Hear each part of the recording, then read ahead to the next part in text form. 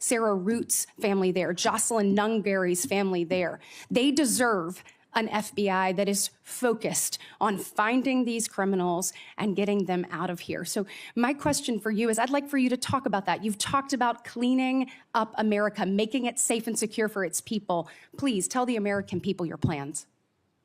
Thank you, Senator. I really appreciate it. And the two themes that, if I'm confirmed, that I have for the FBI are really just going back to keeping it simple. One, let good cops be cops. 100,000 drug overdoses, 100,000 rapes, 17,000 homicides. That's only with 70% of the precincts reporting in. That is violent crime exploding out of control. We've got 38,000 employees at the FBI, and as I alluded to earlier, a third of them, almost a third of them, work in and around the Washington, D.C. area. Well, those crimes are committed out in the rest of America. And I'm going to let good cops be cops and put handcuffs on the bad guys and put child molesters in prison and put murderers in prison and make sure CCP fentanyl doesn't kill another one of your constituents. That's track one. Track two, to restore the trust in the FBI. That has degraded, not by my opinion, by the Gallup poll, that only 40% of Americans have trust and faith in the FBI. It is a cataclysmic failure in leadership to get to that point that did not happen over time. And so what the FBI must do while tackling violent crime and protecting Americans' national security and our sovereignty is work with Congress, Republicans and Democrats, to expose any government corruption, provide government accountability through transparency, and get you all the documents that you are the custodians of. The FBI reports to Congress. If I am confirmed as FBI director, I will report to Congress. And I will just save you with this one caveat here about my personal experiences with the FBI. The men and women of the FBI do the most courageous work on God's green earth. I was fortunate enough to utilize FISA 702 national security measures to prevent a shopping mall from blowing up in Houston and the state capitol from being attacked in California. Courageous men and women do that work every day, and these are cases you never hear about. Instead, the only things you hear about are the baseless conspiracy theories and attacks levied at me. Well, here's something for America. You can say whatever you want about me. If I'm confirmed, bring it on. But you will not denigrate the men and women of the FBI that saved this country. Amen. Thank you, thank you, thank you. And speaking of, I want to talk to you a little bit about how you're going to make sure that those men and women have the opportunity to get out and about throughout the country. And so when we look at that, obviously Huntsville, Alabama, to me is a Redstone. That's exactly right. Redstone Arsenal is a beacon of what we should look at, putting our men and women out amongst the very people that they serve. And so in my next few minutes, I certainly want to talk to you about that. I'll save it for the next three. But just finishing up on what's happening at our border. We saw under this previous administration that there were about, I think, 1.7 million special interest aliens that came across our border. I think the House Judiciary Committee put it out. That's obviously from the 26 countries that DHS determines have the greatest threat here in our homeland. When you're looking at how do you tackle that? So, they're in the interior. Additionally, the people on the terrorist watch list, the hundreds of people that have been released into our country. How do you man your men and women to go and find those individuals and make sure that our country is safe? This is going to require a collection of law enforcement, what we call 1811 agents across the various agencies. Specifically, HSI and Secretary Noem are going to be prioritized with tasking and going after illegals to follow the law and the orders issued by the White House. But also at the same time, the FBI possesses an enormous amount of resources to go into our jails and find those already imprisoned and with pending deportation orders, with pending violations of their parole status. So if I'm confirmed, the full resources of the FBI, where appropriate, will be committed to that cause, but I believe primacy rests with other agencies. Excellent. Thank you so much. Senator Schiff. Mr. Patel, early in this hearing, Senator Durbin asked you about the January 6th choir of inmates whose song you promoted, and here's what you said. I did not have anything to do with the recording. I did not have anything to do with the recording. Do you stand by that testimony, Mr. Patel? Senator, what I said was I didn't do the recording. You said you didn't have anything to do with the recording, which is interesting because here's what you told Steve Bannon on his podcast. So what we thought would be cool is if we captured that audio and then, of course, had the greatest president, President Donald J. Trump, recite the Pledge of Allegiance, then we went to a studio and recorded it. mastered it, digitized it, and put it out as a song now releasing exclusively on the War Room. We. If you had nothing to do with it, Mr. Patel, why did you tell Steve Bannon and all his listeners that you did? That's why it says we, as you highlighted. Yeah, and you're part of the we, right? When you say we, that includes you, doesn't it, Mr. Patel? Not in every instance. Well, that's new.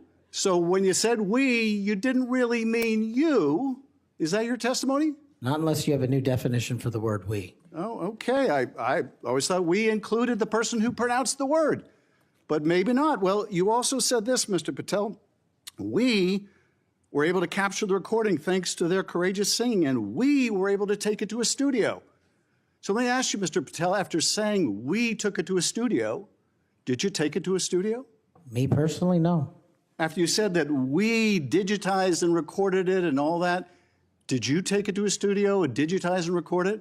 Me personally, no. Okay, so you were lying to Steve Bannon and his audience. Is that what you're saying? No, I was using the proverbial we appropriately, as you've identified. The royal we. Oh, I see. And so you certainly promoted the hell out of it, though, didn't you? I don't know what that means, but I promoted the heck out of raising money for families in need. With promotions on social media and saying you were going to get this to #1 on the billboards, right, Mr. Patel? I think it did. Yes, it did. Yes, it did. Isn't that great? People who violently attack police have a #1 song thanks to you, Mr. Patel. That's something to be really proud of. Now, you've claimed, Mr. Patel, you didn't know about any of these people in the choir. Is that right? I did not know about the violent offenders, and I did not participate in any of the violence in and around January 6th. Tell me, Mr. Patel, what due diligence did you do to find out who was in the choir before you promoted their beautiful music? These people who assaulted law enforcement.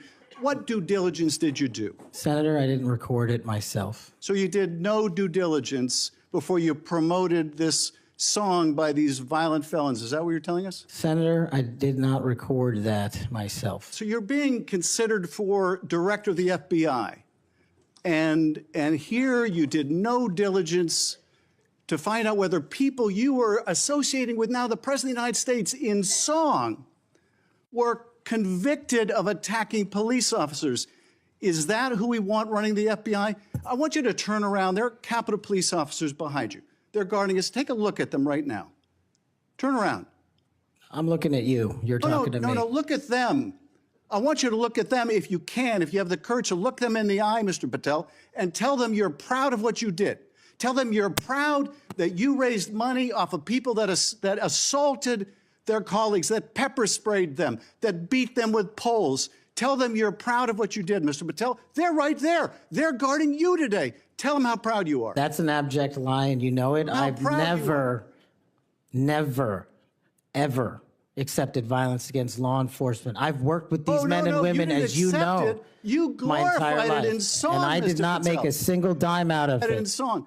Well, let me. How about you ask them if I have their backs, and let's see about that answer. Let me ask you this, Mr. Patel. Let me ask you this. If an FBI director promoted a song of people who sprayed pepper spray in the face of an FBI agent, would you say they were fit to be director? Mr. Schiff? Yes or no? Would they be fit to be director? I am fit to be the director of the FBI. If you were the FBI director and you promoted a song with someone who beat an FBI agent with a pole, would you say you were fit to be FBI director? Mr. Schiff, I am fit to be FBI director based on my 16 years in government service. And yet you did all these things, Mr. Patel. You can say, oh, I support law enforcement. I decry violence against law enforcement. You could say all that. It's what you did, Mr. Patel, that matters. It's what you did that matters. Well, let me ask you about something else that you did, Mr. Patel. Did you claim that Donald Trump declassified all the documents at Mar-a-Lago? Did you claim that? In what proceeding?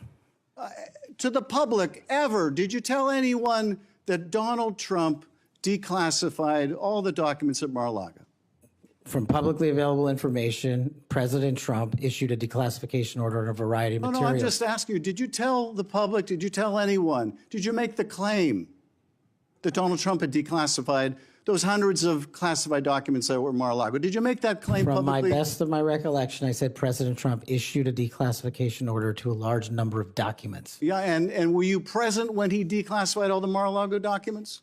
Senator, I'm not saying he declassified all the Mar-a-Lago documents. I said President so now- Trump declassified a large number of documents, and I would hope this committee and the rest of Congress would want to get those documents to the American people. Mr. Patel, before a president or anyone declassified documents, wouldn't you want to know whether making the public would cause sources to be killed? Wouldn't you want to know that before you just declare they're all declassified? Wouldn't that be the responsible thing for a president to do?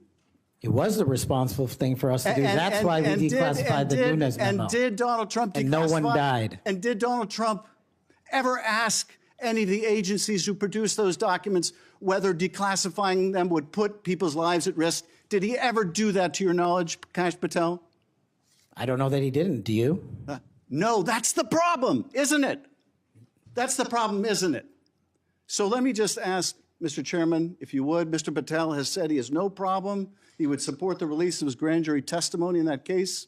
I would ask you, Mr. Chairman and Ranking Member, to join me in requesting, with Mr. Patel's approval, the release of those grand jury transcripts. And I would also ask Mr. Patel whether you support the release of Volume 2 as it pertains to you of the special counsel's report. Any reference to you in the report, to your truthfulness, will you support the release to this committee of those sections of Volume 2 of special counsel's report? I support following the law and providing whatever information the law requires. Well, you said to the Wall Street Journal that you support transparency. Here's your chance, Mr. Patel. You support release of that to this committee, yes or no? Your time's up. Before I call on Senator Tillis, I have letters here from law enforcement groups representing 310,000 officers supporting Mr. Patel's nomination.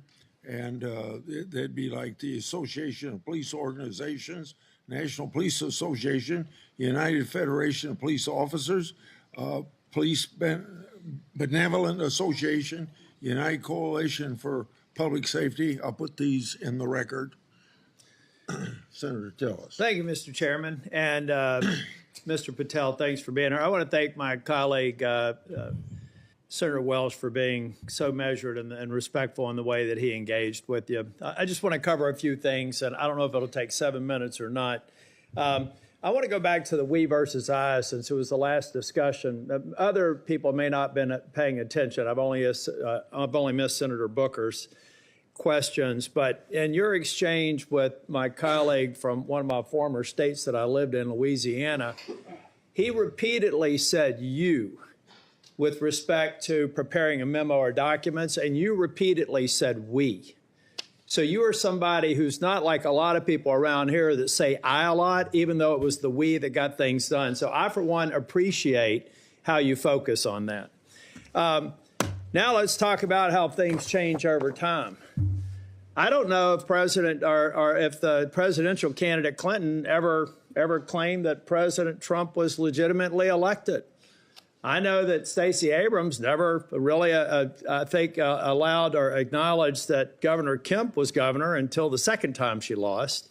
I don't know what's wrong with you simply saying that President Biden is duly elected. Now, I believe that Senator Welsh is asking for a legitimate reason, but most people aren't. Most people are going to say, now we got you. And now we're going to create a wedge between you and the president and other people by using that word that they can absolutely exploit. So you've answered the question. President Biden was duly elected. I don't have any problem with saying he won because I certified the election along with so many others on January the 6th.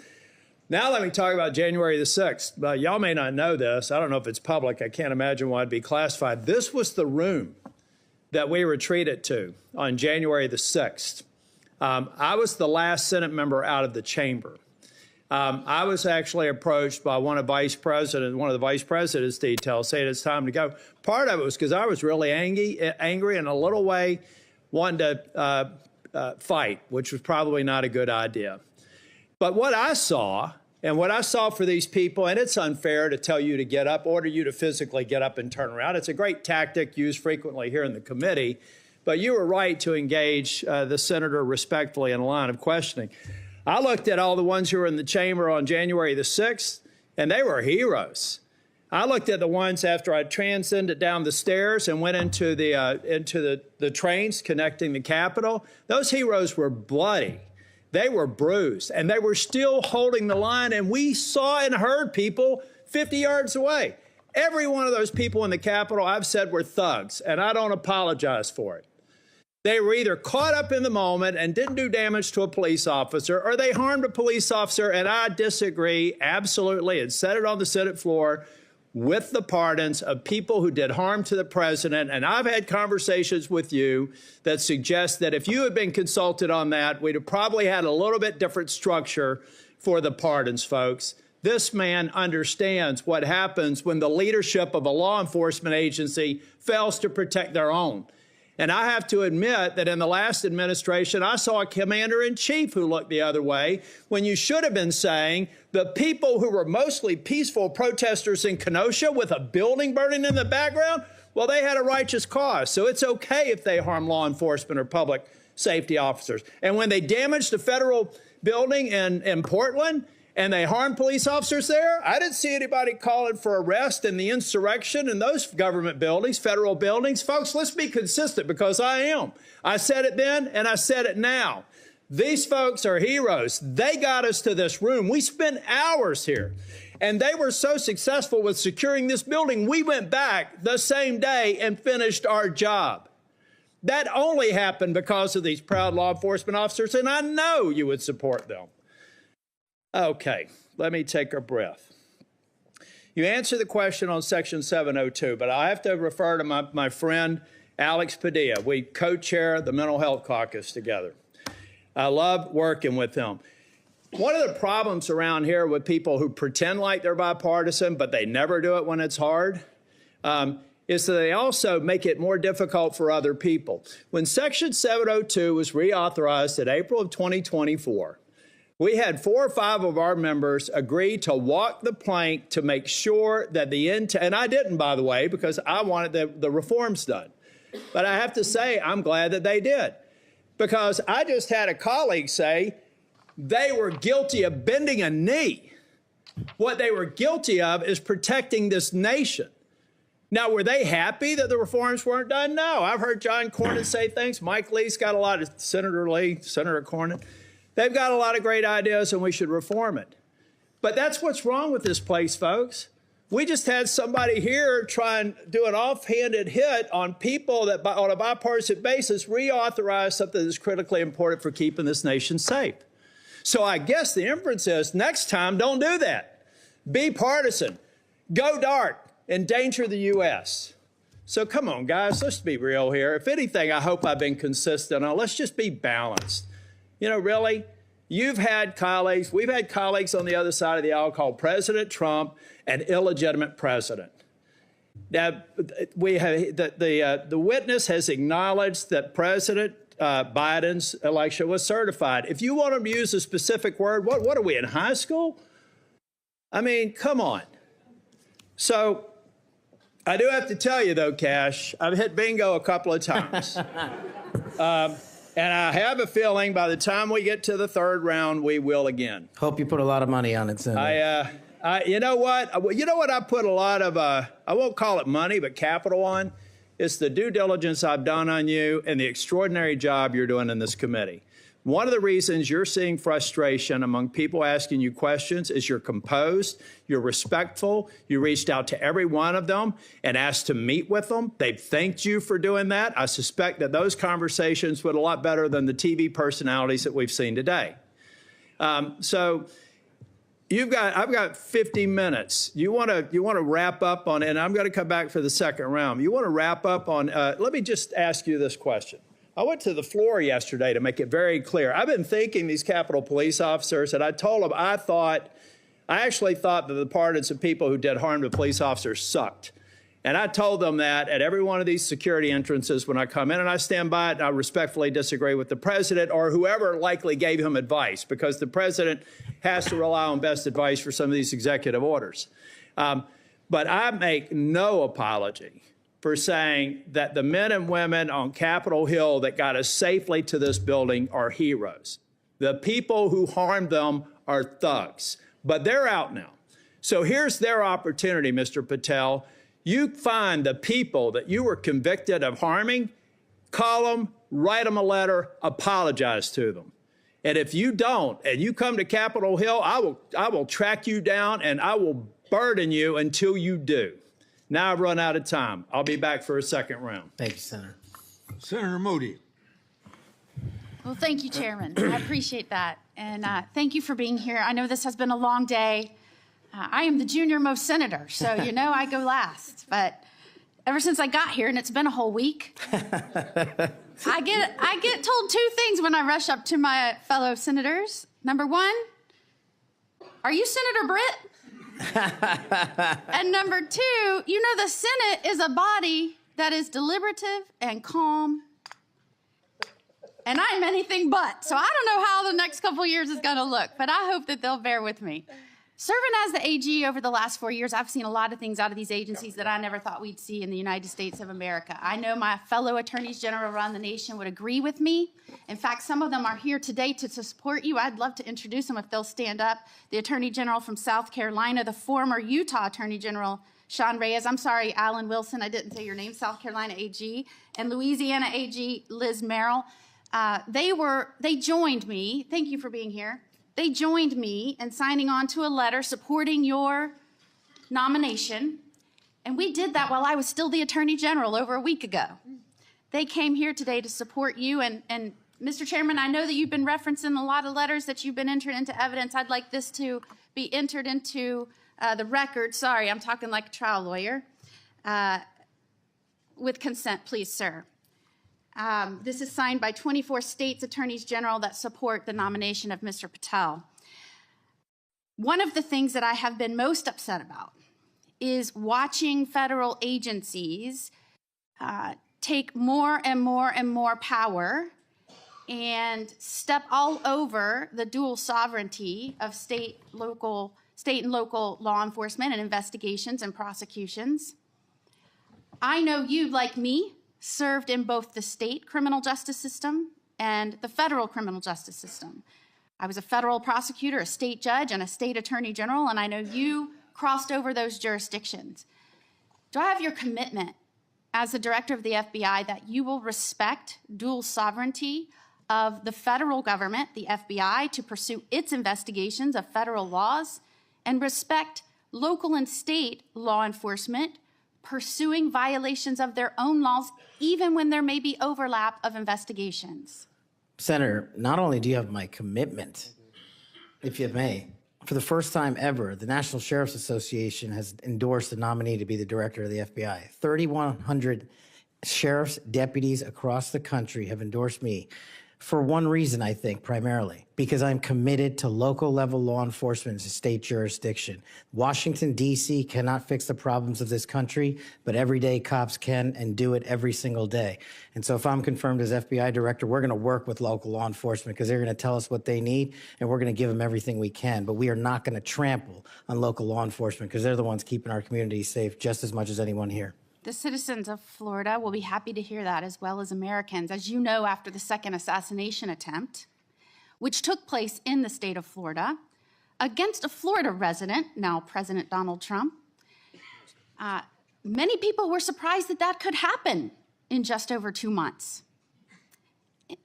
Many people were shocked that a would-be assassin could get that close to a president after it had just happened so quickly. So needless to say, many Americans, and certainly Floridians, demanded a transparent and accountable investigation of that second assassination attempt. I was tasked, along with law enforcement in Florida, to pursue that investigation. And every step of the way, federal law enforcement, the FBI specifically, and the attorneys, federal attorneys, frustrated our efforts told us we couldn't go on the crime scene. They wouldn't share evidence. They suggested that we would be violating the law if we pursued our own investigation, even in the face of us telling them and informing them that a 6-year-old girl almost died as a result of state and local law enforcement having to shut down the roads to pursue that would-be assassin, and I'm not going to use his name. In an unprecedented action, because of these frustrated efforts, I, as the Attorney General of Florida, had to sue the DOJ and Merrick Garland because they refused and obstructed our ability to prosecute and investigate our own laws against one of our own citizens, even in the face of such distrust of the FBI, who was pursuing an investigation against the victim himself. So at a time when you have data that shows that Americans' trust in the FBI is at its lowest point in history, when the FBI is not trusted by local and state law enforcement, can you think of a better time for the FBI to say, yes, Florida, investigators, come in, let's work this together, not to the detriment of the investigation, but in a collaborative effort? Can you think of a better time to have done that rather than hide beside some law that they said prevented us from moving forward with our own investigation? Senator, off the top of my head, I can't, but let me just say this. Law enforcement is not supposed to be territorial. Law enforcement is not supposed to be a turf battle. Law enforcement is best done in this country when it is complementary, and it should have been done in that instance. Do I have your commitment? Now, mind you, I'd like to enter into evidence the complaint that we filed against Merrick Garland, the complaint for declaratory and injunctive relief. This was a result of the FBI obstructing our investigation at every turn. Do I have your commitment that as soon as you are confirmed, which I believe you will be, that you will address this suit, interface with the investigators and the lawyers in Florida, and begin cooperating with us so that we might pursue justice for that little girl?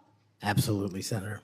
And I'll just finally end with, yes, I have had a lot of work experiences, as you have, working on the front lines with law enforcement to go after those violating laws. But I am also the wife of a law enforcement agent, federal, now local. We need somebody at the helm that understands the mission is to stand on that line between good and evil, between crime and chaos. There is no other mission. And we trust that you're going to right-size this agency and set it back on course. And I am proud to support you. Thank you, Senator. Is there any objection among the committee for her request to insert things in the record? I hear none, so ordered. Now we start our second round, 3 minutes each one. I've spoken on this issue many times. I may have even discussed it with you in my office. The FBI's Foreign Influence Task Force inappropriately briefed me and Senator Johnson. That briefing was later used to falsely tie our Biden family investigation to, you can expect it, Russian disinformation. Our investigation was based on records from both the Obama and the Biden administrations, along with various bank records. Over 4 years later, the FBI has yet to provide us the underlying intelligence that they said formed the basis for the briefing. So if confirmed, I want you to work with me to finally get to the bottom of what happened here, including providing me and Senator Johnson with related records. You have that commitment, Senator, if confirmed.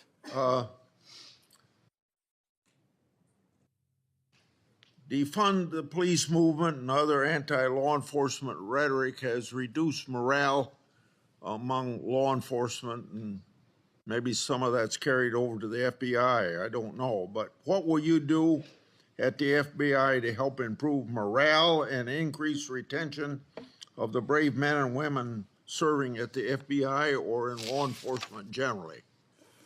Senator, I think the answer dovetails with the mission set of the FBI. in order to increase recruitment, in order to maintain the force capacity at the Federal Bureau of Investigation, we need to incentivize police officers and good cops to be cops, to let them get out there and do the mission that they signed up to do, which is protect our community against gang violence, against rapists, against thugs, against murderers, and against terrorists. And I will prioritize, if confirmed, every resource that we have to make sure the 1811s in the field and the FBI staff are dedicated to that mission set alone. And if we achieve that with the work of congressional transparency, then I believe the retention rates and the enrollment rates at the FBI will skyrocket. You spent 10 years in public defending. What's the biggest lesson you took away from that experience? The awesome powers of the United States government when bearing down against an individual charged with some very serious crimes, some heinous crimes. And the biggest lesson is twofold. One, that the defense has a right, every defendant has a right to constitutional due process, and not a piece of it, but all of it, 100% every single day. And on the other side, there needs to be a measured action that follows constitutional due process and doesn't violate the civil liberties of those that we are seeking to hold against violations of law. And that balance is one of the most important lessons I learned as both a public defender and a national security prosecutor at the Department of Justice.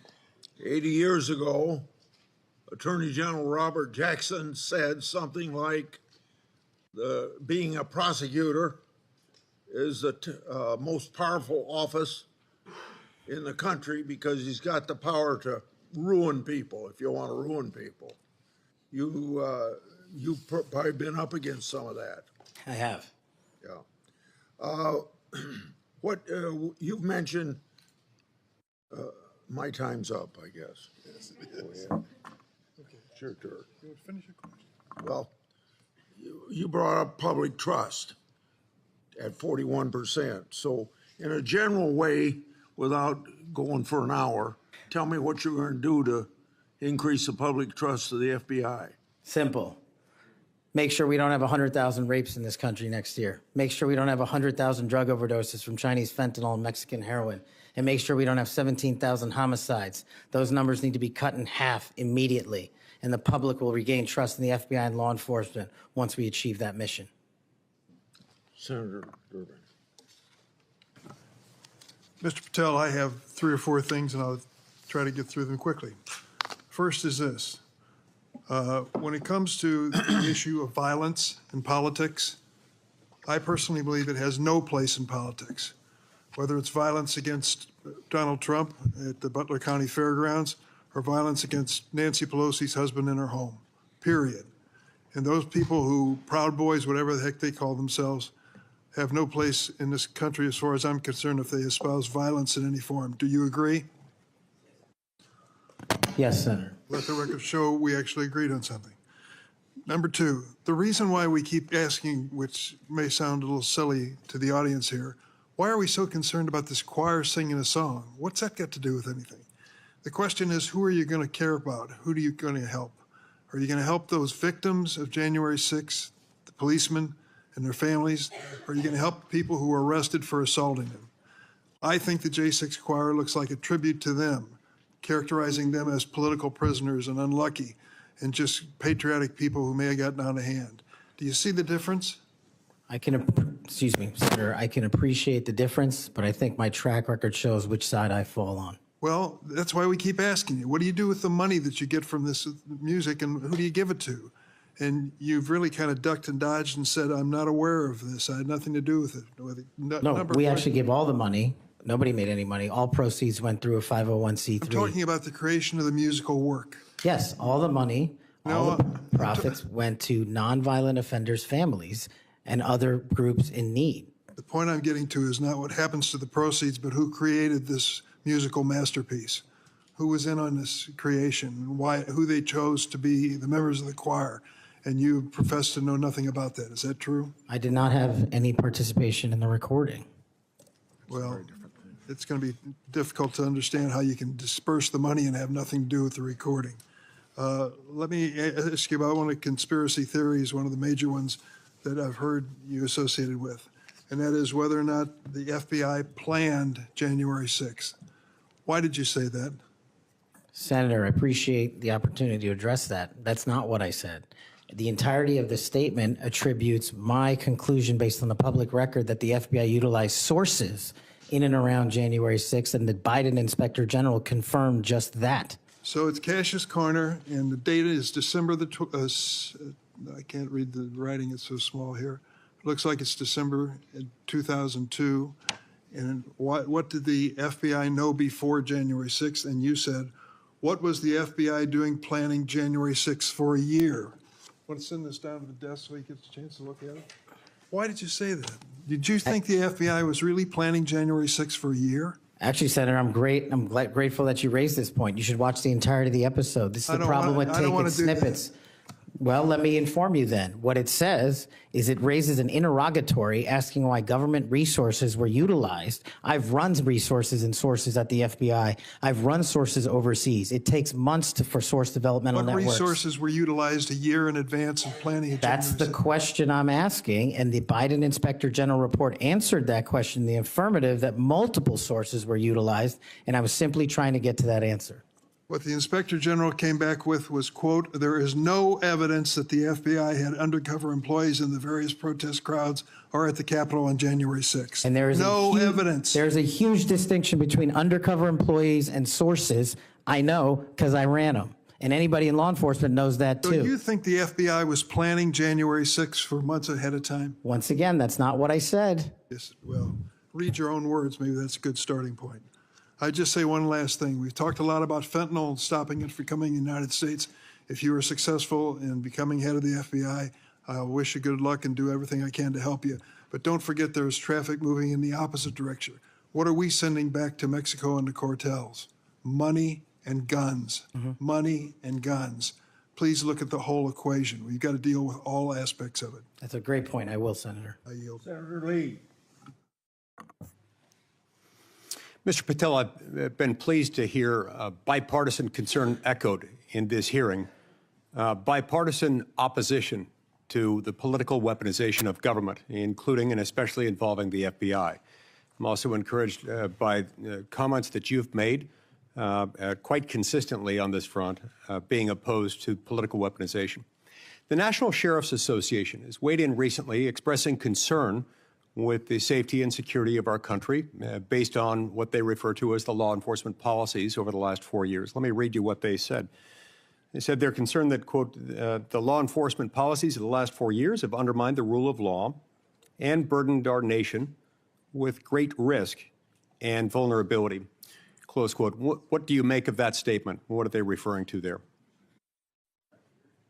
Could you just repeat the end of that? Yeah, they said they're concerned that, quote, the law enforcement policies of the last 4 years have undermined the rule of law and burdened our nation with great risk and vulnerability. Senator, my assessment of that is that they are referring to some people in positions of leadership that have politicized the law enforcement mission.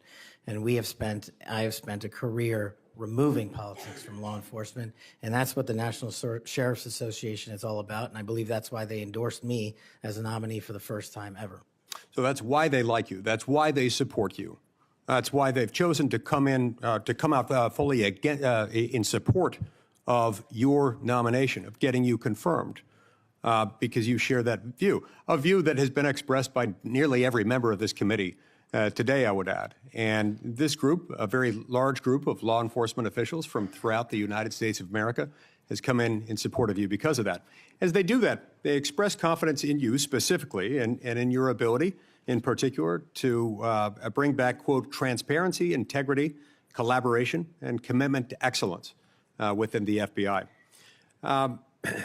Tell me what you'll do in order to do that, and how you'll commit to work with other law enforcement, both within the FBI, elsewhere within the federal government, and with state and local law enforcement officials to bring that back.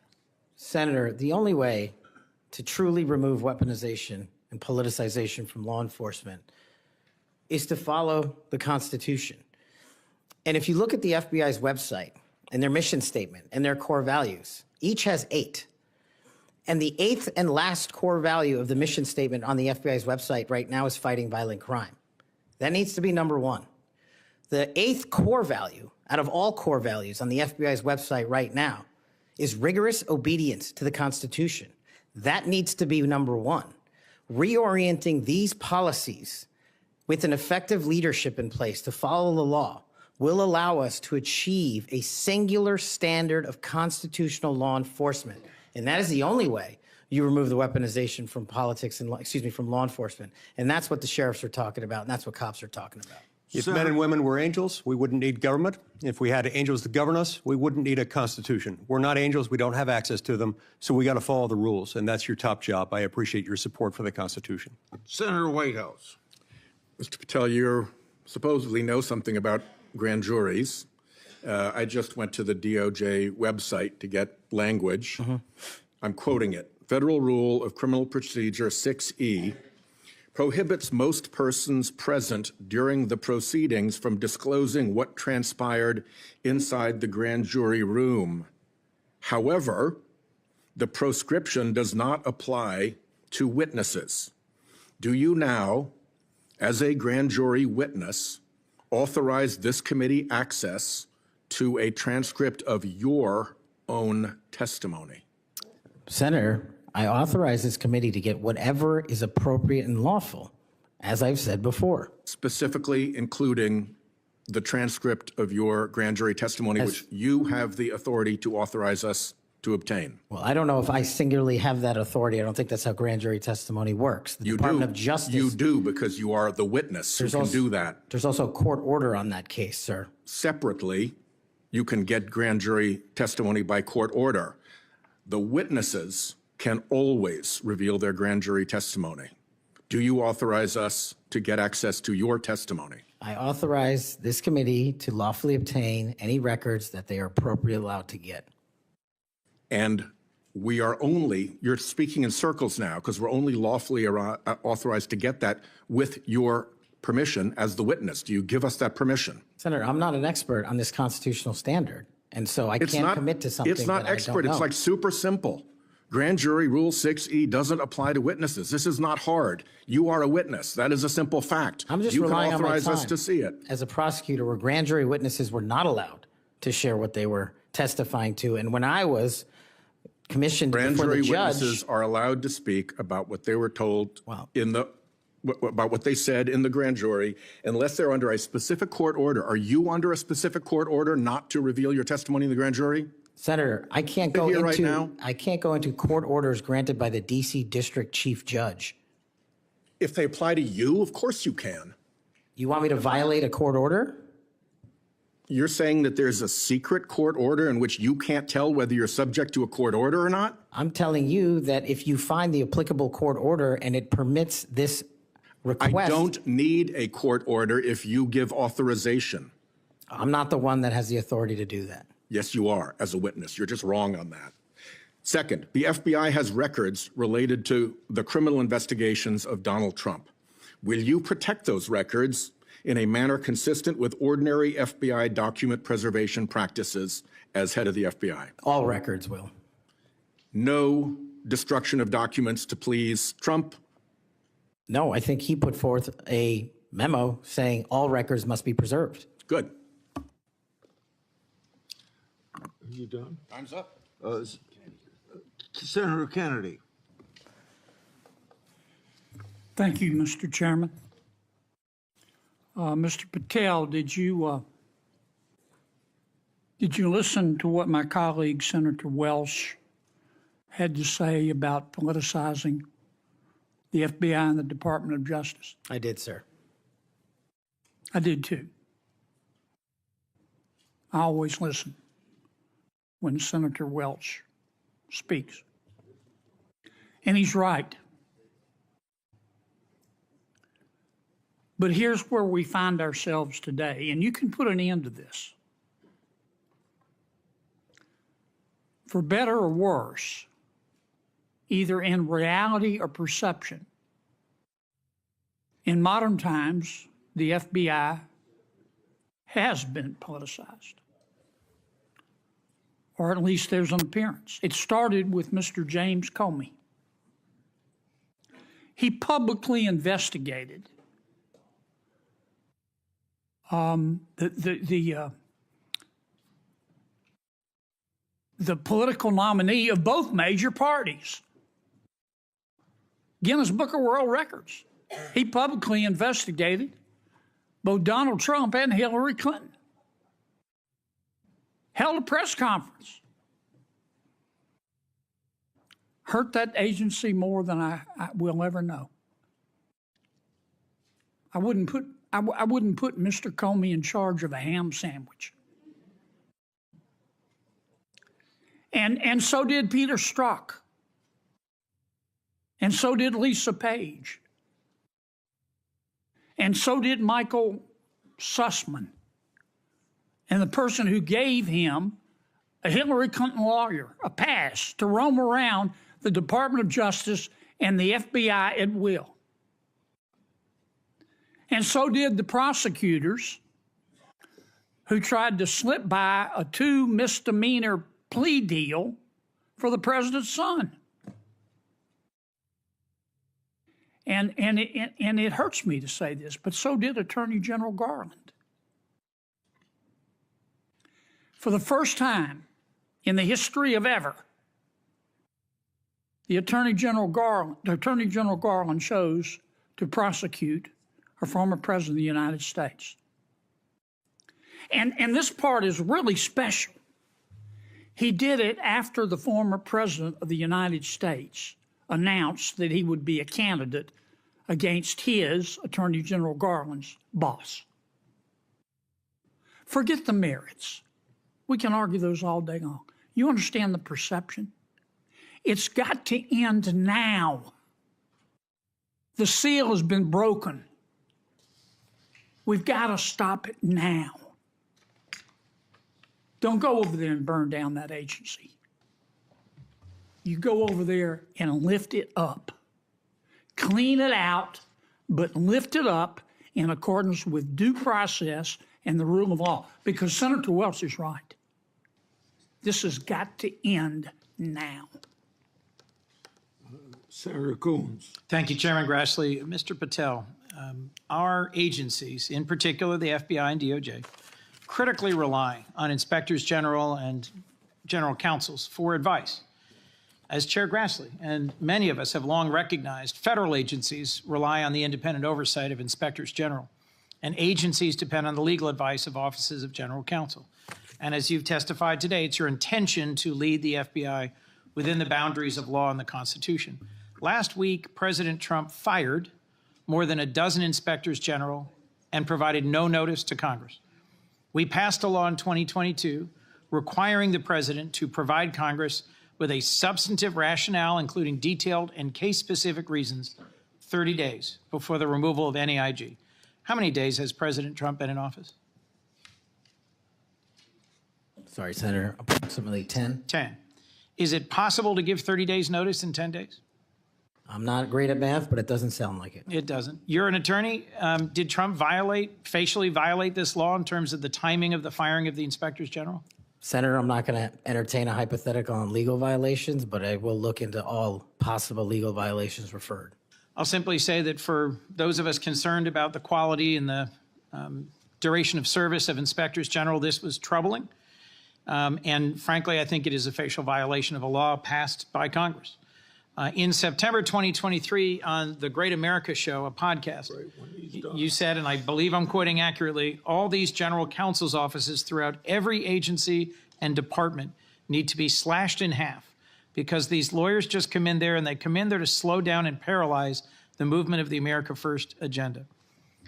Mr. Patel, does that comment suggest that if confirmed, it would be your intention to fire the career civil servants, the lawyers in the FBI's general counsel office? No.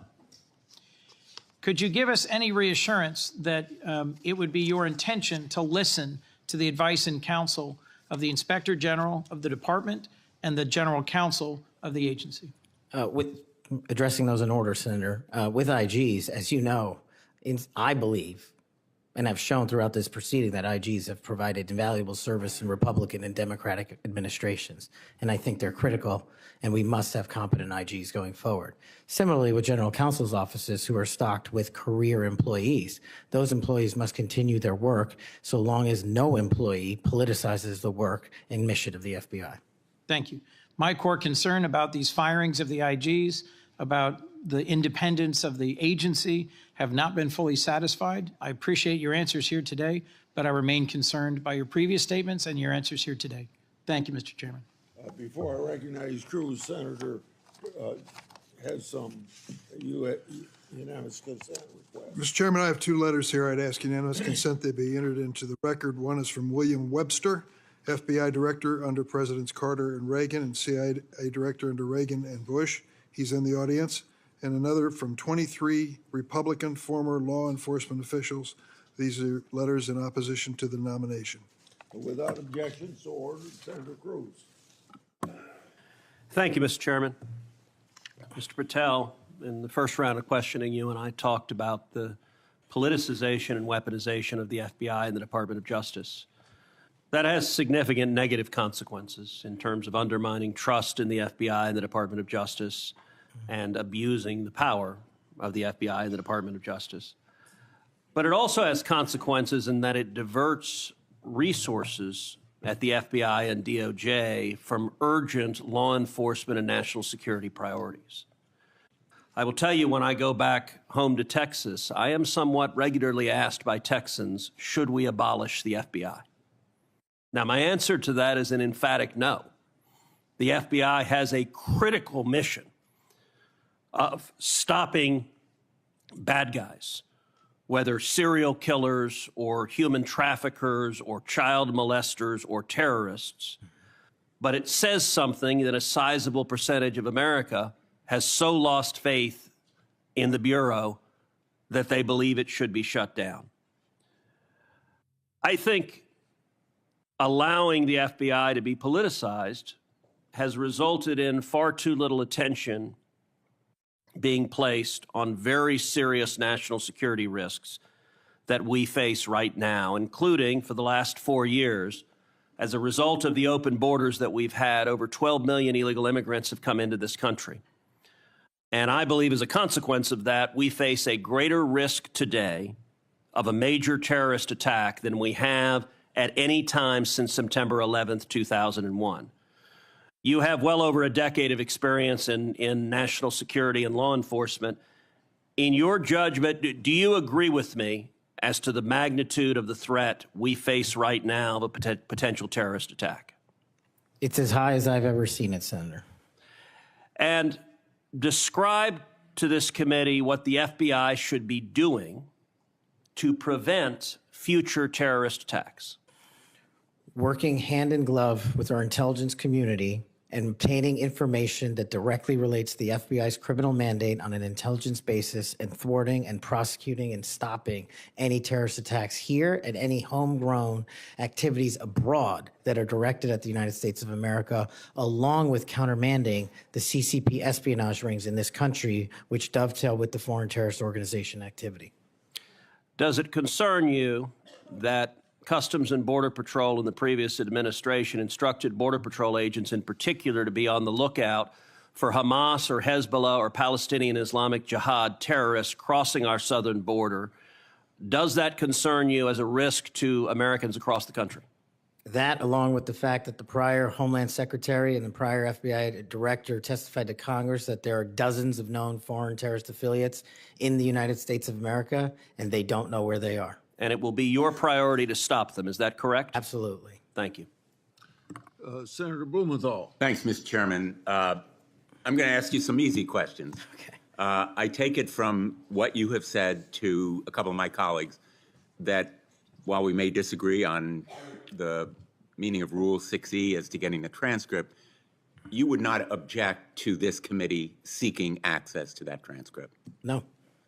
And you're aware that Rule 6E permits you to talk about your own testimony.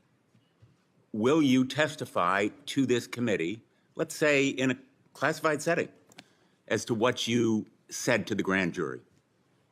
Senator, I'm here to testify to this committee about everything I'm allowed to, and you're allowed under Rule 6E to tell us what you said to the grand jury. This is kind of the first day that an assistant U.S. attorney goes to the first grand jury and is asked by a witness, can I talk about what I told you? And the answer is yes, you know. Senator, I will consult with counsel and provide the appropriate answer. Let me just say right to the point, Mr. Patel. What are you hiding? Why won't you tell us? You testified under a grant of immunity after taking the Fifth Amendment, as you're privileged to do, and the appearance here is that you have something to hide. I submit to my colleagues on the committee, we need to know what the grand jury testimony is. We need access to that second volume. And you have no objection to our seeking it, but you won't tell us, even in a classified confidential setting. I think that position is disqualifying. That was days of testimony years ago. I don't have the ability to recollect Well, you can that. refresh your recollection with access The to the transcript. Let me ask you another topic. And I really regret that you won't cooperate with us on the grand jury testimony. Would you object to the firing of the Department of Justice Inspector General Michael Horowitz? Would I object to it? That's the providence for the Attorney General to make. It's not something I would participate in. But you know of his work. It's been bipartisan, very thorough, competent, objective, impartial. He has been critical in Republican and Democratic administration. Won't you object to his firing? I think he's done a great job, but it's not up to me to decide who stays and goes at the Department of Justice. But I'm not asking you to make the decision. I'm asking you whether you will take a stand, speak up, stand up in favor of a watchdog who has helped preserve the integrity of the Department of Justice and aligned himself against waste and fraud and abuse. If the Attorney General asked me, yes, for my opinion. Volunteered. Thank you, Mr. Chairman. Thank you, Mr. Chairman. Mr. Patel, I want to continue on a brief topic I mentioned earlier and one that we discussed in my office when you came to visit in December, and that is Redstone Arsenal and the FBI assets and the men and women that will report to you when confirmed that are there in Huntsville, Alabama. So I really want you to come and visit with me. The state-of-the-art facilities that we have there are pretty incredible. I mean, when you look across the board, we have the ballistics research facility, the hazardous device school, we have TDAC, which is the terrorist explosive device analytics center, and last but not least, obviously, what is sometimes referred to as Headquarters South. We have the sprawling north and south campus of the FBI. Look, there has been over $4 billion invested there. It is truly remarkable that the training that is going on there. They are delivering to missions when it comes to emerging technologies, investigating lead generation, security, and contracts personnel and human resources, just to name a few. Unfortunately, I don't have enough time in my 3 minutes to dive into all of the incredible work that's doing there, but just want to reiterate that the workforce occupying these facilities, they were moved from DC to Huntsville. They are working diligently each and every day to make sure that men and women in uniform are the best trained, equipped, and ready that there is. And I would love a commitment from you just to come with me to visit those facilities, see what those men and women are doing, what they're learning, and all of the training that's right there at their fingertips. Senator, you have that commitment, and this is a great example, real quick, of the FBI's capabilities and infrastructure systems around the country that already exist to the tune of billions. Billions. And not only is it, I believe, a 38,000-acre sprawling campus, this Congress billeted 2,500 seats, but 4,000 seats still remain open. So let's go to work. I'll come to Alabama and let's fill those seats. Absolutely. I love it. I love to hear that. And another thing, too, obviously, as we've looked over the last couple of years, I'll put on my appropriator hat. The budget, obviously, for the FBI has been decreased. Obviously, you're going to help us return America's trust in the FBI. But as we look at that and we try to make those numbers work, I just want on your radar, I want you to be thoughtful about this. You know, it's easy to say, let's cut training. That's an easy thing to cut first. I think that that's the worst thing that we can do. We want to make sure that our men and women are ready, that they're ready to find leads that lead to child trafficking rings and other things. And you've talked about the rapes, the fentanyl overdoses, the murders. We want to make sure that we are equipping them with all the tools necessary to make those strides for the American people. And so just want your commitment from you that as we look at those things, that you will take a good look at training and make sure that that's not the first thing that gets cut. Absolutely. High standards and merit. That's Thank what you we'll so do. much. In 59 seconds. Thank you, Mr. Chairman. As we talked about, Mr. Patel, truth incredibly important in an FBI director, and a number of the things I asked you about in the first round you didn't recall or you wanted more context. I'm going to give you one of those. I'll give you the rest on the record. That was about when I asked you about the Capitol Police officers who testified in the January 6 hearings and you accused them of lying, you said, and I quote, "I don't think that's accurate." I actually have the transcript here, which was reported by the Washington Post. And that was in March of 2024 on Joe Pack's podcast. He asked you, the Capitol Police in that fake January 6 committee, they didn't tell the truth, did they? Patel, no. Not just them, many others. And lying under oath is a federal offense and they should be investigated for it. Do you believe that about the police officers? That's a general statement and a mischaracterization of what I said. I encourage you to read the rest of the interview. This is why snippets of information are often misleading and detrimental to this committee's advice and consent process. If you consent, I would love to have 5 hours of questions and then I could read the whole transcript. You've got 2 minutes. Wow. In September, you referred to the FBI's intel branch, which was stood up after 9/11 and works to protect us from foreign adversaries like China, as, quote, the biggest problem the FBI has had, unquote. And you said you wanted to, quote, break that component out of the FBI. It was the same sentence where you said about turning the FBI headquarters into a museum.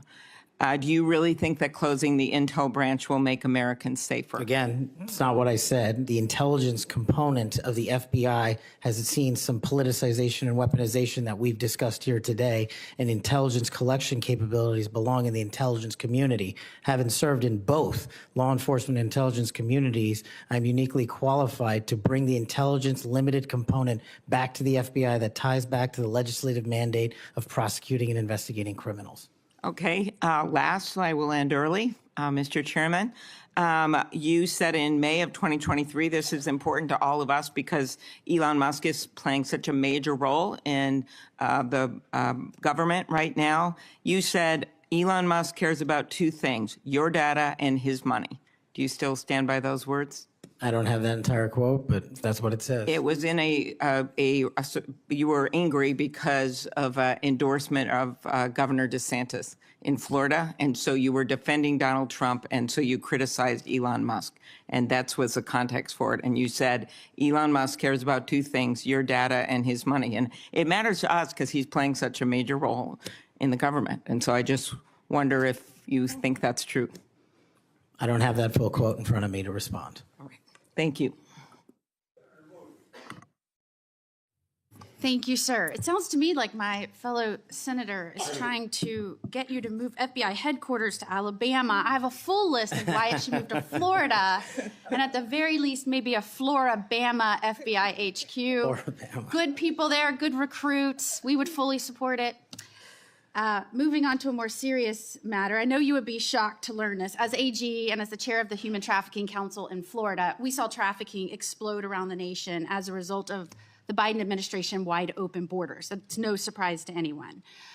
But it might shock you to know that the National Human Trafficking Hotline that was funded by Congress to report tips to law enforcement in the last 4 years decided that they would no longer report tips to law enforcement, that they would take a more victim-centered approach.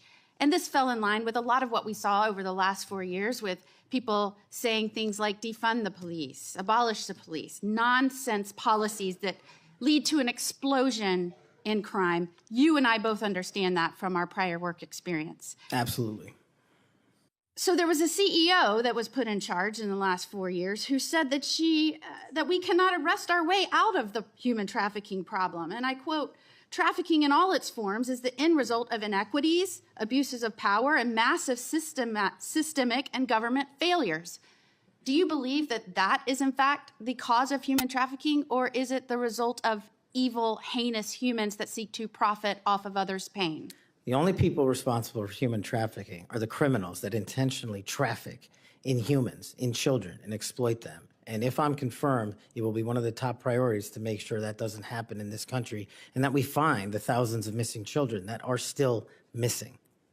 I, along with many of the other attorneys general in this nation in a bipartisan fashion, not only demanded that they begin reporting tips to law enforcement so that they could follow up and go after the traffickers so that they didn't continue to victimize others, but we also came to Congress and tried to get funding pulled, or at least a mandate that they do what they were created to do, and that is to report tips to law enforcement. Do I have your word moving forward as someone who understands the necessity to go after traffickers, to not only identify and rescue victims, but to ensure there aren't other victims? Do I have your word you'll work with me to come to Congress to make sure that that happens so that that can never happen again? You do, Senator. I'm proud to say in Florida, we were able, when we didn't get that result here in Congress, we started our own hotline. It's one of the first in the nation. And no surprise, we immediately rescued 10 victims of human trafficking that were being held by force in massage parlors.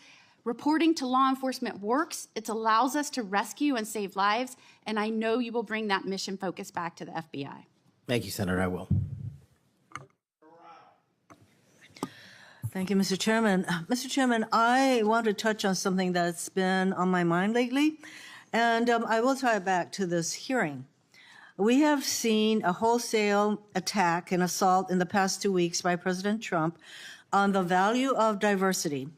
Through his executive orders, he is seeking to dismantle over 60 years of work to promote equal opportunity in the federal government. His pronouncements have gotten so bad that apparently the Defense Intelligence Agency issued a memo 2 days ago that it would no longer commemorate Martin Luther King Day, Women's History Month, Holocaust Day of Remembrance, or Asian American Pacific Islander Heritage Month, and so on. Why is there such a fear of people who are different? In Hawaii, we celebrate diversity and know that it gives us strength. It is part of what makes Hawaii and America great. Mr. Patel, earlier you shared some deplorable racist rhetoric that have been used against you. As someone who has also been the recipient of this sort of hateful language, I am deeply sympathetic. I also note, Mr. Patel, that in the past, you have recognized the value of diversity. Back when you were in law school, you signed on to an amicus brief in the Grither case, supporting consideration of race in law school admissions. I hope that joining the Trump administration will not cause you to change your views on the value of diversity. Reflecting on this hearing, it is sad that we are considering Mr. Patel's nomination despite his gross inadequacy to do the job of FBI director fairly and objectively. Yet there is no question that much pressure has been brought to bear on my Republican colleagues to support this nomination. For example, a man named Mike Davis has been threatening my Republican colleagues. He said that this vote was a red line, that if Senate Republicans don't vote to confirm Mr. Patel, his organization, a group called the Article 3 Project, would make their lives a living hell. I certainly hope that all of us will base our vote on your nomination on the best interest, who can work in the best interest of our country, and not based on this sort of pressure. Thank you, Mr. Chairman.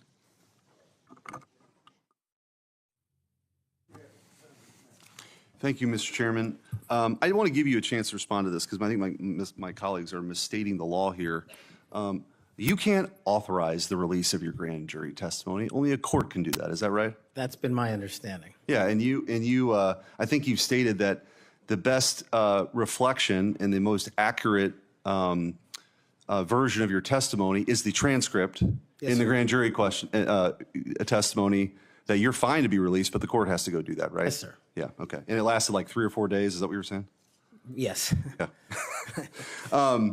I also want to, Senator Durbin's talked about, what your priority or your priorities will be. And I think your testimony has been that it'll be adherence to the Constitution and the people of the United States of America, right? You take that very seriously.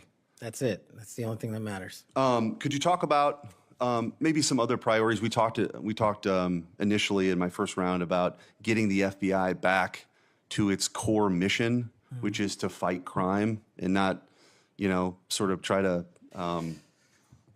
do the things that it's been doing the last 4 years. Talk about how you might bring that together. So, Senator, I appreciate the question. It's something I wanted to address maybe 6 hours ago, so I appreciate the opportunity to do it now. Whether we prioritize going after violent crime and national security, we cannot defend against either of those successfully unless we go after the underlying criminal nexus there. And whether it's human trafficking, whether it's terrorism, whether it's opioids, and whether it's just outright gang violence, the intersection there is narco-trafficking.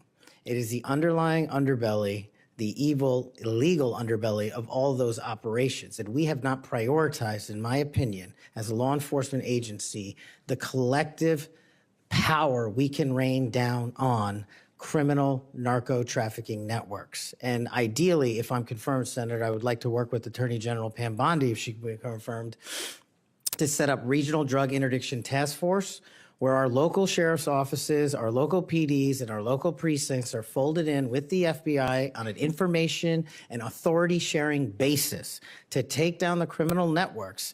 And the advice and consent process has been extremely informative this to me. I do not know your jurisdictions as well as you all ever will. That's what makes this so critically important educational. I did not know that Memphis was the homicide capital of America per capita. I did not know that there was a corridor in Ohio that speaks to the human trafficking volume more so than any intersection in the country. That is what I will rely on your expertise across the aisle to fold in those resources and target those criminal active hotbeds.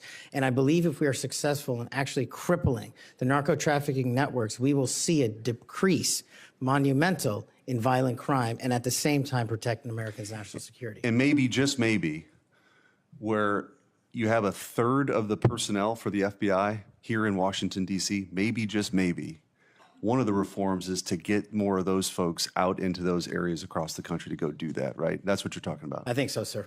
Thank you. Thank you, Mr. Chairman. Mr. Patel, do you know any of these 5 individuals? Erica Knight, Tom Ferguson, Greg Menser, Steve Reese, or Carlos Fernandez? Yes, Senator. Who are they? People I've worked with in the past at some point. I'm told that those are the people that will be additional political appointees to help run the FBI. Is that correct? That's news to me, Senator. Under the history of the Federal Bureau of Investigation since the reforms in the early 1970s, there's only been one political appointee. I'm told that these will be additional political appointees, 5 extra political appointees. Do you know if Reese or Fernandez are affiliated with SpaceX or Elon Musk? I don't. I'm told that they are affiliated with SpaceX and Elon Musk, and that he had influence in who will be placed around you as political appointees.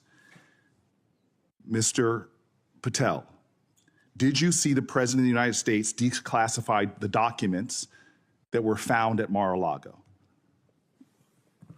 I witnessed the President of the United States issue a declassification order for documents. That did not answer my question. Did you or did you not see the President of the United States declassify the documents that he was holding, the classified documents that were at Mar-a-Lago? And did you? I don't know the answer to that question because I don't know what was fully found because the Justice Department hasn't made that public. You claim publicly that you saw President Trump declassify documents. Is that correct? That's correct, Senator. So you did indeed see President Trump declassify the documents that were found at Mar-a-Lago that he refused to turn over. Is that correct? No, what I said, Senator, was I heard and witnessed the president issue a declassification order for a number of documents. For the documents specifically that were at Mar-a-Lago? When he issued that order, there was documents. I don't know what was found and what was not found at Mar-a-Lago. I wasn't there. So this is the issue. The question is will you lie for the president of the United States? Would you lie for Donald Trump? No. I hear you saying no, but the best way to clarify that would be to testify, as you are allowed by law, upon what you said to the grand jury. Because that grand jury, as you just said to my colleague, 2 or 3 days of it was about this specific issue. And so as my time ends, Mr. Chairman, it would be utterly irresponsible for this committee to move forward with his nomination unless we know factually, which can be proven by looking at the documents that he's refusing to testify towards. It would be irresponsible for us to move forward if we do not know that the future head of the FBI would break the law and lie for the President of the United States. We can find that out factually if we had access to the testimony or if he would tell us what he said to the grand jury, which by the law of the United States of America, he's allowed to, but he's refusing to do so. He is refusing the transparency that he claims to adhere to. He is refusing to be direct with the United States Senate. He is refusing to be transparent and put it all out there. Did he or did he not lie for the president? That is the question.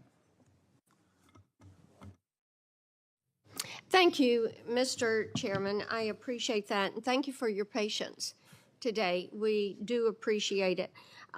Just for the record, Mr. Chairman, I put up the clip that showed me requesting the records for Epstein. That is, I put that up on social media just so we could clarify that issue.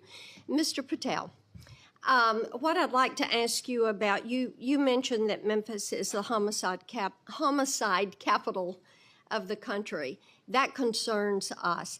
And we've recently had an issue where the FBI wanted to consolidate the Memphis and Knoxville offices into a Nashville office.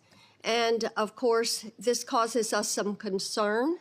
And I would like to get your commitment that you will make certain that we have every resource we need in Memphis to deal with this issue, and that the FBI will be appropriately resourced in the state of Tennessee. You absolutely will, Senator. Thank you so much for that.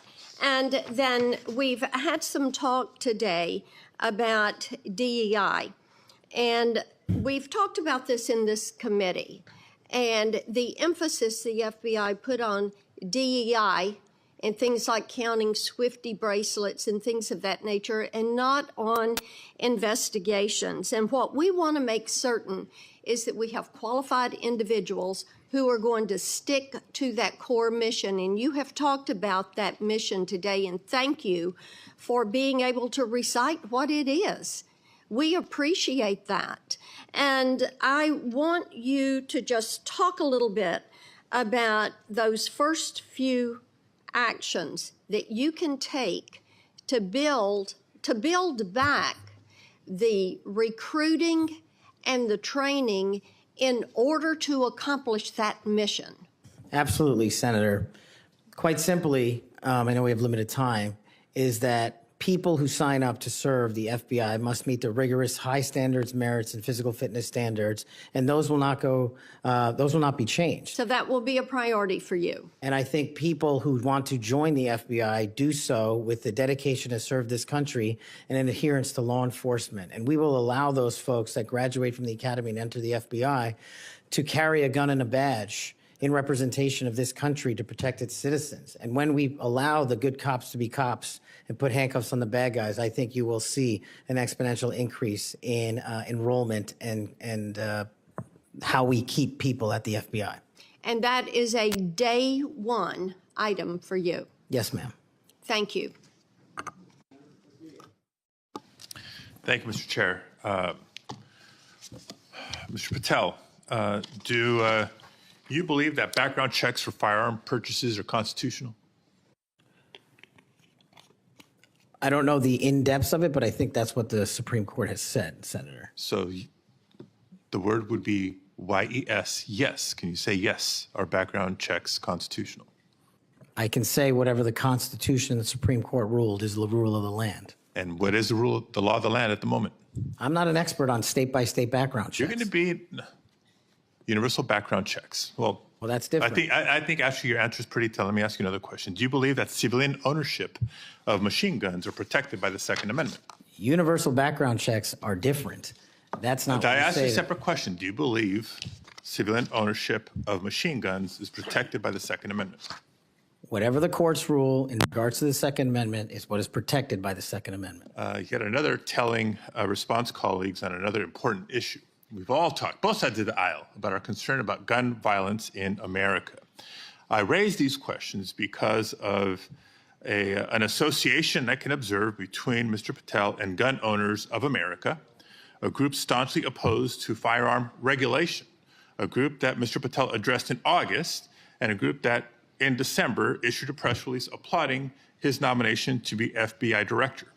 Gun Owners of America has taken extreme positions, including the position that all background checks are unconstitutional and that civilian ownership of machine guns is protected under the Second Amendment. Mr. Patel, let me remind you that as FBI director, you would oversee critical responsibilities related to firearm regulation, including administering the National Instant Criminal Background Check System. Yes, it's constitutional. It's in place for a reason. You would also regulate the distribution of machine guns to prevent them from falling into the wrong hands. Policies and programs in place for a reason. And given your hesitancy, given your answers, I'm concerned about your ability to do the job when it's not in alignment with groups like Gun Owners of America. Colleagues, we've been hearing a lot of partial responses and lack of recollections throughout the day, and I can't help but identify the pattern of Mr. Patel calling FBI leadership corrupt, labeling agents as gangsters, accusing them of being part of a criminal deep state conspiracy. We've heard of his experience with the J6 prison choir, a group of individuals convicted for their roles in the January 6th insurrection. We've heard his false claims that the U.S. had secured airspace permissions during a high-stakes SEAL team hostage rescue mission in Nigeria. I can go on and on.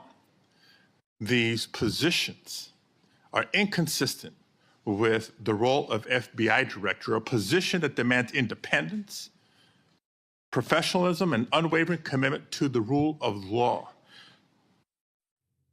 Mr. Patel, your loyalty to President Trump and the MAGA movement may score you points in some quarters, but they are certainly not the qualities necessary to serve as director of the FBI.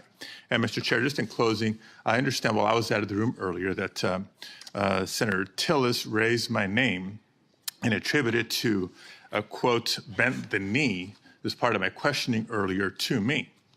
And so for the record and for my colleague from North Carolina, I want to clarify that the bent the knee quote were not my words. I was quoting Mr. Patel as he appeared on the Sean Ryan show on September 2nd of 2024. And I'm happy to share a link, Senator Tillis, to clarify. Thank you, Mr. Chair.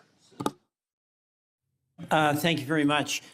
I don't want to belabor this, but it certainly would be of benefit to us if that grand jury testimony could be released. But my understanding is the Senator Whitehouse testimony point that you don't need you as a witness could reveal what you said, and I'm just suggesting you might give that some further thought. The second thing is that you have everybody who runs an agency has enormous responsibility for the people who work there. I happen to have an incredibly high opinion of the FBI. The first time I came to Washington as a boy, I remember the thrill I had going to the FBI headquarters. I thought it was a big deal that my senator then got me special tickets to go, and I've always admired them. There's a lot of apprehension there, and it's not just on this question of weaponization. There's a lot of disruption in a new administration. And if you've seen, the president announced an impoundment in effect. It's been rescinded by the courts. But we've received calls from folks in various agencies who we've worked with or seen over the years, and there's just an immense amount of insecurity. Do I have my job? Don't I have my job?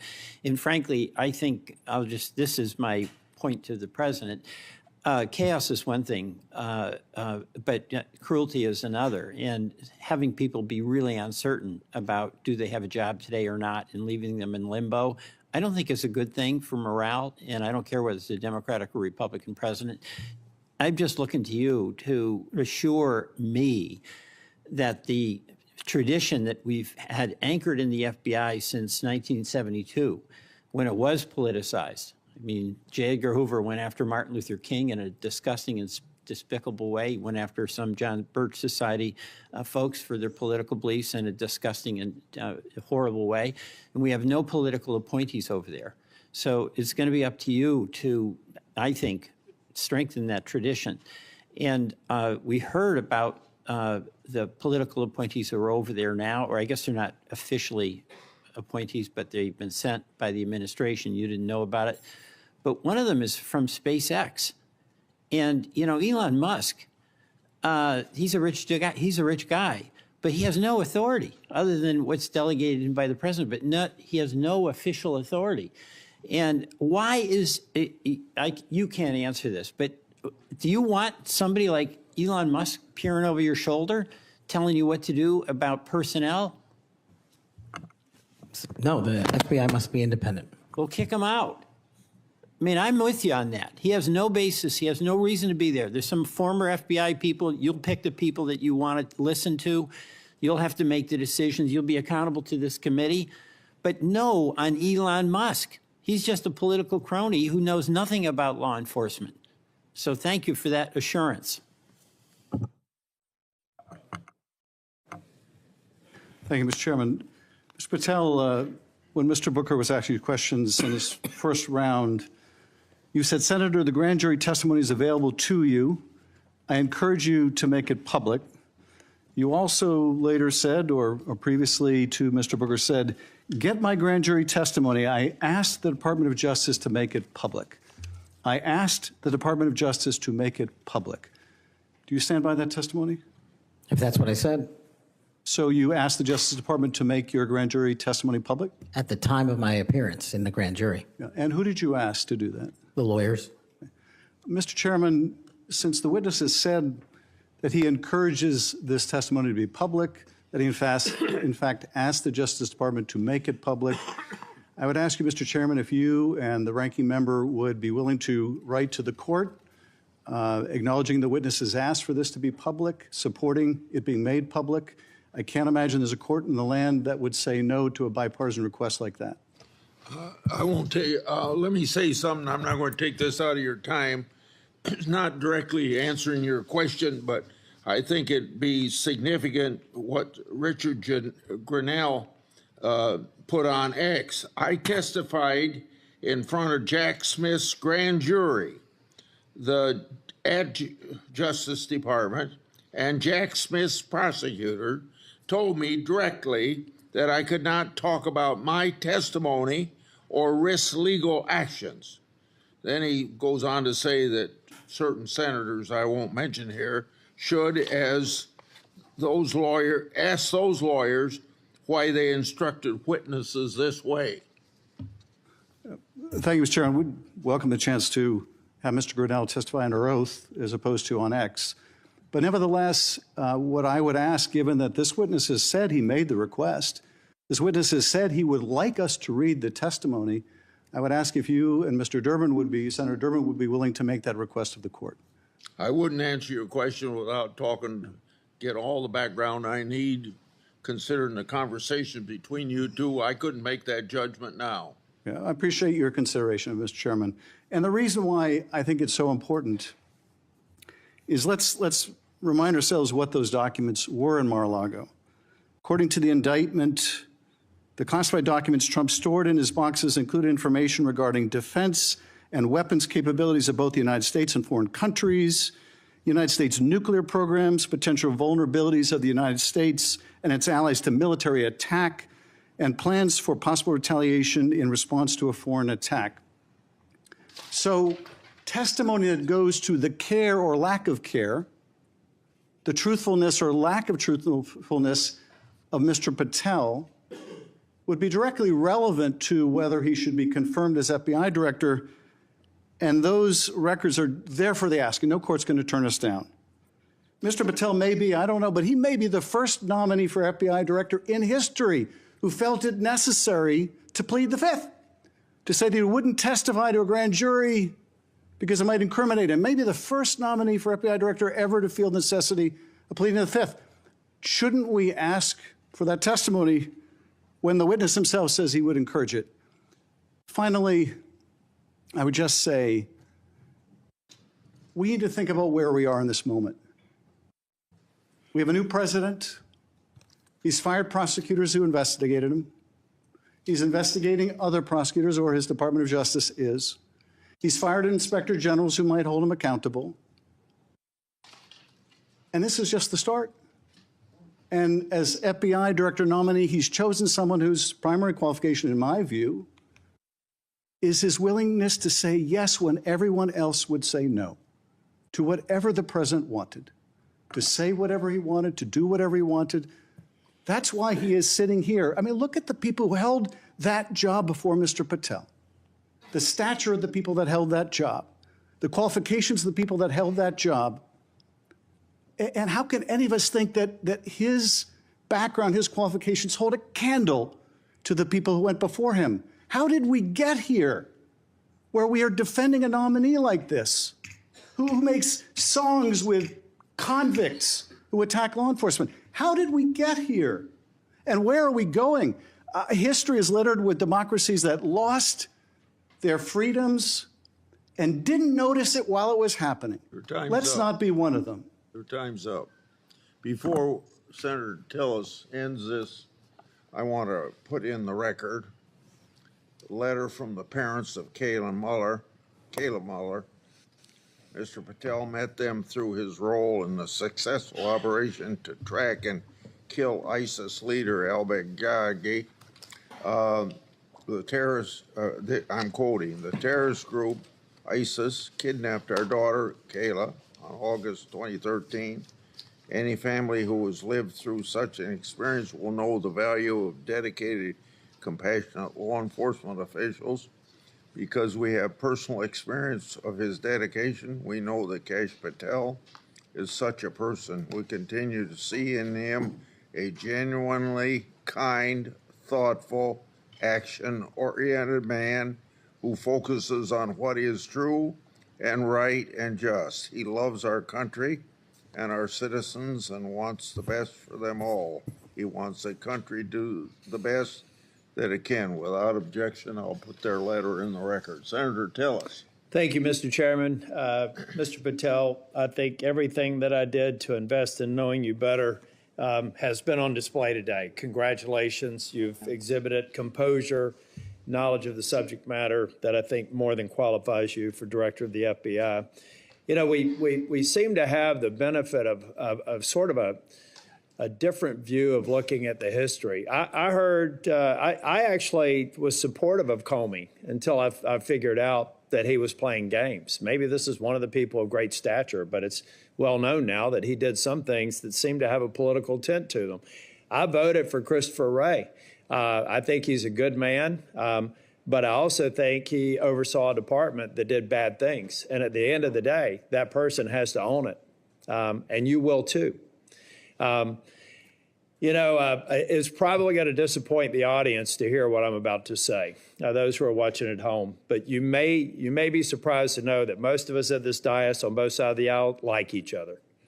Senator Schiff and I just met within the last week to talk about areas that we can work together on. Senator Padilla and I actually worked together. We co-chair the bipartisan mental health caucus, and I believe it's actually one of the most important pieces of legislation we've done. I didn't get a whole lot of Republicans to vote for it, but a fair number. And this is working extraordinarily well. Would you commit to me to go into the Nix Center in West Virginia and just see how extraordinary this has come to be, and how it hasn't resulted in a mass confiscation of guns? It hasn't resulted in a propagation of red flag laws. In fact, the plain text of the legislation is not allowing money to flow to states, unfortunately, including Florida, that we believe have not gotten the due process right quite yet, so that we would actually fund red flag laws that make sense. This is what bipartisanship produces. Now, you're not going to see any bipartisanship in your confirmation. Look, we had Pam Bondi here, and we had people on this committee talking about a friendship or a friendly relationship in the past. The fact is, it was a shirts and skins game. Blue voted no, red voted yes. It's got to be the same thing for your confirmation. But Mr. Patel, I tell you, it has been a distinct honor to do the work with you to get you ready for this hearing. You did all the work. I'm kind of like the person on the sideline giving you some suggestions, but you did an extraordinary job. And you're going to be held to a high standard. I hope you listen to, and if you don't remember it, listen again to what Senator Kennedy said. There are folks like us that are tired of the pendulum swinging back and forth. We want to be the Senate that confirms an FBI director, that rights the ship, shows consistent respect for the rule of law and the Constitution, consistent respect for all law enforcement officers, and I absolutely believe you're up to the task, and I look forward to supporting your nomination. Thank you, Senator. Before I close the meeting, you have anything you want to say? Nope.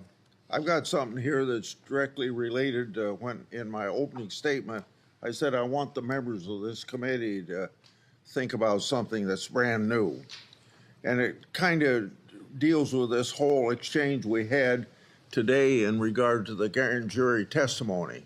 So I want to read, based upon whistleblower disclosures that I made today, it's clear how unfair and corrupt the Trump prosecution was, and that's created a little faith at best in the grand jury process. We shouldn't allow part of that corrupt process to be used by this committee against the nominee. An example, one document I made public today, DOJ officials literally concurred with Thibault to open the elector case against Trump, and that included a grand jury investigation. Jack Smith's lawfare efforts and its corrupt process should be what this committee investigates. Mr. Patel, thank you for your testimony today. Your family and friends who are here, I think you got to be very proud of him under these tough conditions, because he got tough questions. I think you did very well, and your reputation leading up to and during this hearing, I think, proves that you're a person that can stand a lot of heat, including a president that's telling you how to do your job. If confirmed, you'll be in charge of one of the world's best law enforcement agencies at the time when it desperately needs strong changes. For everyone's information, written questions can be submitted for the record until 5 p.m. tomorrow. Mr. Patel, when you receive them, it's very important you get back to us just as fast as you can so we can set up the meetings that we have to go through to get you to the floor of the Senate. So return them to the committee as soon as possible. Mr. Patel, you are excused and the hearing is adjourned. Thank you, Mr. Chairman. Limits so that we can proceed efficiently. And I thank each of the members of this committee, because when we had Attorney General nominee Bondi here, everybody stayed within their time.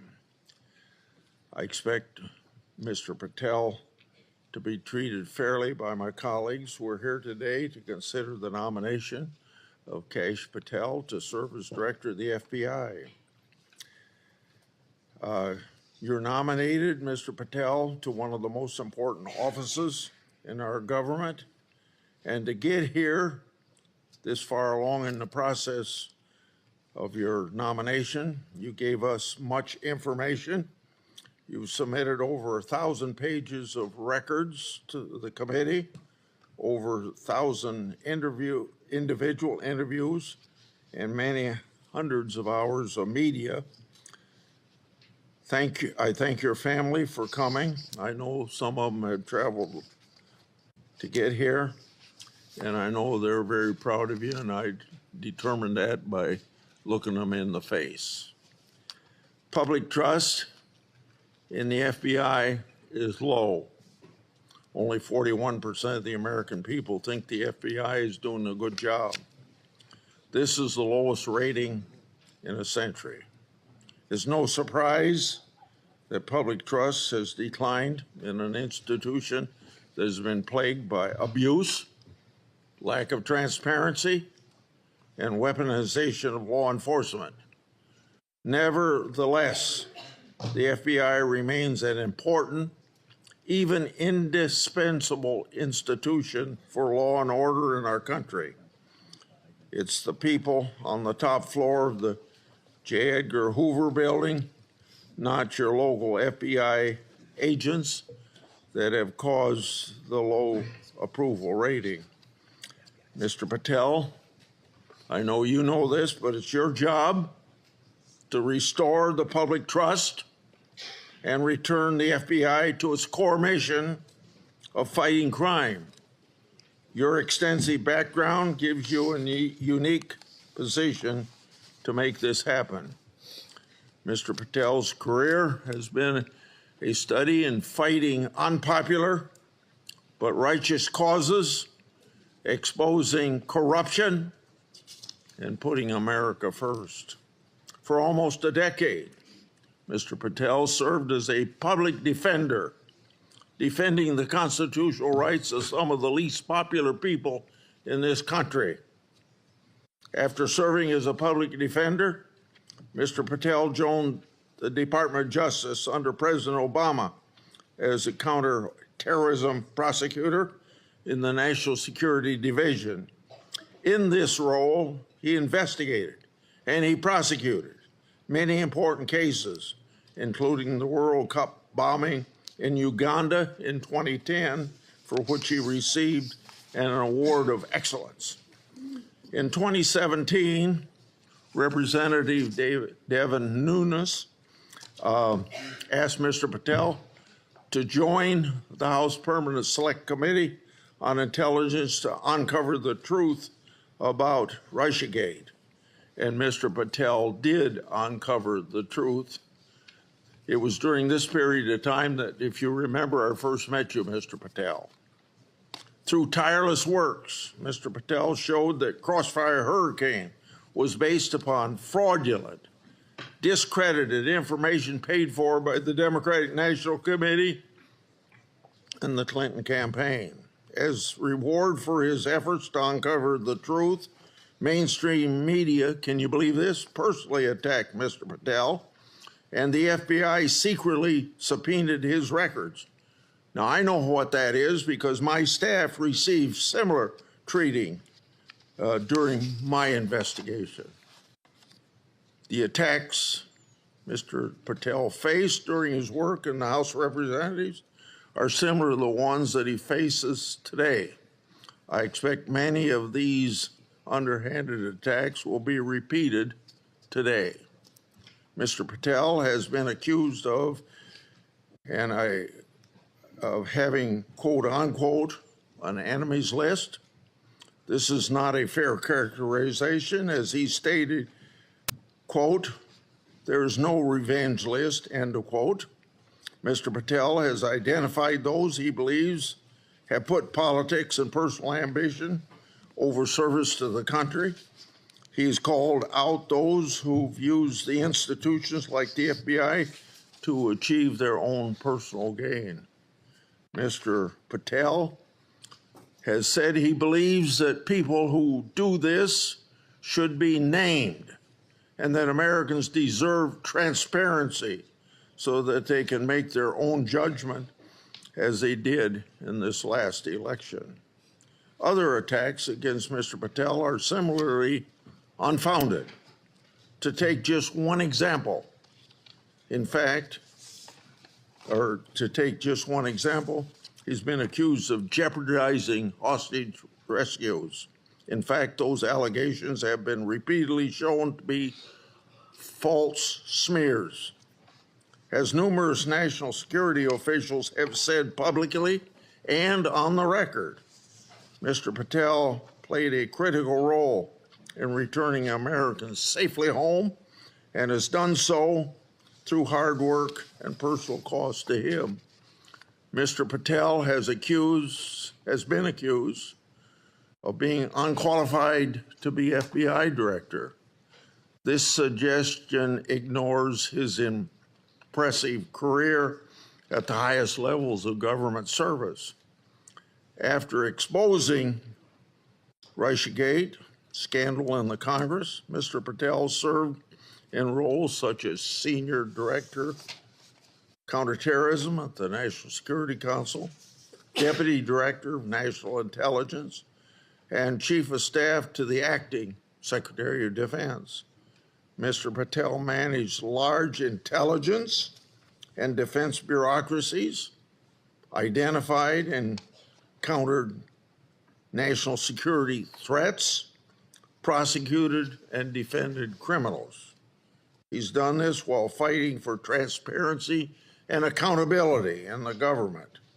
Mr. Patel has precisely the qualifications we need at this time when the FBI is not being respected by our public. Mr. Patel, should you be confirmed, you'll take charge of an FBI that is in crisis. Recently, my oversight exposed that a special agent in charge of the FBI New Orleans field office was on vacation during New Year's Eve and New Year's Day. Of course, that was also included the Sugar Bowl. Senior personnel should be at their posts, not on vacation, during critical security events. And we all remember what happened at that time in New Orleans. But of course, this FBI agent would find it acceptable to do what he did. In August 2022, an FBI oversight hearing of this committee, Director Wray decided to leave early. I asked him to stay just 1 hour and 20 minutes longer, but he already made up his mind that he was going to leave. Later, under questioning in November of that year by Senator Hawley, Director Wray admitted that he left this committee hearing early so that he could go on vacation. These two incidents, among others, are examples of the blatant disrespect that the FBI leadership has shown to this committee and indirectly to the American people. In November 22, I released internal FBI records that my office received pursuant to lawful whistleblower disclosures. Those records provided data about how hundreds of FBI employees who had retired or resigned to avoid discipline, many of those employees engaged in sexual misconduct in the workplace. Those records also showed lower-level FBI employees were punished. Lower-level employees of the FBI were punished more harshly than senior-level employees. No, fairness was out the window. Over 1 year later, with no response from the FBI, I asked Director Wray about this at a December 5, 23 hearing before this committee. He publicly pledged to get me the data I requested November, a year before. He and his deputy director never followed through. I also questioned Director Wray about improperly classified information relating to Afghan evacuees placed in our country. At that time, approximately 50 evacuees were already deemed potential national security concerns. So what's the number now? The public has a right to know. I've also raised concerns about whistleblower disclosure, saying that the FBI moved agents from child sex abuse cases to those January 6 cases. The FBI under Director Wray never got his priorities straight.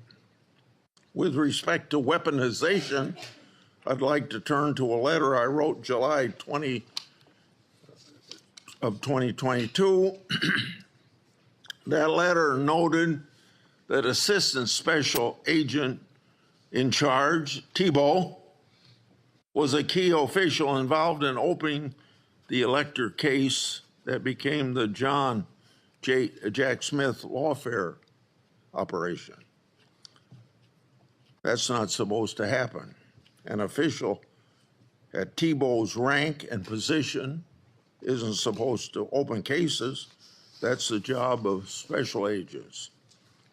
For those who don't remember, Thibault was the anti-Trump agent that violated the Hatch Act for his political conduct in office. My letter also noted that Richard Pilger, who ran the Justice Department's election crime branch, was involved in the approval. Now I'd like to call the committee's attention to something I'm going to share with you, information about the FBI's that's never been made public before. Do you have those? Oh, yeah, I'm sorry. In my hand are a series of FBI emails. The first is an email that Thibault sent to subordinate agent on February the 14th, 2022. He said, quote, "Here's a draft opening language we discussed," end quote. The draft opening was attached and it included material that would later become part of Jack Smith's elector case. The second email, February 24th, 2022, email from Thibault to John Crabb, a prosecutor in the U.S. Attorney's Office for the District of Columbia, saying, quote, "I had a discussion with the case team, and we believe there is predication to include former President of the United States, Donald J. Trump, as a predicated subject," end quote. This FBI case would later be codenamed Arctic Frost. The third email, February 24th, 2022, email from Thibault to John Crabb, noting that the Attorney General and the FBI approval will be sought to open the case. The fourth email, February 25th, 2022, email from Thibault, subordinate agent, saying they added Trump and others as a criminal subject to the case. Thibault responded, quote unquote, "perfect." The fifth email, March 22, 2022, from Thibault, emailing a version of an investigative opening for approval. This didn't include President Trump. I want to make clear, that one didn't include President Trump as a criminal subject. The sixth email is on April 11th, 2022, from Thibault approving the opening of Arctic Frost. The seventh email is an April 13th, 2022 email from FBI agent to Thibault stating that the FBI deputy director approved its opening. The eighth email on the same date had Thibault emailing John Crabb that the elector case was approved. Crabb responded, quote, "Thanks a lot. Let's talk next week," end quote. Between March 22nd and April 13th. Other versions of the document opening the investigation existed because a 9th email shows that the FBI General Counsel Office made edits on March 25th. Was Trump still removed as an investigative subject? If so, which Justice Department FBI officials other than Jack Smith later added him for prosecution? I expect the production of all records on this matter to better understand the full fact pattern and whether other records exist. Notably, approval of these documents was also given by Richard Pilger. This committee has written about Pilger undermining the Justice Department's efforts during the 2020 election for partisan purposes. These emails and documents substantiate my July 2022 letter, which the FBI ignored. And I hope you, when you get there, won't ignore my letters. Partisan FBI agents and DOJ officials tried and ultimately succeeded in launching a full field criminal investigation and prosecution of the President of the United States. Justice Department and FBI leadership acted in concert to further a political scheme to take down Trump, just like they did with Crossfire Hurricane. They have yet to learn a lesson, and I hope you'll learn that lesson for them or teach that lesson. And their conduct, yet again, seriously eroded integrity of this once storied institution. As I've said before, if a politically charged investigation is to be open, it must be done the right way. And that didn't happen here. Mr. Patel, in my time, I've never seen our law enforcement intelligence community institutions so badly infected with political decision-making. And I say intelligence community because you know what happened when 55 people, former or present intelligence agencies, signed a letter in 2020 that the laptop was a Russian hoax, as an example. So all of this is these institutions breaking faith with we the people. Mr. Patel, you must be fair, you must be consistent, but you must be aggressive. Your actions must be based on accountability, and transparency brings accountability. Should you do so, you'll have my support. And remember, either you're going to run your agency or the agency's going to run you. And the agency certainly ended up running Director Wray and probably people before him. Without objection, I'm going to put in this letter in the record, and this letter is sent to Director Wray December the 9th last year, calling for him and his deputies to step down, and it's titled, quote unquote, failures. Now I turn to Ranking Member Durbin. Thank you, Mr. Chairman. I appreciate your commitment to the Judiciary Committee's longstanding bipartisan practice of vetting presidential nominees. A little history. The FBI dates back to the start of the last century, 1908, when then Attorney General Charles Bonaparte organized a special agent force. J. Edgar Hoover became director of the FBI in 1924 and led the Bureau for 48 years until his death in 1972. He is credited with professionalizing the Bureau and developing its investigative ability. However, with little or no oversight, Hoover also used the Bureau's investigative powers improperly. He infamously directed the FBI to spy on Dr. Martin Luther King Jr., Thurgood Marshall, and other civil rights leaders of the day. In 1975, the United States Senate created Frank Church's committee, and they disclosed widespread abuses by the FBI and other U.S. intelligence agencies.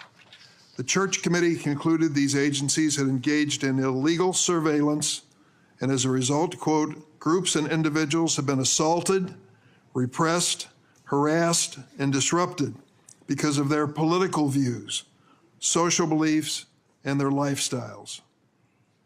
And quote, the intelligence agencies have served the political and personal objectives of presidents and other high officials.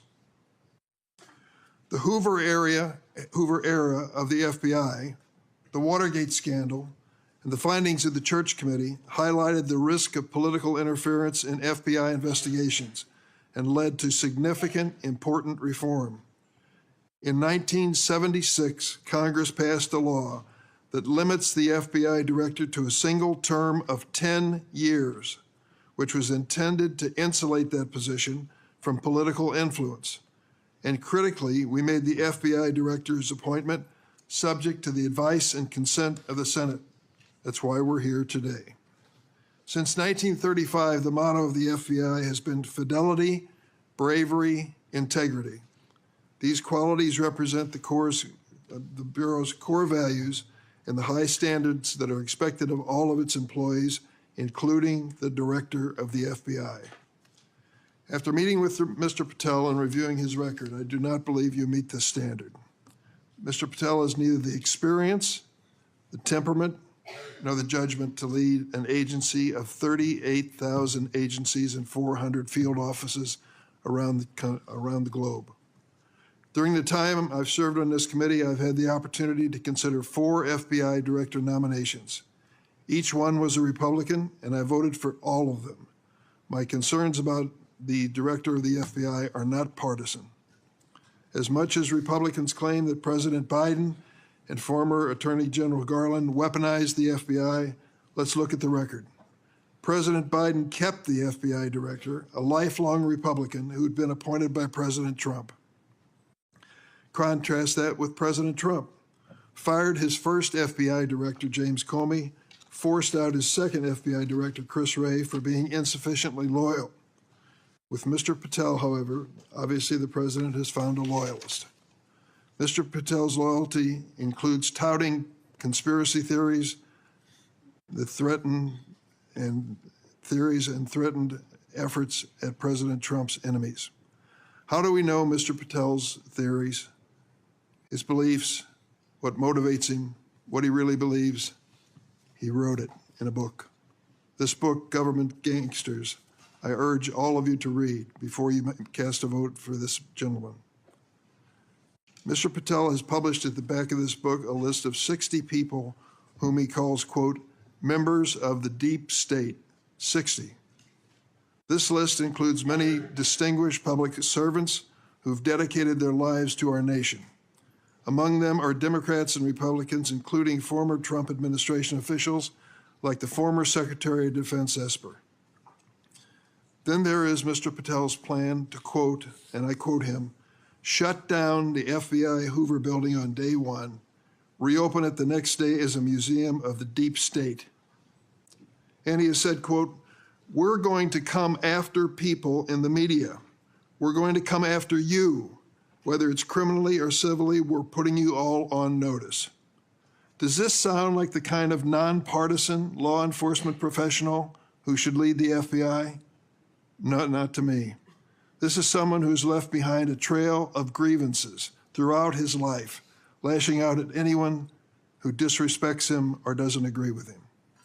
Don't take it from me. Listen to these Republicans who worked with him during the Trump's first administration. Attorney General Bill Barr, and I quote, I categorically oppose making Patel deputy FBI director.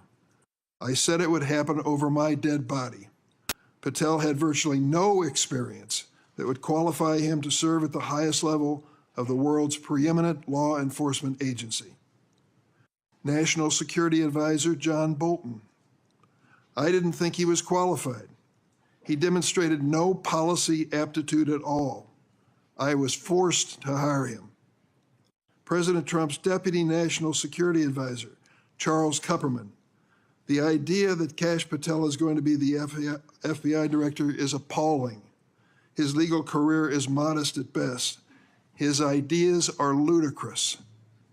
CI Director Gina Haspel threatened to resign after President Trump proposed making Mr. Patel CIA Deputy Director. Defense Secretary Mark Esper said Mr. Patel lied about whether Nigeria had approved a hostage rescue operation, putting American lives at risk. But Mr. Patel would have us believe that all of these public servants, all Republicans, all from the first Trump administration, and apparently anyone else who's critical of him, are nothing but government gangsters and deep state members. Many of them have made his list of enemies. Just this week, CNN reported that during the Trump administration, CIA officials referred Mr. Patel to the Justice Department for criminal investigation for sharing classified information without authorization. Last week, I asked the Justice Department and intelligence community for information on any criminal referrals relating to misconduct by Mr. Patel. I have yet to receive a response. Mr. Patel's record is clear. He traffics in debunked conspiracy theories that serve or benefit his political beliefs. Let's start with January 6th, and he dedicates a whole chapter in this book on January 6th. That's something that each and every one of us, as witnesses to January 6th, have our own view of. I'll be grateful always to the Capitol Hill police officers who risked their lives defending me, members of Congress, and visitors to the United States Capitol on that day. Mr. Patel posted on social media, quote, January 6th, never an insurrection. Cowards in uniform exposed. End of quote. Let me repeat that. Cowards in uniform exposed. Who was in the Capitol building on January 6th in a uniform? The Capitol Police were. Do you think they were cowards? Many of them risked their lives and some gave their lives in defense of this building. How about the DC police who were here as well? They were in uniform. Cowards risking their lives as well, some of them being battered and beaten by these mobsters that came into the Capitol. And Mr. Patel claims that the FBI agency aspires to lead, get this now, was planning January 6th for a year. He says the FBI was planning January 6th for a year. That's a quote. Mr. Patel has gone so far as to co-produce and sell musical recordings of a song performed by January 6 rioters in jail, rioters who violently assaulted police officers. He has described this January 6 choir as, quote, political prisoners. Political prisoners.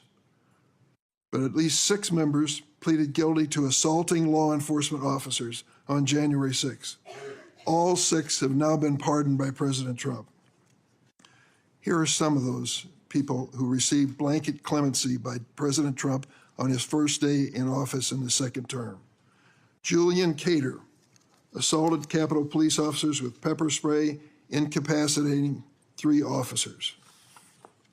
Ryan Nichols sprayed pepper spray on multiple police officers. After the attack, Nichols posted on Facebook, and I quote, "So yes, I'm calling for violence and I will be violent." Jordan Mink struck officers, quote, aggressively with a long pole. He spat at officers and threw large items at them. Armed with a knife, Ronald Sandlin shouted at officers, quote, "You're going to die, get out of the way." Sandlin shoved officers when they tried to lock the doors to the Senate gallery. After breaching the Capitol, James McGrew struck an officer and lunged for his baton. McGrew also threw a wooden handrail with metal brackets at officers. I want to read a sentence from this book on the January 6th experience, just to give you an idea of Mr. Patel's take on what he calls a haphazard riot.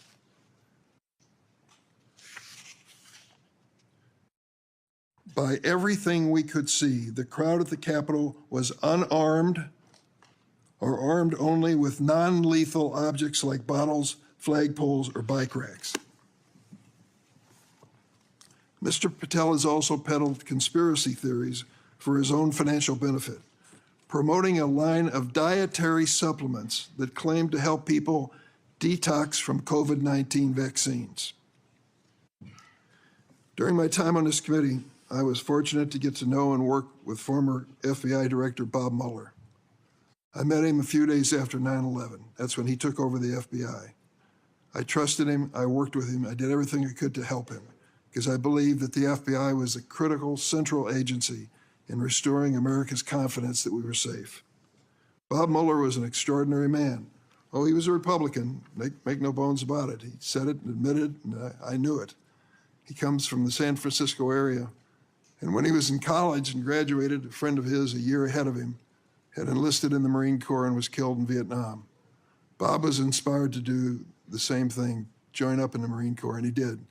And he was a first lieutenant in Vietnam. He received a Bronze Star with a Valor Pin, and he also received a Purple Heart. He was injured in battle. I read about his experience because after he was healed from that wound to his leg, he returned to combat. He was just that kind of fella. Regardless of party, he was a real American.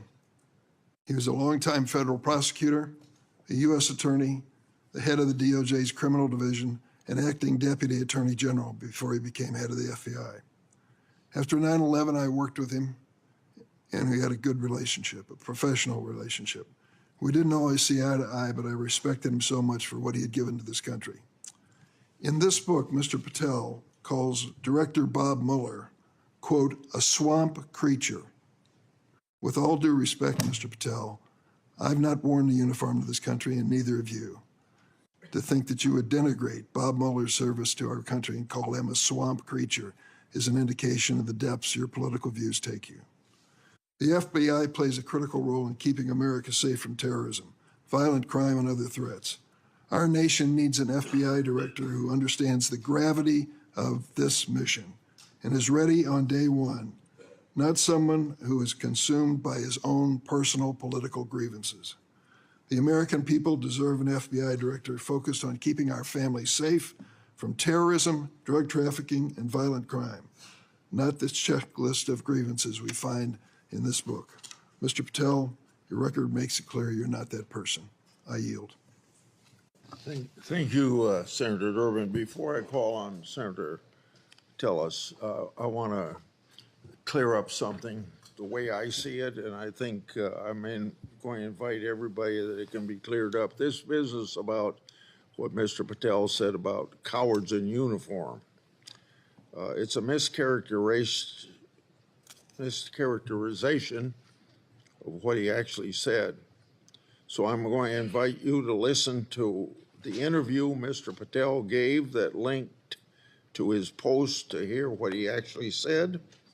When he said cowards in uniform, he was talking about senior Pentagon leadership failing to mobilize the National Guard to protect the Capitol.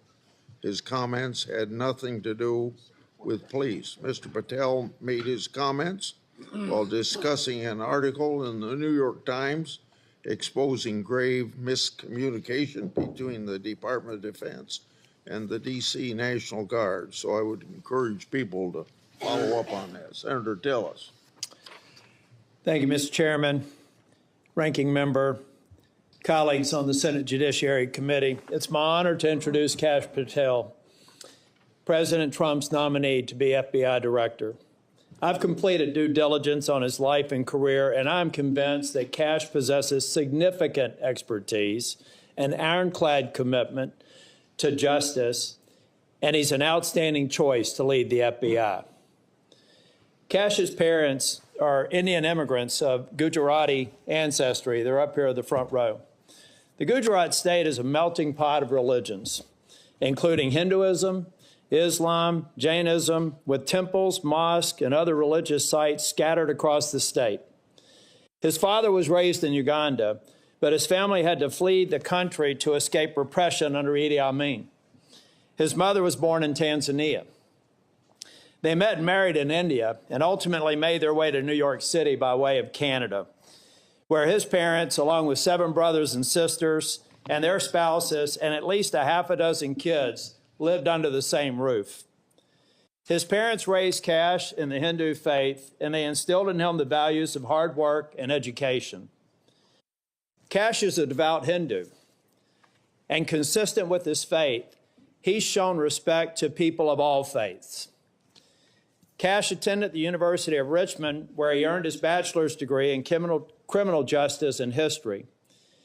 He went to Pace University School of Law, where he earned his JD, and an international law certificate from the University College of London, Faculty of Laws.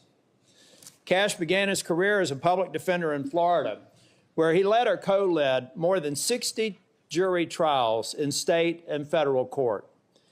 Kash clearly demonstrated a devotion to upholding the rule of law and defending the rights of individuals. Kash led the defense of Jose Buitrago in United States versus Buitrago, a high-profile case in Florida in 2015. Buitrago was one of the Colombian nationals arrested in a major drug bust involving Operation Backrim. Kash and his co-counsel successfully argued that key evidence was withheld by the prosecution, leading to Buitrago's release. I suspect some of Kash's disdain for prosecutorial misconduct stemmed from this experience. Kash was hired as a senior counsel on the House Permanent Select Subcommittee on Intelligence Committee, I should say, in 2017. He told me he distinctly remembers my friend Trey Gowdy comment shortly after they were introduced. He said in Trey's dialect, "Kash, Congress is where righteous investigations go to die. I hope you're ready." I think Kash was ready, and he went on to establish a solid reputation for pursuing the facts, and from there, he held senior posts at the NSC, the Department of Defense, and the DNI. Since leaving the administration in 2020, Kash has written articles and books on national security, law, and governance. Through his work as an author, Kash continues to advocate for justice and transparency, and to be ever vigilant in defending our great democracy and the rule of law. Colleagues, I created a Kash bingo card that I have available to any of my colleagues who would like it on the other side of the aisle. Some may view this as an unserious caricature and not appropriate for this committee. Sadly, I consider it a serious caricature of what I expect to be witnessed today. I think we'll have words like enemies list and deep state. I've already X'd out 4 boxes in the opening statements alone. The fact of the matter is, some people will be here to simply substantiate a false narrative. At worst, they may be just going through an unfounded litany of quotes and half-truths, some of which have already been dispelled by the chairman after the opening statements. Mr. Chair and Ranking Member, in my 10 years in the Senate, I hope I've established a reputation for being fair, doing my homework, and taking tough positions that have been met with harsh criticism. Heck, I've even been censured by my entire state and 30 counties for taking tough positions. And I stand by those decisions today and my decision to support Kash Patel. When President Trump announced his intent to nominate Kash, I contacted Trey Gowdy and others who worked with Kash, and they gave me glowing recommendations. So I called Kash on December the 2nd, and I offered to help him with his nomination. Since then, we have spent hours together, in person and on the phone. I've asked him difficult questions, and I've urged him to reach out to members across the aisle. In fact, Kash Patel has met with 60 members of the U.S. Senate, every member except the last 3 who were sworn in, and the majority of the members on the other side of the dais in this committee and members off the committee. Chair Grassley, Ranking Member Durbin, friends and colleagues on the committee, I've completed my due diligence of Kash Patel, and I am honored to provide my strongest recommendation for his confirmation. Thank you, Mr. Chair. Thank you for that introduction. Before I swear you I want to make clear that before you give your statement, if you want to introduce family and friends in the audience, you're welcome to do that. Would you please stand? Raise your hand. Do you swear or affirm that the testimony you're about to give to the committee will be the truth, the whole truth, and nothing but the truth? So help you God. I do, Mr. Chairman. Okay. You may proceed. Chairman Grassley, Ranking Member Durbin, and members of the Judiciary Committee, thank you for the opportunity to appear today. I must start with a word of prayer for the tragic accident that befell our nation last night, where we lost civilians and service members. I pray for their families. I pray for law enforcement and military personnel, and I pray for their souls, and hopefully God will find them peace in the near future. I'd like to welcome my father, Pramod, and my mother, Anjana, who are sitting here today. They traveled here to get here from India. My sister's also here, Nisha. She also traversed the oceans just to be with me here today. It means the world that you guys are here. Jai Shri Krishna. I wouldn't be here today without their guidance, their unwavering support, and their relentless love. When President Trump informed me of his intention to nominate me as the director of the FBI, I was deeply honored. Sitting here today, I carry not only the dreams of my parents, but also the hopes of millions of Americans who stand for justice, fairness, and the rule of law. My commitment to these principles is deeply rooted in my family's history, which has profoundly shaped my worldview.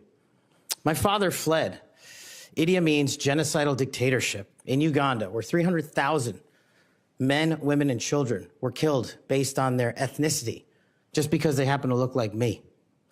My mother is originally from Tanzania. She studied in India, as did my dad, and they were married there.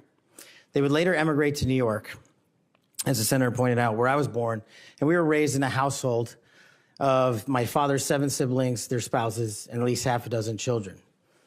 That's the only way we knew how to do things at the time, in the 70s and 80s, the Indian way. But we would soon learn the American way. These values have shaped and been the driving force of my career in 16 years of government service. Protecting the rights of the Constitution is of the utmost importance to me and has been every single time I've taken that oath of office. The recent terrorist attacks in New Orleans tragically claimed the lives of 14 innocent Americans and serve as a stark reminder that our national security is at threat, both internally and externally. The FBI, the Federal Bureau of Investigation, and the Department of Justice, where I served, play a pivotal role in securing our freedoms and our safeties for American citizens. If confirmed as the next FBI director, I will remain focused on the FBI's core mission. That is to investigate fully wherever there is a constitutional factual basis to do so, and to never make a prosecutorial decision that is solely the providence of the Department of Justice and the Attorney General. For the first 8 years after law school, I served as a public defender, first for Miami-Dade County and later for the Southern District of Florida.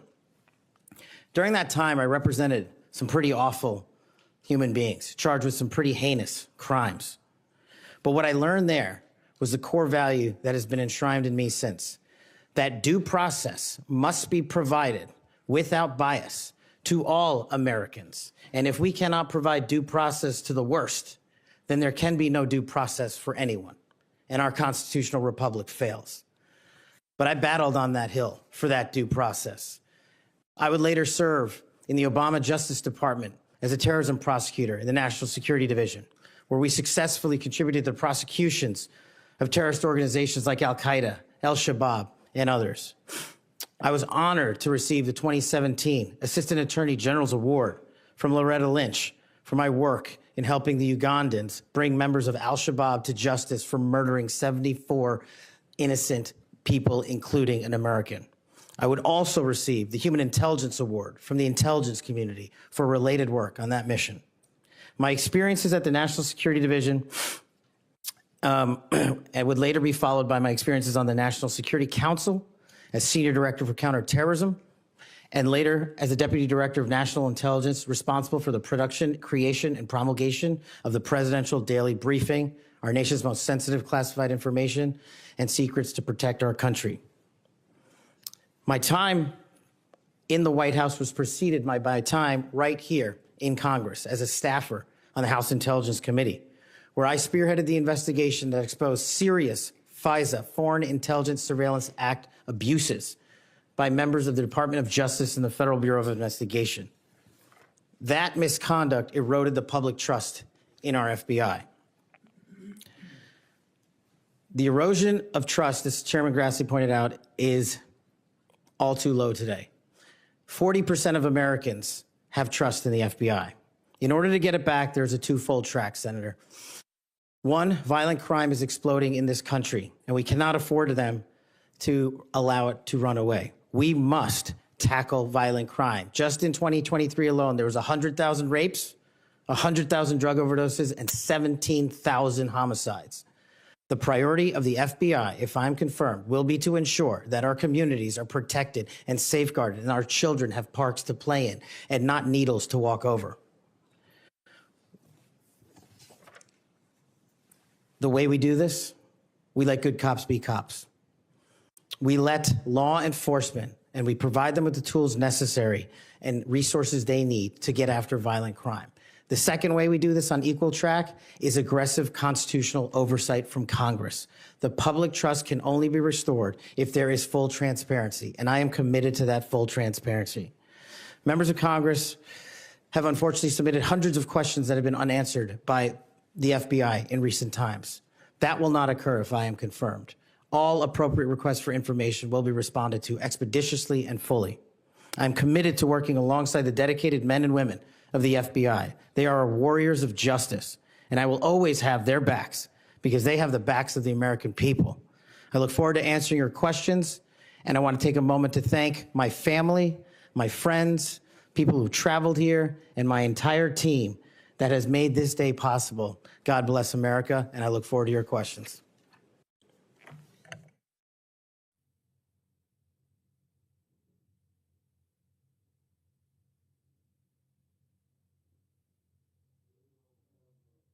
Seven minutes first round, is that right? 7 minutes, 3 minutes the second round. Mr. Patel, I'm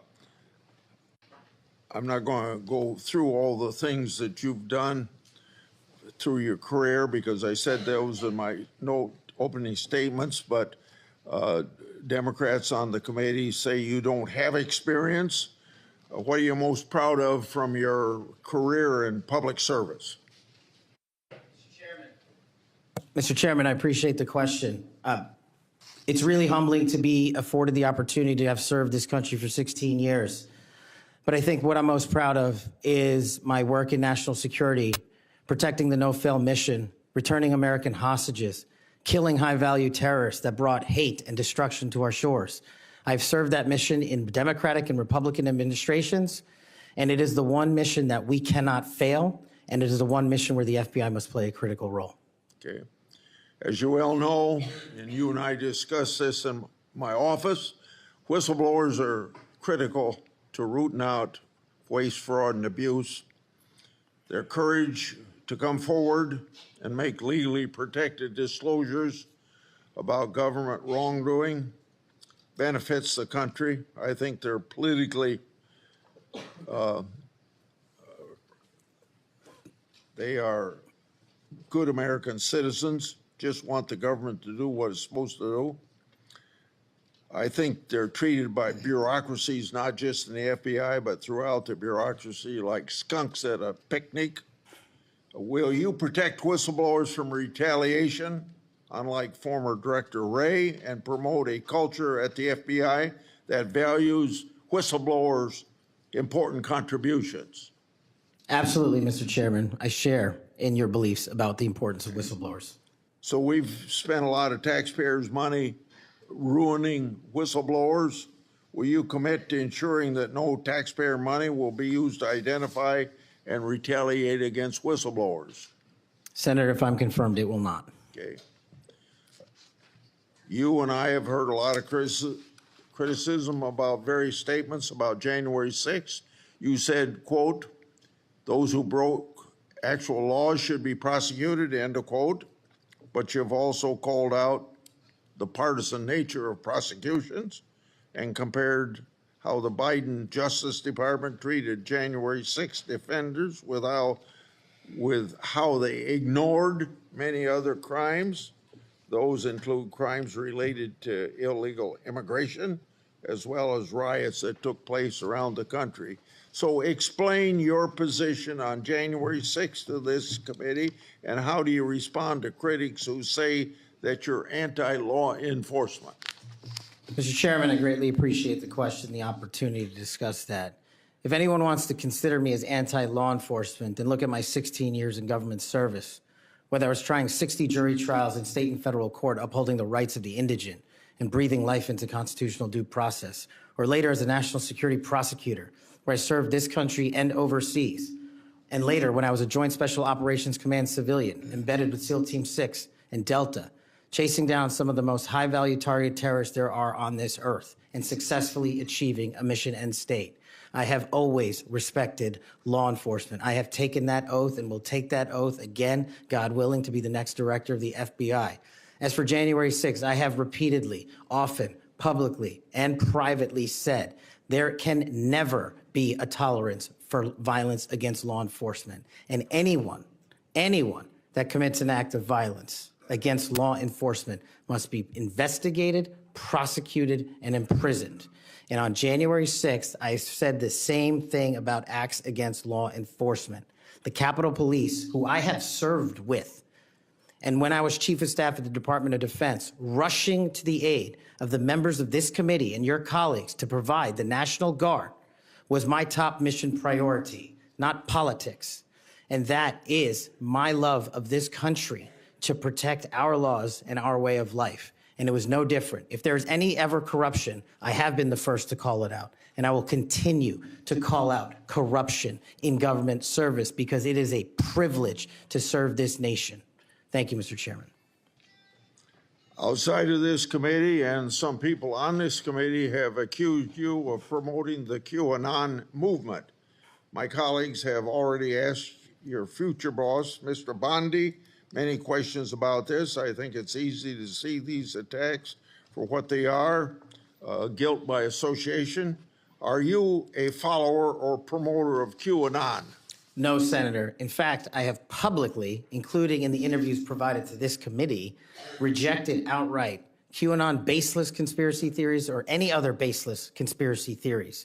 They must be addressed head on with the truth, and I will continue to do that. And I will always continue to support Americans who support law enforcement, our military, and want a secure border.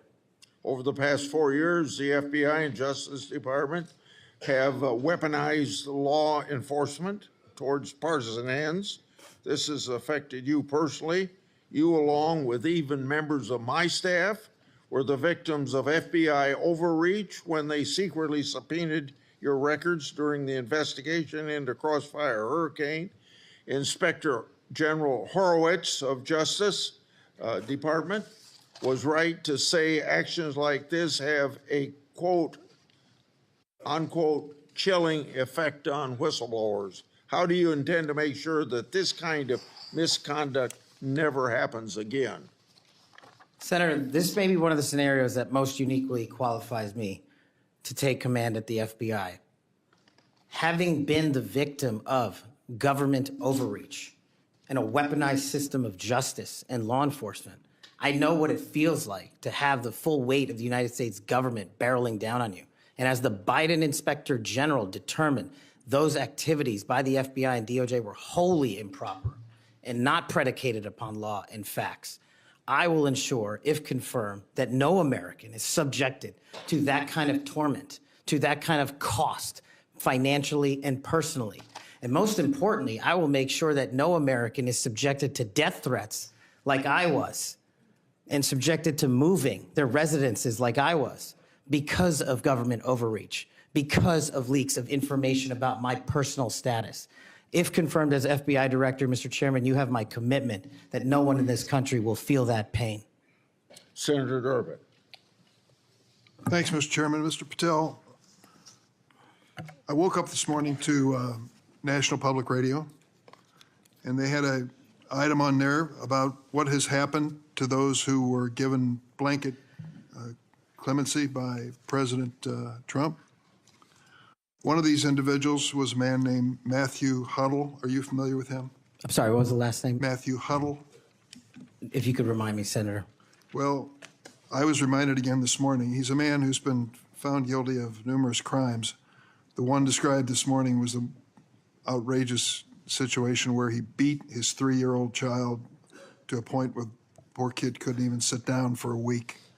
Mr. Huddle was one of the demonstrators who came to the Capitol on January 6th. He was incarcerated and charged with, and pled guilty to crimes that he had committed, violence against police officers. After he was released by President Trump, he returned to his home state of Indiana. A few days later, he was stopped on the road, pulled a gun on a policeman. The policeman, sheriff's deputy, turned, shot, and killed him. This is not the only instance of a person who received President Trump's clemency committing another crime. Peter Schwartz was mentioned this morning on the radio. 38 criminal convictions, 38. He'd been sentenced to 14 years in prison. He was released because of the president's unconditional clemency, which was given to him as well. So I guess my question is this. Was President Donald Trump wrong to give blanket clemency to the January 6th defendants? Thank you, Ranking Member. A couple of things on that. One, the power of the presidential pardon is just that, the president. Well, I concede he has the authority. I'm asking, was he wrong to do it? And as we discussed in our private meeting, Senator, I have always rejected any violence against law enforcement, and I have, including in that group, is specifically addressed any violence against law enforcement on January 6th, and I do not agree with the commutation of any sentence of any individual who committed violence against law enforcement. So do you think that America is safer because the 1,600 people have been given an opportunity to come out of serving their sentences and live in our communities again? Senator, I have not looked at all 1,600 individual cases. I have always advocated for imprisoning those that cause harm to our law enforcement and civilian communities. I also believe America is not safer because President Biden's commutation of a man who murdered 2 FBI agents, Agent Kohler's and Williams' family, deserve better than to have the man that point blank range fired a shotgun into their heads and murdered them released from prison. So it goes both ways. Leonard Pelletier was in prison for 45 years. He's 80 years old, and he was sentenced to home confinement. So he's not free, as you might have just suggested. He killed 2 FBI agents. That's true, he did, and he went to prison for it and should have. My question to you, though, is do you think America is safer because President Trump issued these pardons to 1,600 of these criminal defendants, many of whom violently assaulted our police in the Capitol? Senator, America will be safe when we don't have 200,000 drug overdoses in 2 years. America will be safe when we don't have 50 homicides in a day. So you just won't answer the question. I'm going here. to say, I don't think we're safer. Matthew Huddle was sent back to Indiana. I don't think we're safer with Peter Schwartz. I could go through a long list of individuals, some of who are wanted in states, members of this committee. Let me move to another topic if I can. Tell me about your J6 choir. What is that? Well, it's not my choir. It's simply a recording that was utilized to raise funds for families in need of nonviolent offenders. Who sings on this recording? I don't know, Senator. What did you have to do with it? Simply to raise funds to assist families of nonviolent offenders whose kids needed college education payments and whose rent needed being paid. My understanding is that the performers on this J6 choir were the rioters who are in prison. I'm not aware of that, sir. I didn't have anything to do with the recording. You weren't aware of who made the recording? No, Senator. That's interesting. Did you receive any money for selling copies of that music or that recording? Absolutely not. Okay. You do have a foundation, though, do you not? I'm very proud of the Kash Foundation and the $1.3 million we've given to families in need across this country, including active duty service members, police officers, putting kids in college, and helping people in disaster relief areas rebuild their homes and their communities. 1&O LLC, are you familiar with that? Sorry? 1&O LLC? I believe, Senator, you're referring to the LLC that one of the individuals has his private business with. Is it part of the Cash Foundation in any way? Only in that one of the members of the board has that LLC for his outside business. Andrew Allis? I believe that's his name, yes. Yes. Do you know how much was paid to him from your charitable work? Yes, like any other charity, we had to go out and fundraise, something I'm sure every member of this committee is familiar with. And we use digital marketing campaigns, and I believe we paid a digital marketing company through 1&O $250,000 to raise $500,000, which we gave away to families in need, like when hurricanes struck Florida, Texas, and North Carolina. We will be going through the details of your foundation and the expenditures with the questions for record that the chairman has mentioned. I look forward to a chance to answer those under oath. Mr. Patel, you frequently associated with and sometimes praised extremist figures with well-documented histories of racism, anti-Semitism, conspiracies, and the like. In September of 2023, you appeared with Laura Loomer at an event promoting your book, this one here. You shared a photo of yourself and Loomer in which you held her book and she held yours. Just a few months before this event, Ms. Loomer posted on X that the September 11 terrorist attacks were, quote, an inside job. Around that time, she accused Florida's First Lady, Casey DeSantis, of exaggerating her cancer diagnosis to gain voter sympathy. A number of my Republican colleagues on this committee have criticized Ms. Loomer's extremism. One of my colleagues described her as a, quote, crazy conspiracy theorist who regularly utters disgusting garbage. Another called her really toxic. Given all of this, why did you associate with Ms. Loomer? Senator, as you can see, I took a photograph with an individual who showed up at a book event. I don't believe I'm guilty by association, and I certainly don't believe that an individual who was the first minority to serve as the Deputy Director of National Intelligence for this country is a racist in any way, and I detest any conjecture to the contrary. You familiar with the Stu Peters? Does that name ring a bell? I'm sorry, what? Are you familiar with Mr. Stu Peters? Not off the top of my head. He made 8 separate appearances on his podcast. He promoted outrageous conspiracy theories and worked with a prominent neo-Nazi. There are more, Ted Nugent, it goes on, list goes on. I'm just asking, when it comes to your association with individuals, why are so many of them in this category? My association, as you loosely define it, is by appearing in media over 1,000 times to take on people who are putting on conspiratorial theories and to devour them of their false impressions and to talk to them about the truth. That is something that I will always continue to fight for, Senator. Senator Graham. Thank you. We'll eventually talk about the FBI. That's the job you're up here for, right? Have you ever been subject to racism as an individual? Unfortunately, Senator, yes. I don't want to get into those details with my family here. Oh, let's get into a few of them. Tell me about it. Well, if you look at the record from January 6th, where I testified before that committee, because of my personal information being released by Congress, I was subjected to a direct and significant threat on my life. And I put that information in the record. I had to move.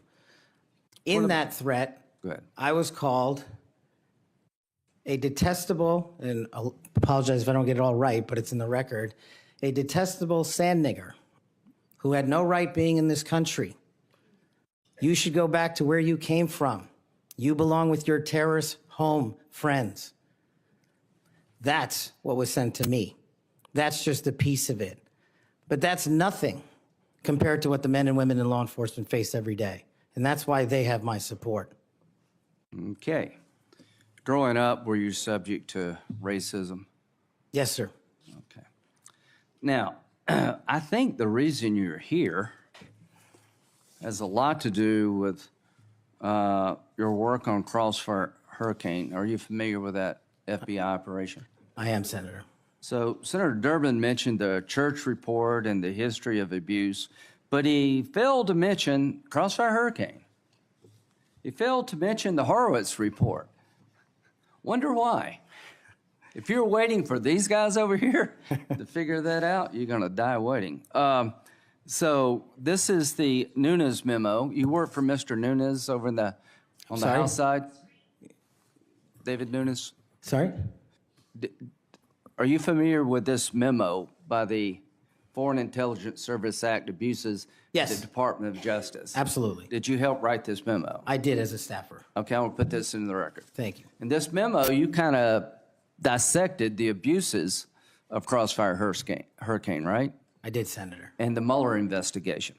So the Crossfire Hurricane investigators, two of them were Strzok and Page. Are you familiar with them? I am, Senator.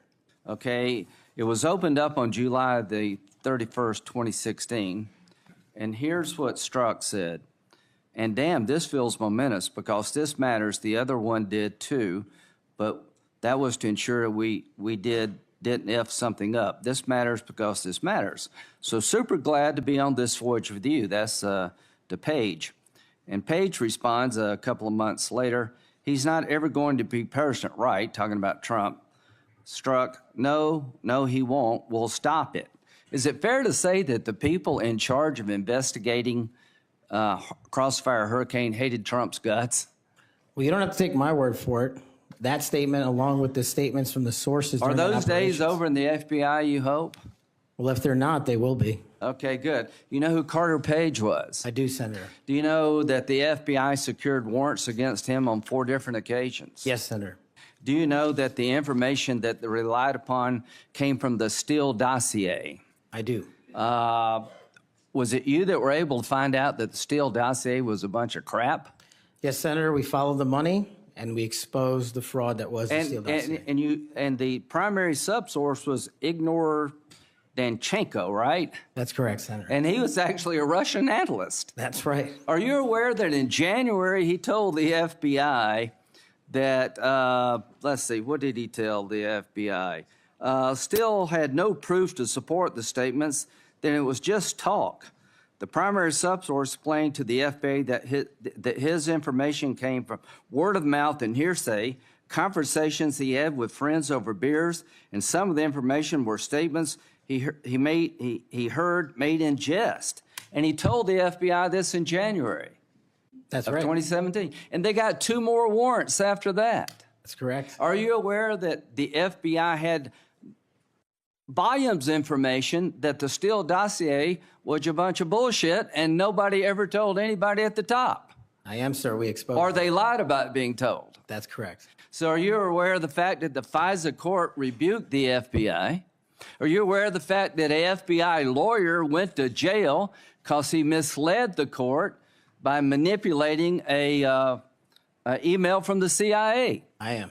Do you believe that Crossfire Hurricane was one of the most disgusting episodes in FBI history of a corrupt investigation led by corrupt people who wanted to take Donald Trump down? Yes, sir. You think that's why you're in this chair today, to fix that? I think that's a big part of the Without reason. Crossfire Hurricane, this guy wouldn't be here. And my friends on the other side, like pulling teeth, the Horowitz investigation, the Inspector General labeled this fraudulent at its core, mismanaged at its core, running stop signs. At every turn, they went forward when they should have stopped. The Durham report said it was obviously politically motivated. FBI agents were telling anybody and everybody that would listen, this is not reliable, this is not trustworthy, but they plowed on.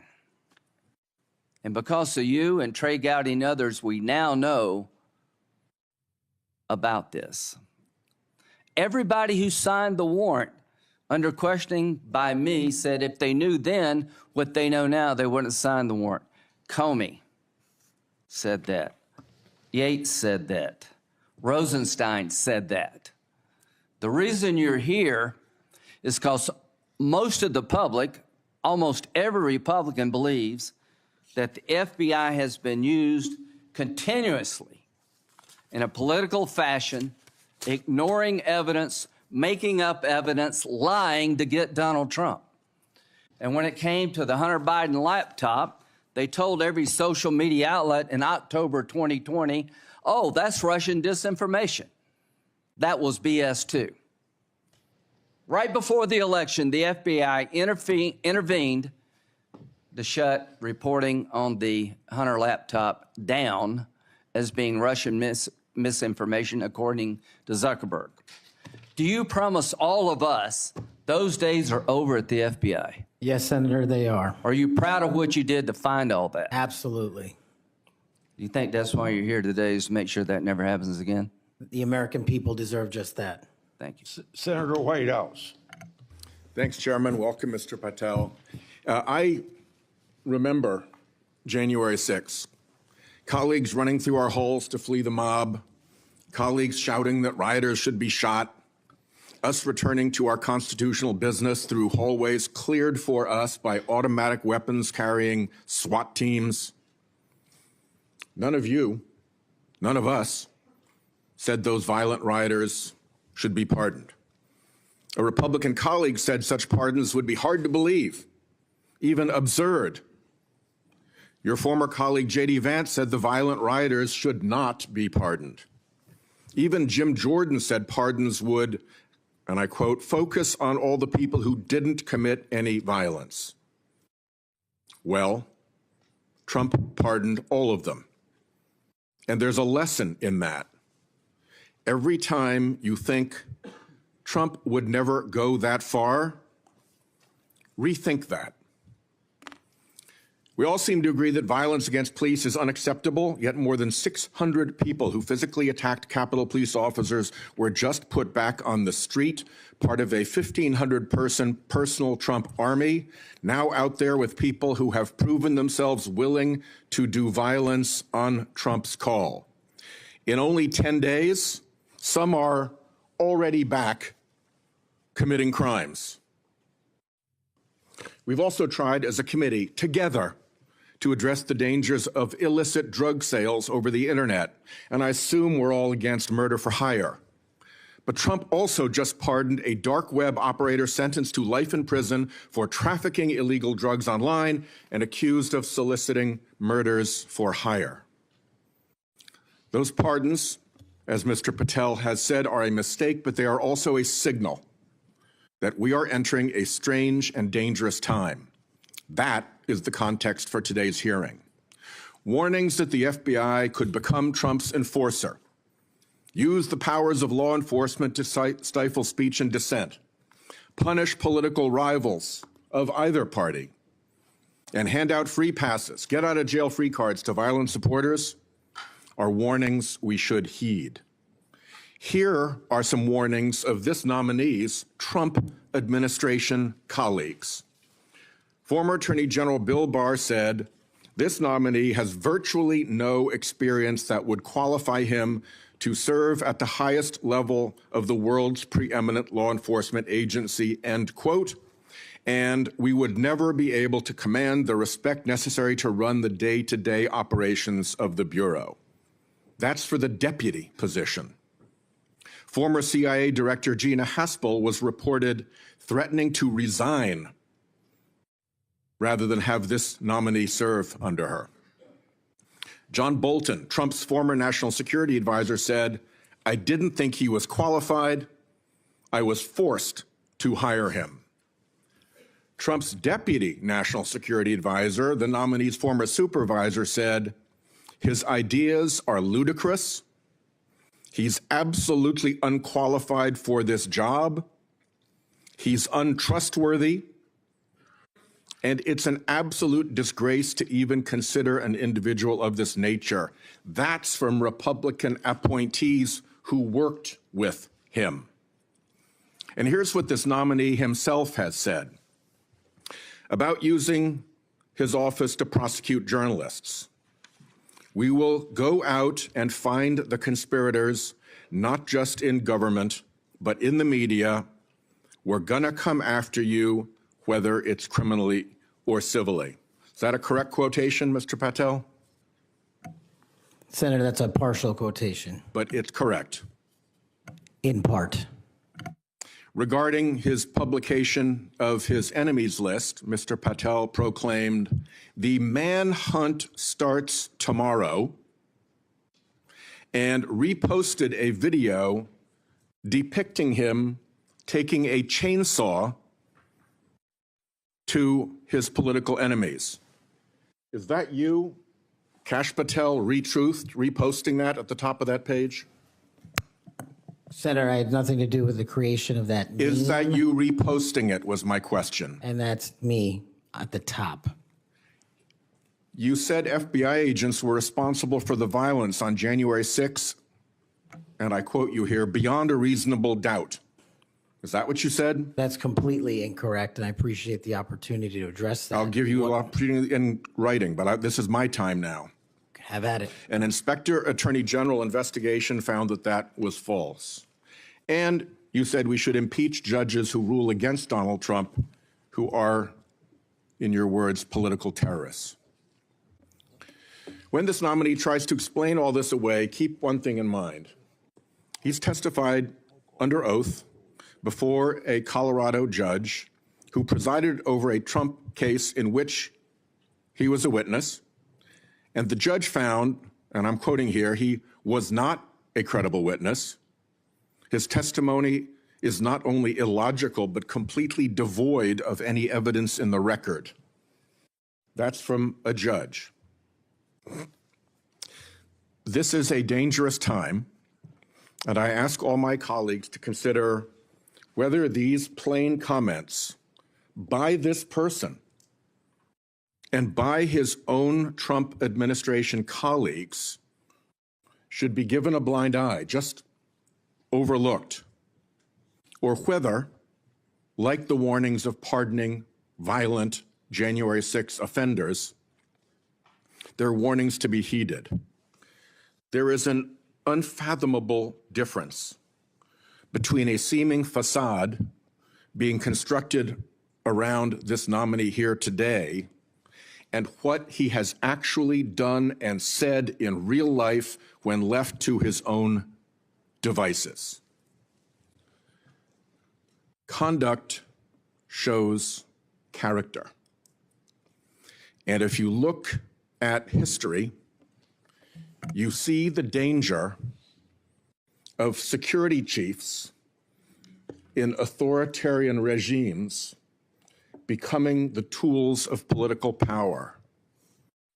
The characteristics that they often show are that they are vengeful, that they are grandiose, that they are intemperate, that they are partisan and blindly loyal, and that they are servile and won't say no. I'm afraid that the history of this nominee's conduct raises those warnings. And I yield my 1 second back. Before Senator Cornyn, you said you'd like to explain something. I forget the point he made. You can do that now if you want to. Simply this, Senator. In the collective, all of those statements are taken out of grotesque context. And anyone that thinks my 16 years of service isn't exemplary on how I would proceed if confirmed as FBI is intentionally putting false information into the public ether and creating more public discourse.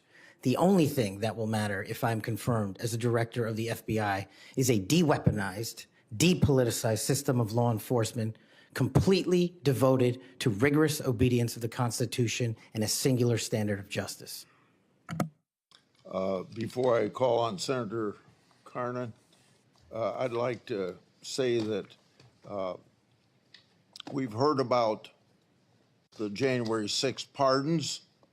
I think it's important that we remind people at the same time of some pardons by the previous administration.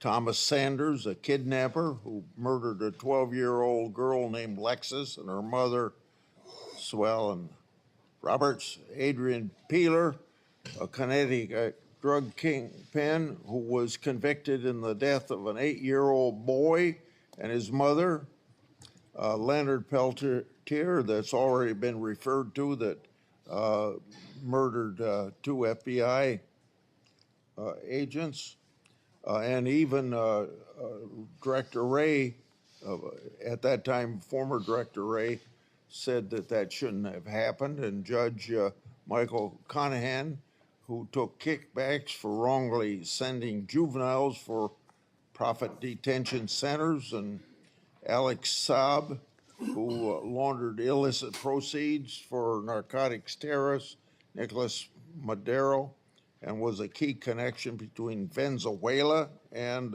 Iran, and 5 family members of his own family. President Biden did that. Senator. Welcome, Mr. Patel. Do you believe America is an exceptional nation? It's the greatest nation. Your family went through a lot to get here. They sure did. And your life story is, I think, a great example of people pursuing the American dream. Do you believe a large part of what makes America an exceptional nation is the rule of law? It is one of the fundamental precepts that determines that. And why is that? Because without a singular application of a rule of law, we go back to the Uganda that my father fled in Idi Amin. I believe that the 2 most important institutions in America to preserve and protect and enforce the rule of law are the FBI and the Department of Justice.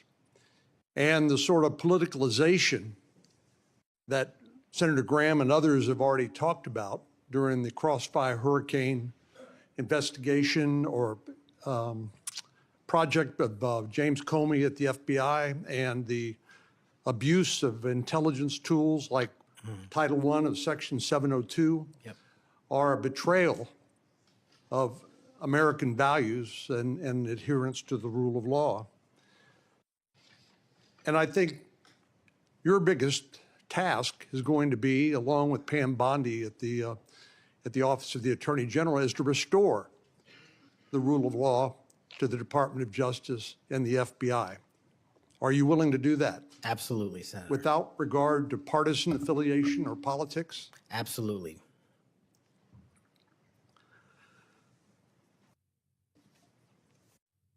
Do you believe President Trump, as the commander-in-chief, needs access to all of the lawfully available intelligence that can be collected by the American intelligence community in order to inform him so that he can make good judgments as commander-in-chief to assure the safety and security of the American people?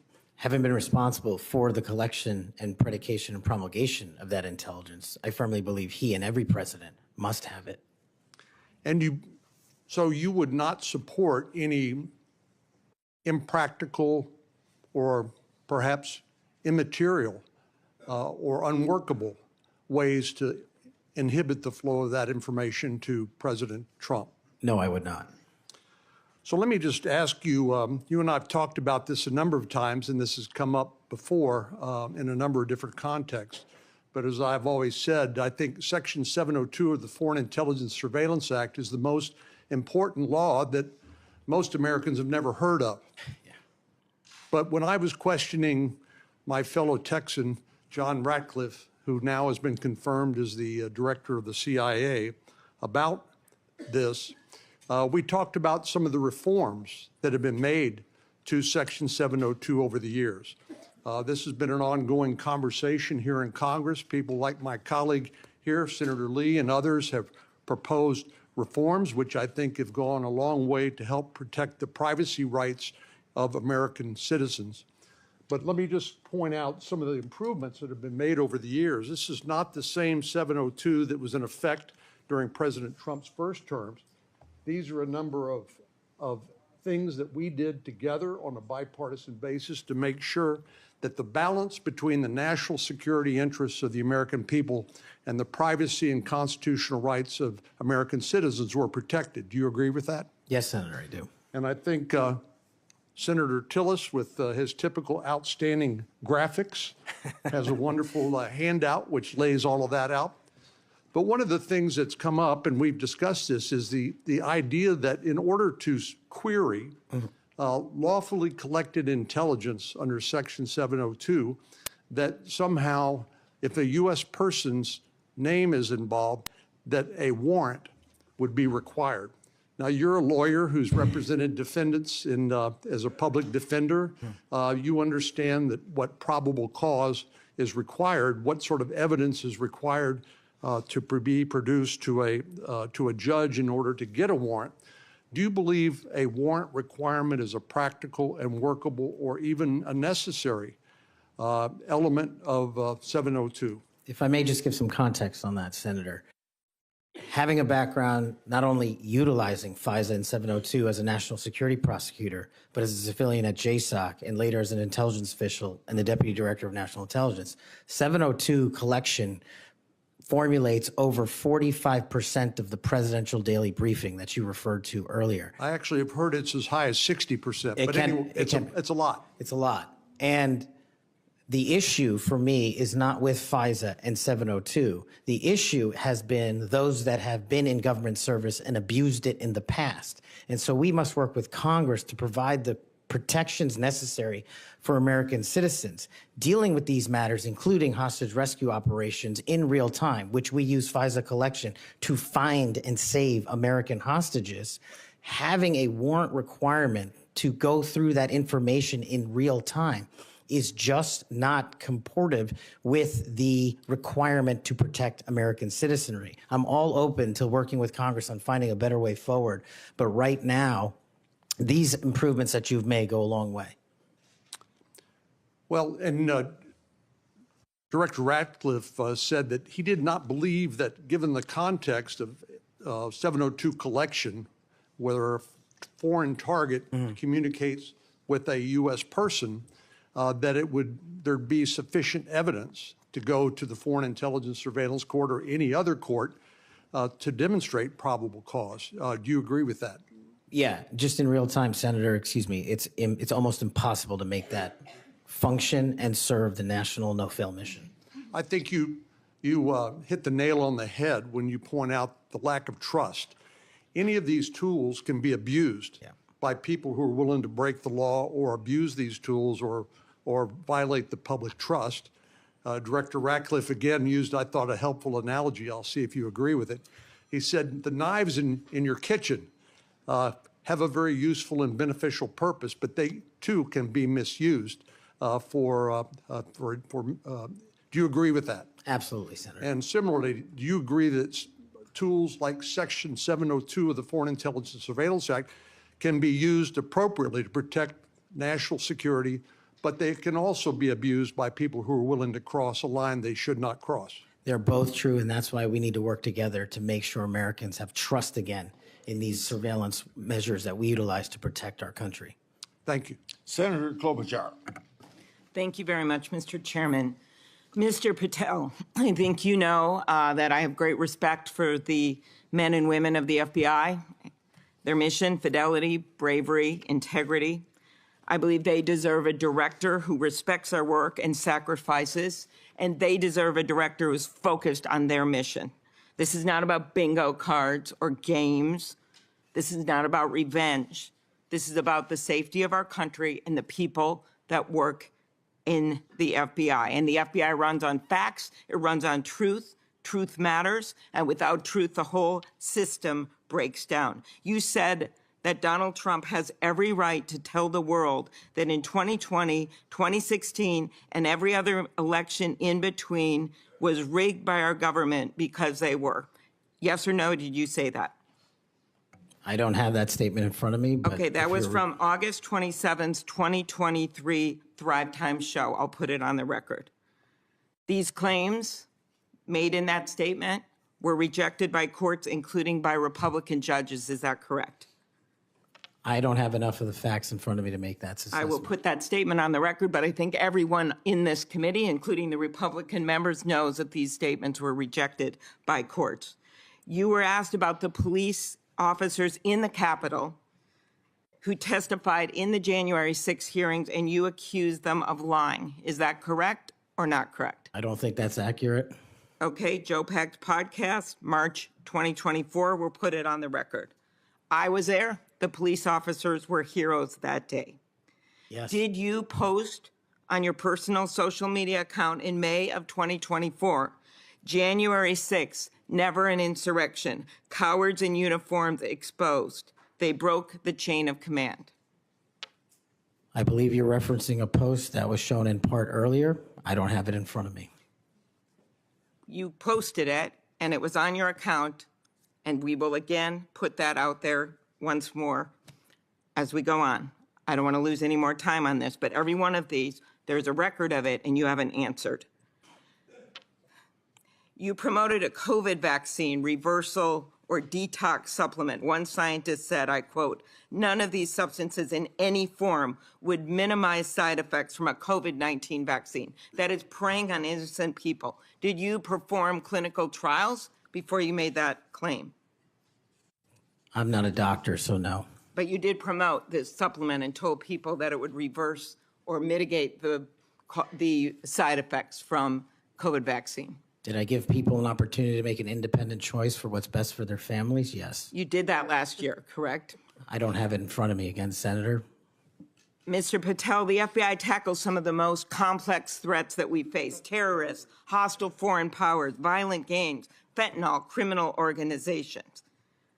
Your mission, though, has been to go after people. I've looked at it. I've read this stuff. Yes or no? When Trump wins, did you say this? When Trump wins in 2024 and is in power in 2025, we can prosecute them, referring to Justice Department officials for an actual RICO statute violation, for criminally organizing the United States government to break the law to rig presidential elections. Did you say that, yes or no? Again, Senator, you're reading a partial statement, so I'm unable to fully respond. Okay, again, we'll put it on the record. X22 report podcast 20, that is from, I'll get you the date, about a year ago. One of the names on your list was Bill Barr. Chairman Grassley has called him one of the most capable cabinet officials I've ever been able to vote for. Senator Graham has said, I have nothing but total respect and admiration for the job done by William Barr as Attorney General of the United States.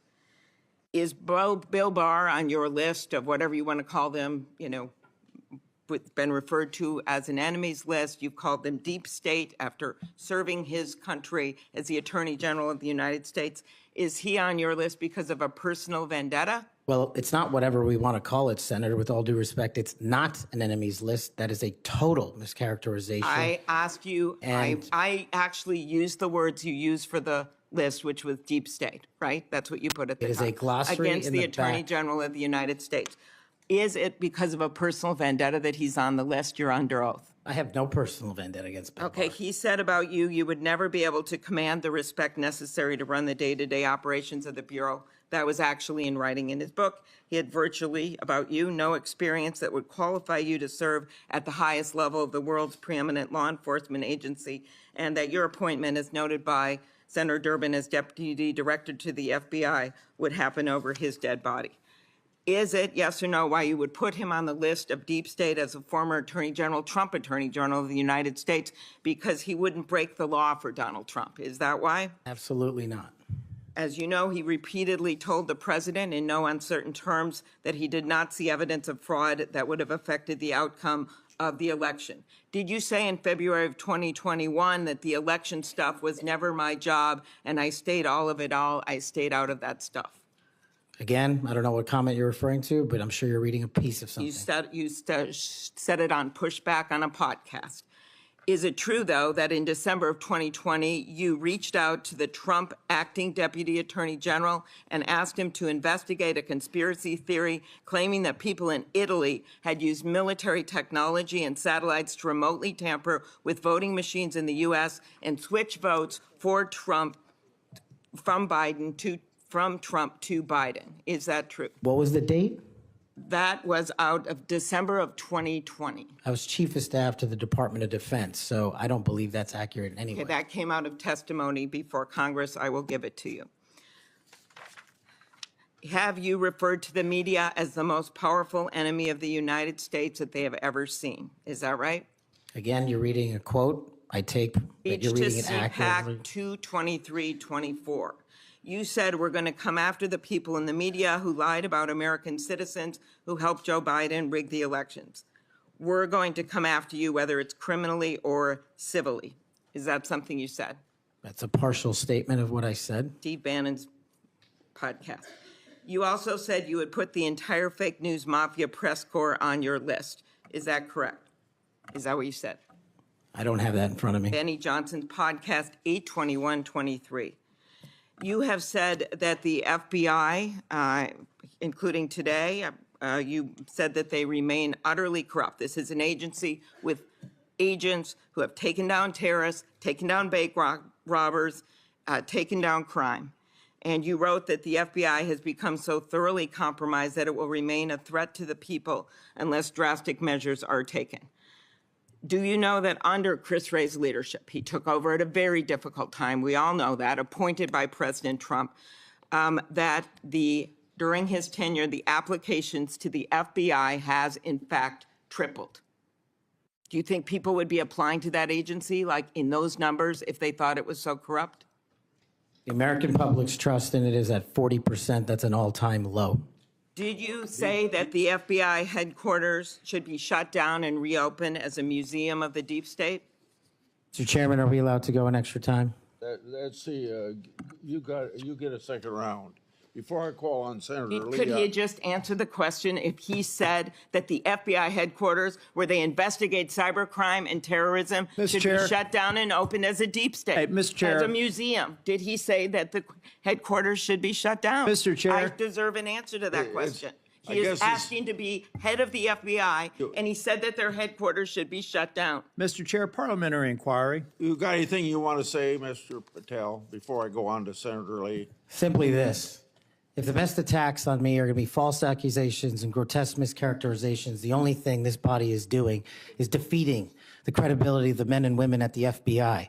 I stood with them here in this country. In every theater of war we have, I was on the ground in service of this nation. And any accusations leveled against me that I would somehow put political bias before the Constitution are grotesquely unfair. And I will have you reminded that I have been endorsed by over 300,000 law enforcement officers to become the next director of the FBI. Let's ask them. Mr. Chairman, I am quoting his own words from September of 2024. It is his own words. It is not some conspiracy. It is what Mr. Patel actually said himself. Facts matter. You forget that you had 3 minutes in the next round to say what you just said. Okay, I'll say them again. Okay. Before I call Lee. Mr. Chair, just parliamentary inquiry, and it was on time. It wasn't disputing any of the debate, but I intend to keep to my 7 minutes, and I appreciate you keeping everyone to it. If we go over, can we have that decrement against the time in the second round? If a member goes over, that was actually 10 minutes, Mr. Chair. I'm not sure that I want to. Sometimes it's faster to get things done here, just letting people shout and than it does to shut them up. Mr. Chairman. You're a wise man, Mr. Chair. Thank you. Mr. Chairman. Mr. Chairman. Before we go to Lee. Mr. Chairman. Yes, what do you want? I love this guy. Mr. Chairman, I'm unlike Senator Tillis. I mean, if we're going to start this, I want an extra 3 minutes. Well, now, my friend Senator Klobuchar went 3 minutes over. So, here what you're saying is the chairman wasn't a very good chairman by not shutting her up. But I've gone through this before, and I think I know how to handle it and get this done. I think you're a star-spangled awesome chairman. I just want to say that for the record. But if you're going to let somebody over there go 3 minutes over, I want my extra 3 minutes. Well, let's see if it's abused by anybody else before we make that decision. I'm just telling you, I'm going to abuse it. Well, I'm not going to let you abuse it. You're a good man, Mr. Chairman. Before I go to Lee, I want to put a statement in the record from 56 former FBI agents wrote to this committee to support this nominee. quote, never has the FBI faced such an urgent and compelling need for comprehensive reform as it does today. Mr. Patel has proven he possesses the breadth of experience required to address these challenges. His leadership, expertise, and vision make him uniquely qualified to guide the FBI through this pivotal moment. For these reasons, we stand in full support of Kash Patel's nomination. Any objection? So ordered. Mr. Lee. Mr. Patel, while we're talking about your awards, let's talk about the cowards in uniform comment for a moment, can we? Please. Would you like to tell us what that was? Put it in context to help the committee understand what that was about. I think it's important. Thank you, Senator. During that time on January 6th, I was serving as Chief of Staff at the Department of Defense. And days prior, we had received the authorization from the President to issue the National Guard to protect you and your colleagues. But as you know, the law requires a request before the deployment of that guard. That request did not come in until the afternoon of January 6th. Once that request came in, this, unfortunately, as has been confirmed by his own testimony, I believe, the Secretary of the Army, Ryan McCarthy, failed to immediately deploy the National Guard and instead took a break to speak to media and make personal phone calls. That endangered the safety of you and your colleagues. And if you look at the Biden Inspector General report, we at the Department of Defense authorized the fastest cold start of the National Guard since World War II and the largest occupation since the American Civil War. And the Biden Justice Department said that we, including myself as Chief of Staff, when it came to the deployment and employment of the National Guard, acted swiftly and without undue delay. So that's what you were talking about. And that's why you had the reference to the UCMJ. Tell us what that means. The Uniform Code of Military Justice is for uniform officers who betray the code of justice and also act inappropriately. And I thought any delay to have the National Guard arrive on scene here must be called out, whether it was a fellow Republican or not, especially someone under my auspices running the Department of Defense. Okay, so moments ago when Senator Durbin displayed a chart with that quote, there was a reference in part of it to the UCMJ. That's what it was referring to. Yes, sir. Those were the cowards in uniform. Those people who didn't do what they were supposed to do, and a lot of people were put in danger as a result. That's correct, Senator. Okay, thank you. That's very good to know. I do find it significant that we've heard all kinds of aspersions cast in your direction by people who do not know you, by people who do not share your worldview, by people who do not share your commitment to the Constitution or your commitment to public service. I find it astounding that they're willing to say this amidst such great ignorance, and I find it equally heartening that the 56 former FBI officials who know you best, who have worked with you, who actually know who you are, who actually share your view of the Constitution, of the view that you ought to be a law enforcement agency and not a weapon of political warfare. These are the people who stand by you. Those who cast aspersions don't share those views. Would I be correct in surmising that? Yes, sir. Let's talk about the Fourth Amendment for a moment. The Fourth Amendment tells us that in order for the government to breach your expectation of privacy relative to your person, your home, your papers, if they want to search that, if they want to seize you, they've got to get a warrant. And that warrant has to describe with particularity the persons or places to be searched or to be seized and to connect them up with a showing of probable cause. Now, in the case of FISA 702, we're dealing with a somewhat different universe. Now, moments ago, we heard some discussion about FISA 702, about suddenly we've got a different FISA 702 than what we had when President Trump was last in office. Is that true? Because by my count, FISA 702 has not changed substantively since President Trump was in office last. That's correct. Okay. And there was also some back and forth discussion about FISA 702 and the use of it and the fact that in real time, it might not work to get a warrant. This, in my view, misses the point. The concern that the American people have with FISA 702 is not about the real-time collection of communications regarding foreign targets. The concern is that once those communications are stored, you have within them what are referred to as incidentally collected communications of Americans, text messages, emails, recorded phone calls, and so forth. If they want to go in and search for someone, let's say you, If someone wants to go into one of those databases after they've been collected, let's see if you're unwittingly communicating with somebody who, unbeknownst to you, happens to be an agent of a foreign power or otherwise under surveillance under FISA 702. If they wanted to search for you, they wanted to enter your name, your phone number, your email address, or some other personal electronic identifier, would they have to get a warrant to do that under current law? Under current law, I believe so, Senator. Under current law, they routinely access that without getting a warrant. In order to access it, they've got their own internal procedures. They're not supposed to use this for light or transient reasons. They're supposed to have a perfectly good reason, and yet we've found that on hundreds of thousands of occasions, they have accessed the private communications of Americans, searching for those individual Americans by name, by number, by email address, whatever it is, without a warrant or anything tantamount to it. On occasion, they've even been used for overtly nefarious reasons. One agent deciding to look in on his father because he suspected his father might be having an extramarital affair. On another occasion, an agent looked at people who were thinking about renting an apartment from him to make sure they were upstanding citizens and could be trusted. Are these appropriate uses of FISA 702? As you alluded to, the FISA court, it's not me deciding it. The FISA court put out a report in 22 or 23 where 255,000 illegal improper queries of American citizens had occurred. 255,000 reasons why the American people don't trust it. And that's what we must work together, Congress and me, if I'm confirmed as FBI director, restore that trust and protect the mission. Music to my ears, because I've been a U.S. Senator for 14 years. I've been on this committee the entire time. You were the very first FBI director or FBI director nominee who, when I've asked about this, hasn't said, oh, don't worry about it. We'll handle it okay. We've got good people on the inside. We would never breach the trust of the American people. Do you know what? They were lying. I was willing to believe that they thought they were telling the truth, but they were mistaken. But they were lying. Time has told us that they were lying. You will not lie, and that's why I wholeheartedly support you. In the closing seconds that I have, I want to add my dismay and my disgust for the fact that you've been smeared, you've been attacked. You've been associated with racism, with being a Nazi. You are none of those things, sir.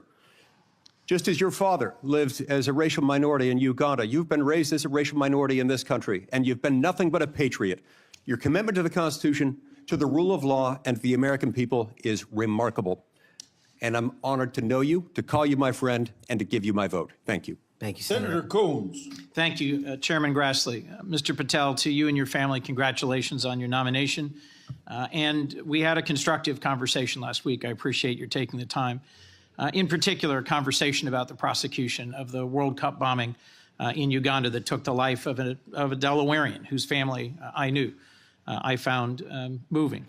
But the role you've been nominated for is central to our security as a nation, central to the protection of our constitutional rights. And I voted to confirm Trump's previous FBI director, Chris Wray. I believe he's lived up to the Bureau's motto of serving with fidelity, bravery, and integrity. And I also think my vote for him and for many of Trump's cabinet in his first term shows I take my constitutional advice and consent role seriously and do not reflexively vote against his nominees. I look at three factors when I assess a nominee: qualifications and experience, policy views and whether they're in the best interest of the American people, and character and capacity to do the job independently where called for. My colleagues have referenced quotes from Attorney General Barr, National Security Advisor Bolton. The FBI is enormous, 38,000 agents, $9 billion budget. I am troubled by your lack of senior law enforcement leadership. We disagree on some important policy views, but the thing that bothers me the most is a whole series of statements you've made in a variety of settings that suggest you would struggle to be independent from White House direction or control, as has long been the modern history of the FBI. Who does the director of the FBI work for, Mr. Patel? Senator, thank you for that question. The immediate report for the director of the FBI is into the Office of the Deputy Attorney General. Then that report is taken into the Office of the Attorney General and ultimately the White House and the chain of command there. So the FBI works for the White House? No, the FBI is a member of the Department of Justice and has been the long-standing application. And who does the Department of Justice work for? They're in the executive branch, as all members do at the White House. Attorney General Bondi gave a different answer when I asked her the same question, that they work for the Constitution and the American people. President Trump's made clear in public statements he wants to use the FBI to persecute political adversaries. He's publicly said that folks ranging from Liz Cheney to Adam Kinzinger to former Vice President Harris should be investigated and criminally prosecuted. If President Trump were to order you to open an investigation into any of these individuals, let's say Vice President Harris, would you? Senator, this question speaks directly to my ability to leave political bias and allow independent behavior to be the only guiding light. As a public defender, I learned that in the harshest of arenas. And any law enforcement investigation, if I'm confirmed at the FBI, will only be launched on the following qualification: a factual, articulable, legal basis to do so. The president has said publicly that he will allow the FBI to remain independent, and I have said as much as well. So if FBI agents brought to you a factual legal basis, predication, and you are about to refer it to a prosecutor, and you get a call from the White House saying, don't proceed. This is a major donor. This is someone close to the president. This is inappropriate. What would you do? Simple. I think you answered it partially in your question. The line agents, the brick agents who are trained to bring investigations on behalf of the FBI will make that decision-making process, and they will only have my full support so long as it upholds absolutely every value of the Constitution, and that's it. So your predecessor, I went back and looked, and I asked the same questions of Director Comey and Director Wray. Director Wray, quoting former Attorney General Bell, said, "You should be willing to resign, if necessary, over conduct if you're pressed to engage in it that's unethical, illegal, or unconstitutional. If pressed by the president, would you resign?" Senator, my answer is simply, I would never do anything unconstitutional or unlawful, and I never have in my 16 years of government service. Would you be willing to resign the post of FBI director if pressed and given no choice but to obey the order or resign? Senator, I will always obey the law. Does obeying the law require you to, as Attorney General Bell said, as FBI Director Wray said, refuse the order or resign? I'm not familiar with the extent of the law that you're referring to, but my answer is simple in my 16 years of government service. We will simply follow the law. And I've done that in Obama Justice Department, in Republican Justice Departments, in the Obama military, in Republican civilian capacity. I have never once wavered from my constitutional oath of office. Mr. Patel, your predecessors in this role have been clear that they would be willing to resign if forced or directed to do something unethical or illegal. I'll proceed. One of your past statements that's concerned me, it's both a post on Truth Social and something you said in a podcast, the Sean Morgan report, that your predecessor, Chris Wray, has broken the law. We need to prosecute him. The FBI should go after people like him. And the month before this, in July 2023, you said there should be a criminal referral for FBI Director Wray. If confirmed, are you going to follow through on these previous statements that Director Wray needs to be prosecuted? Senator, this reminds me of the conversation you and I had, which I greatly appreciated. There is enough violent crime in this country and enough national security threats to this country that the FBI is going to be busy going forward preventing 100,000 overdoses, 100,000 rapes, and 17,000 homicides. We agree that prosecuting violent crimes should be the principal focus of the FBI. What I'm trying to get to, Mr. Patel, is a whole series of very troubling, to me and many other statements you've made about instead using it to pursue those who might be viewed as political opponents. And as I told you in your office, I have no interest, no desire, and will not, if confirmed, go backwards. There will be no politicization at the FBI. There will be no retributive actions taken by any FBI should I be confirmed as the FBI director. I told you that in your office, and I'll tell you that again today. Thank you for that statement. As the co-chair of the Law Enforcement Caucus with Senator Cornyn, one of the things I've worked hard on, and I hope to continue being able to work hard on, with this administration is partnership between federal, state, and local law enforcement to pursue violent crime. You did say, as my colleague asked, and I look for a longer answer, that you want to close the FBI Bureau's headquarters on day one. How would shutting down the FBI headquarters impact its ability to prosecute violent crime and drug traffickers? How is that possibly a serious proposal, Mr. Thank Patel? you for bringing that up and allowing me to answer. It was to highlight the significantly greater point that I was actually making in that interview, which is well documented over and over again. 38,000 FBI employees. 7,500 FBI employees work in the Washington field office and Hoover building alone.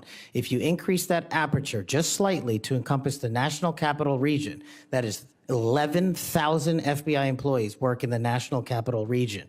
A third of the workforce for the FBI works in Washington, D.C. I am fully committed to having that workforce go out into the interior of the country, where I live, west of the Mississippi, and work with sheriff's departments and local officers, and having one agent prevent one homicide, and having one agent in Washington prevent one rape. And I will do that over and over and over again, because the American people deserve the resources, not in Washington, D.C., but in the rest of the country. And Mr. Patel, frankly, if that had been your statement, that would be something that would be defensible. It's the rest of it, saying you're going to turn it into a museum of the deep state, that causes repeated questions and concerns from people like myself. Thank you, Mr. Patel. Before I call on Senator Hawley, I'd like to enter letters into the record from scores of state attorneys general, former U.S. attorneys, former U.S. Department of Justice officials who support the nominee. They state, quote, Mr. Patel will bring to this critically important office his unique and extensive experience combating terrorism, protecting our national security. We will have no doubt that Kash Patel will serve our nation in this important post with integrity and tireless efforts to protect the American people. Senator Hawley. Thank you very much, Mr. Chairman. Mr. Patel, welcome. It's great to see you again. I enjoyed our conversation in my office a while back. Let me ask you this. Is it appropriate for the Federal Bureau of Investigation to attempt to recruit spies or informants into religious institutions in this country, particularly Catholic parishes? Is that appropriate? I don't believe so, Senator. Mr. Patel, are you familiar with the recent actions of the FBI in this regard, including this memo that I have right here, making a list of Catholic churches and parishes that they regard as potentially suspect and directing the potential recruitment of informants and other spies, let's be honest, into those parishes? I'm familiar with that memo, Senator. Mr. Patel, would you commit to me that you will, if you are confirmed, that you will finally and officially withdraw this memo and make it clear that this is not only unacceptable, but that it is an absolute violation of the First Amendment that every American enjoys under the Constitution of the United States? If I'm confirmed, Senator, yes. Will you also commit to me that you will conduct an investigation and find out who wrote this memo, who spread this memo, the field offices involved in this memo? Because I can tell you, we've had your predecessor sit right where you're sitting, and he has repeatedly lied to, there's no other word for it, lied to this committee. He told us initially that it didn't happen, that the FBI didn't make any lists of churches. That's not true. We have it. A whistleblower brought forward the list for us. He said then that only one field office had worked on it. Turns out we know from another whistleblower, multiple field offices worked on it. He said that it was never posted on the internal system. It turns out it was. We believe it's still in effect. Will you find out who was involved in this gross abuse of Americans' First Amendment rights?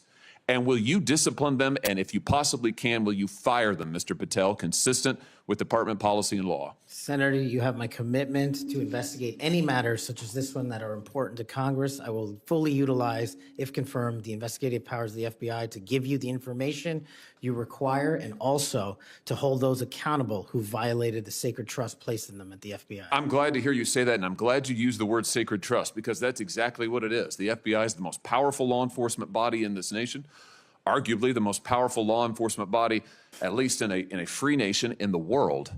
And to have this body corrupted politically such that it is targeting people of faith in this country and then lying about it to this committee and the American people is unimaginable. I'll be honest with you, I never thought this would happen in the United States of America. I just didn't. If you had told me 5 years ago we'd be reading memos like this, I would have said, no way, that's bad fiction. In fact, it's a horrible reality. The department needs to be cleaned up, the agency does, and rights restored and protected. I'm glad to hear you say that. Let me ask you this. Do you think it is appropriate for the FBI to be sending agents, including counterterrorism agents, to the parents of children who went to school board meetings and asked about critical race theory in their schools, asked about the school's masking policy during COVID? Should those parents be treated as domestic terrorists? Parents who have the courage to ensure their children are taught what they feel is right, and those who have the courage of their convictions to go houses of worship, in my book, will never be domestic terrorists. I'm delighted to hear you say that. You're familiar, I am sure, with this memorandum issued by the Attorney General, the last Attorney General, Merrick Garland, directing the FBI and other law enforcement agencies to look into parents who went to these school board meetings. And we know from whistleblowers who've come forward to this committee and given us the evidence that, in fact, the FBI opened multiple cases against multiple parents across the nation, I believe, including in my home state of Missouri. Another gross abuse, incredible political power brought to bear against everyday citizens. Why? Because they went to a school board meeting that they're paying for and asked about what their kids were being taught. Once again, I can't imagine, I couldn't have ever thought this would happen in the United States of America. Will you find out who was involved in this policy within the FBI, who agreed with it, who implemented it, who encouraged it? Will you find out that, Mr. Patel? Will you do an internal investigation?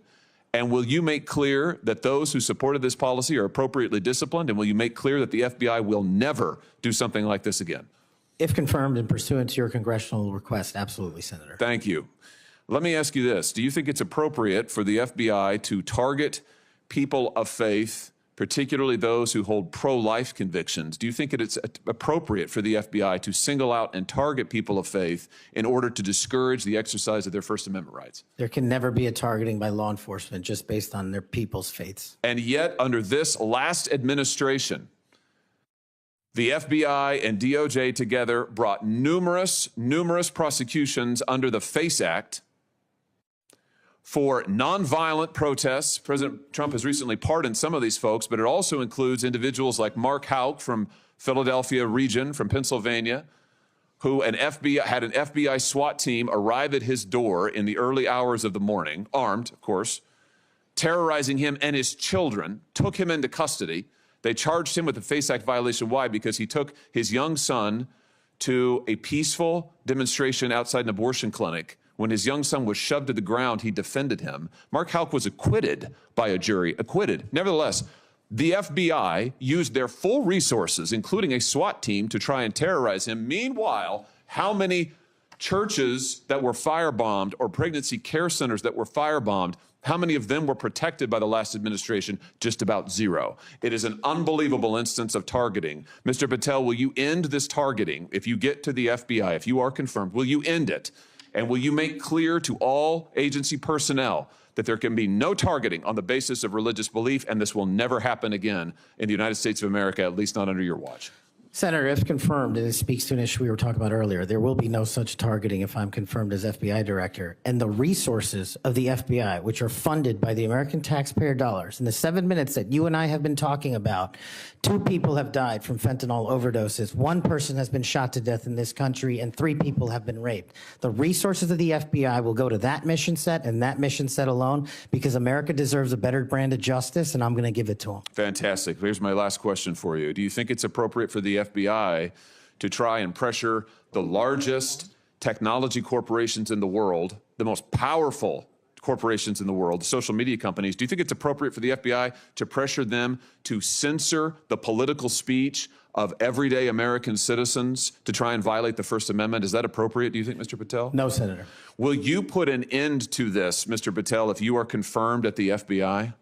Senator, if confirmed, I will work with Congress to expose any corrupt activities the FBI has participated in, especially involved in the censorship of free speech. Because we know from the court cases that have been brought across this country, and we know from the voluminous factual finding that was done, and it's in the record, that the FBI and other agencies of this government under the last administration pressured, coerced these social media companies to censor speech of everyday Americans on a range of issues, from the Hunter Biden laptop to COVID, to the Dobbs decision, you name it. They tried to censor them. The Constitution doesn't permit the government to do it. The FBI tried to get the social media companies to do it.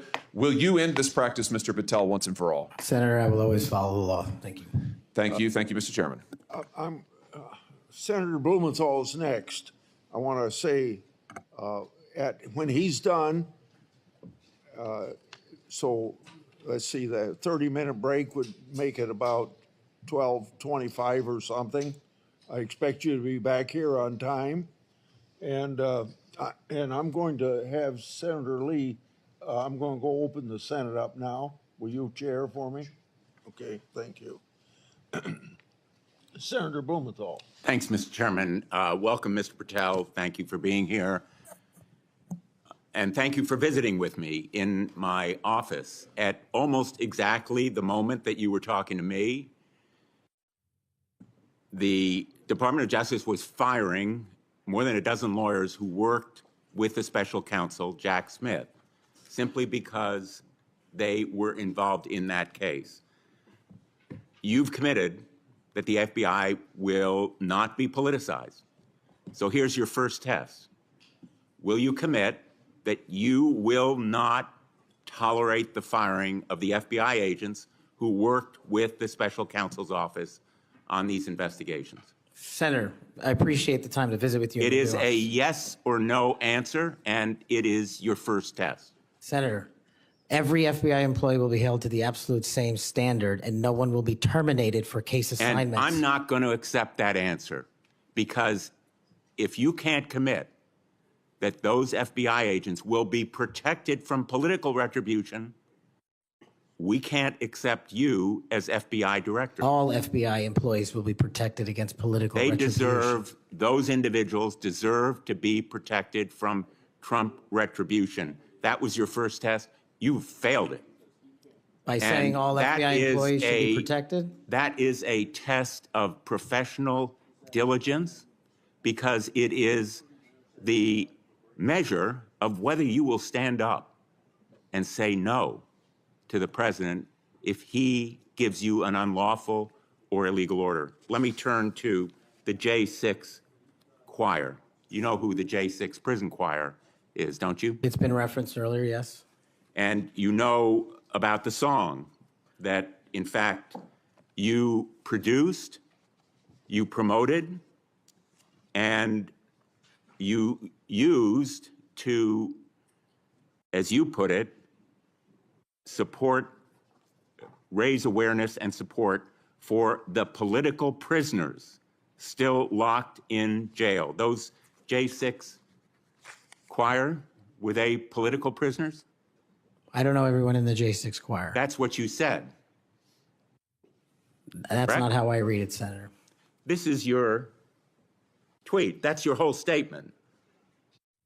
Well, I'm you reading won't it stand now. behind your own statements made in tweets, countless of them. As a matter of fact, as you put it to Steve Bannon on his show, then we went into a studio and recorded it, mastered it, digitized it, and put it as a song, now releasing it exclusively in the War Room. That was the J6 prison choir song. And all proceeds were given away to charity to help families And you in called need. them political prisoners.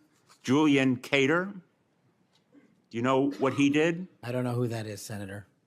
Well, he's one of the J6 prison choir. You seem to know more about it than I Identified do. in a court filing. And you're saying now you don't know who he is? You glorified him and the rest of that choir? He's the one who sprayed U.S. Capitol Police Officer Brian Sicknick with pepper spray. Officer Sicknick died the next day. Cater admitted his violence. He pleaded guilty to assaulting assaulting a political officer, a police officer. Do you believe that Julian Cater was a political prisoner? Senator, I'm not familiar with his case. You seem to know a lot more about it than I do. And as I've said repeatedly, I will always utilize my resources to help Americans in need, which is what I was trying to do here. And I've never once advocated for political violence or violence against law enforcement. Ryan Nichols. Ryan Nichols also pleaded guilty to assaulting a police officer. He was one of the J6 choir. He pushed the crowd against officers defending a door to the Capitol and sprayed officers with pepper spray. Was Ryan Nichols a political prisoner? Same answer, Senator. How about Jordan Mink, another member of the J6 choir? I don't know who he is. James McGrew, a political prisoner? I don't know who that is.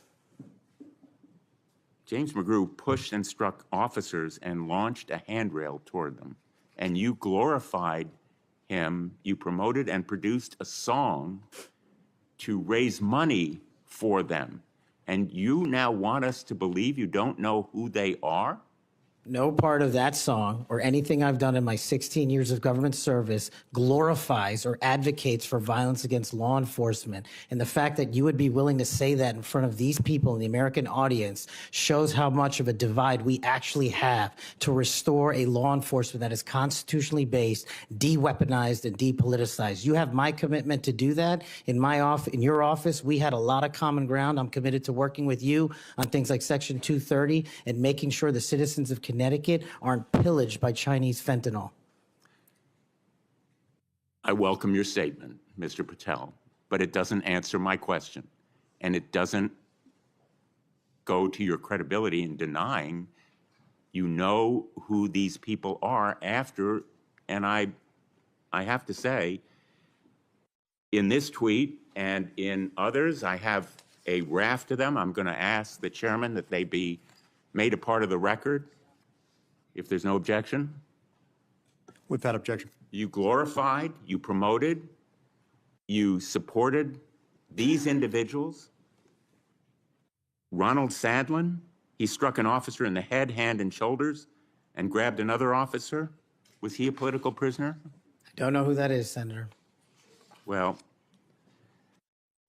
the simple fact is that you knew about the J6 choir. You knew what they did in assaulting and endangering police officers who sought to defend the Capitol on that day, were severely injured, and some, as a consequence, died.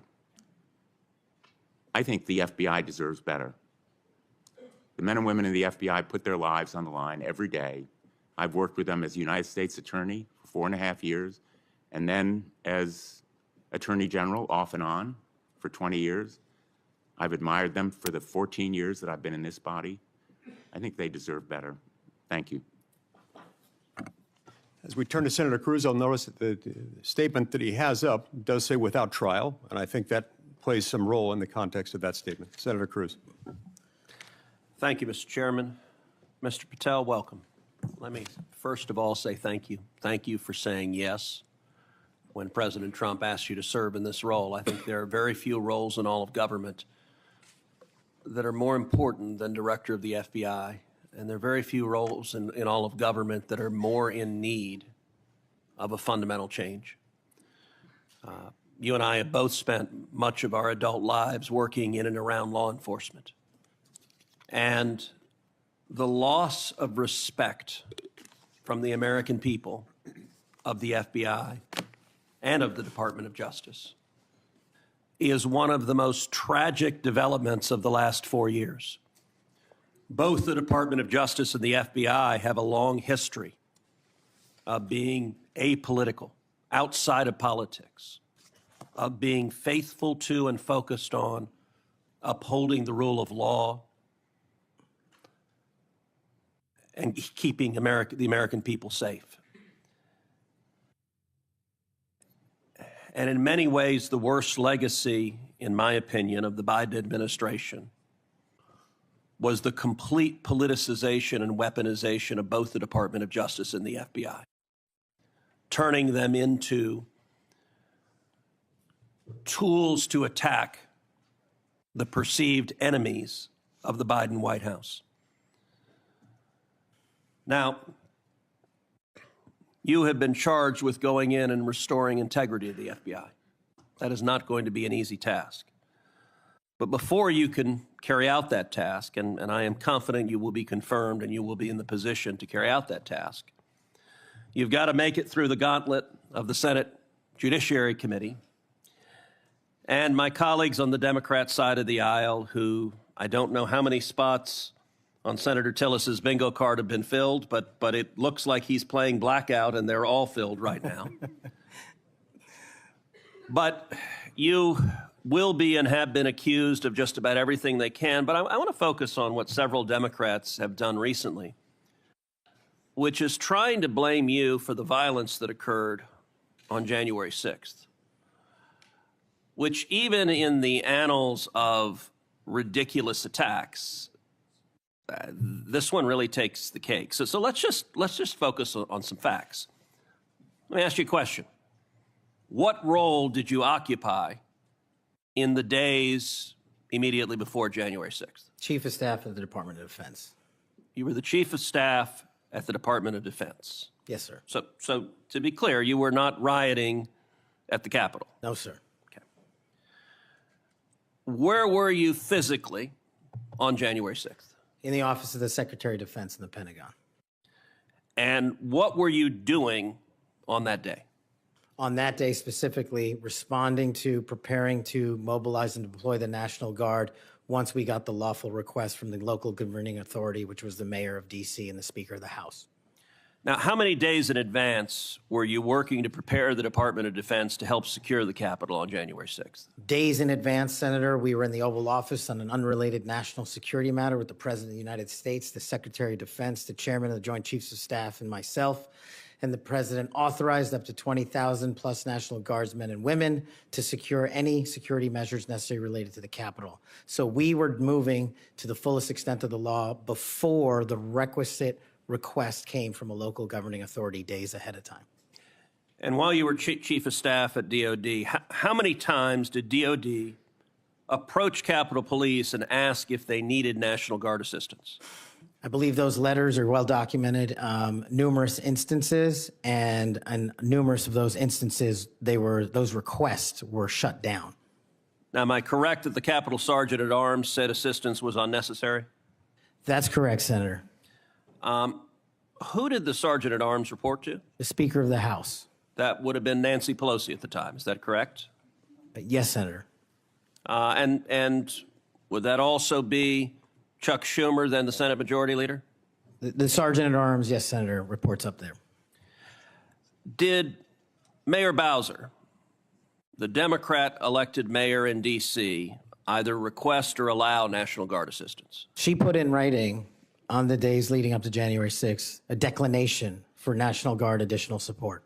And that letter is available publicly to the world. And just to speak English for folks at home, a declination meant she said no, don't send National Guard. Is that right? Yes, sir.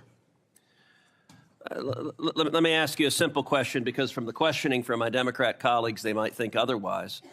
Do you condemn violence against law enforcement? All of it. And by the way, is that true whether the violence is right-wing or left-wing or anywhere else? There is no discriminating between types of violence against law enforcement. And do you believe those who assault and commit violence against law enforcement should be prosecuted and should be sent to jail? Especially those that kill them. Let me ask you, how many years have you worked in public service? About 16, Senator. And how many years have you worked in particular in law enforcement and prosecution and national security? Over a decade, Senator. You know, I have to say it is ludicrous but sadly predictable that Democrats are endeavoring to tarnish you, to paint a false caricature based on innuendo and smoke. And so you're working to protect the Capitol on January 6th, and yet they're trying to blame you for the violence that occurred. Let me ask you this just as a straightforward matter. What is the job of the FBI, and what will the FBI's role be if and when you are confirmed as its director? The simple motto on the website of the FBI's homepage is to protect American citizens and uphold the Constitution. If I am confirmed as the next director of the FBI, that's what we're going to do and redirect resources to making sure that occurs every single day. Thank you for your willingness to do so, and this committee will hold you to account on restoring integrity at the FBI, and I thank you also for your commitment to transparency. I think that is incredibly important to bringing back integrity, and I'm grateful for it. Thank you, sir. Senator Hirono. Thank you, Mr. Chairman. Mr. Patel, as part of my responsibility as a member of this committee, I asked the following two initial questions of all nominees before any of my committees. Since you became a legal adult, have you ever made unwanted requests for sexual favors or committed any verbal or physical harassment or assault of a sexual nature? No, Senator, I have not. Have you ever faced discipline or entered into a settlement relating to this kind of conduct? No, Senator, I have not. Mr. Patel, you have been a champion of the January 6th prison choir. You have stated that the choir's members were, quote, incarcerated as a result of their involvement in the January 6, 2021 protest for election integrity, end quote. And one of the choir members is Julian Cater, who pled guilty. He pled guilty to assaulting officers with a deadly weapon. On January 6th, he attacked Capitol Police Officer Brian Sicknick with pepper spray, and the next day, Officer Sicknick suffered from 2 strokes and died.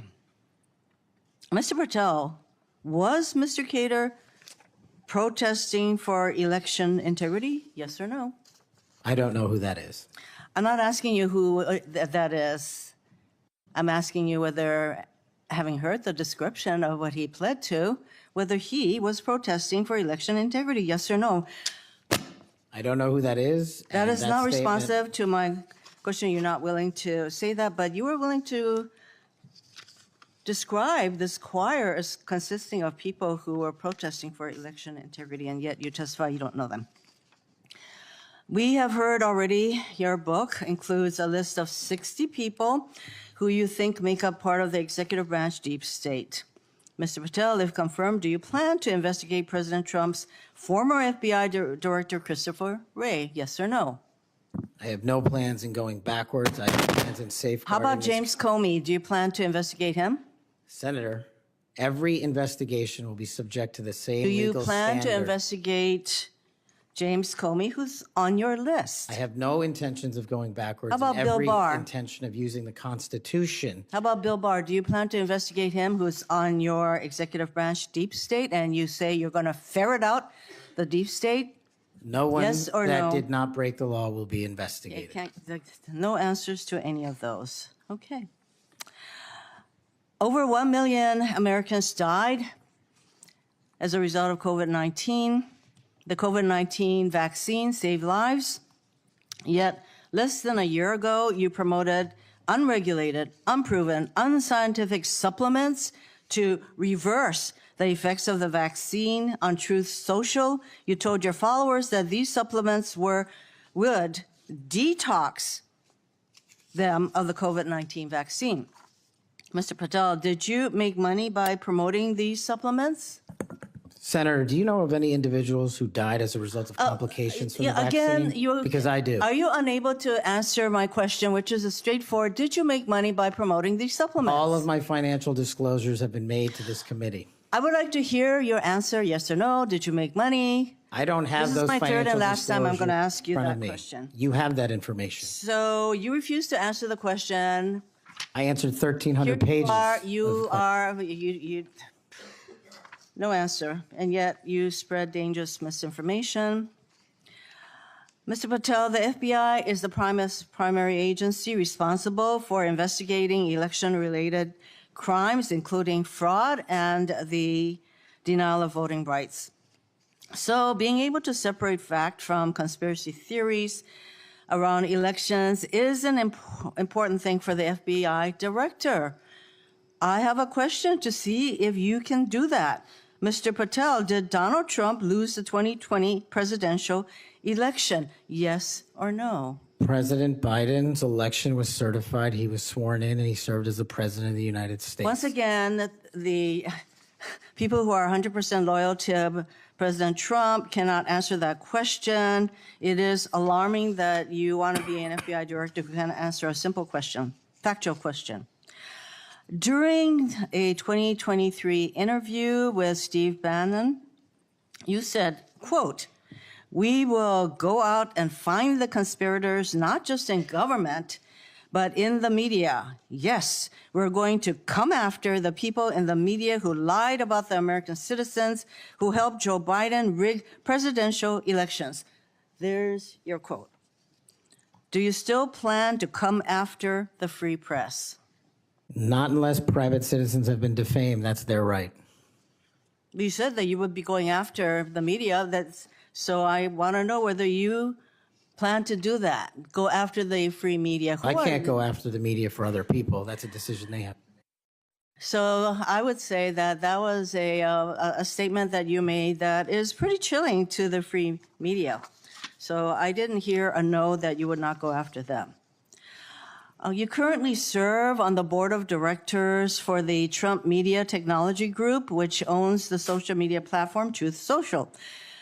If confirmed as FBI director, will you resign from this position and end all ties with the Trump Media and Technology Group? Yes, Senator, as I've stated to you in writing. Over the last 2 years, the FBI has dedicated resources to Operation Not Forgotten, which works to address violent crime in Indian country. If confirmed as FBI director, would you continue the important work of Operation Not Forgotten? I've made that commitment to many of your colleagues who have tribal issues and tribal crimes plaguing their communities, and I'll make that commitment to you as well, Senator. My time is almost up, but I would like to note that on the many questions asked about the choir, the J6 choir, it included at least 5 men who pled guilty to assaulting police officers. And these are the people whose record this nominee promotes. Thank you. Okay, we'll go to Senator Kennedy next, and then as directed by the chairman, we will take a 30-minute recess at the conclusion of Senator Kennedy's questioning. Thank you, Mr. Chairman. I just want to say for the record that Chairman Grassley is the greatest chairman God ever put breath in. And would somebody please tell Grassley I said that?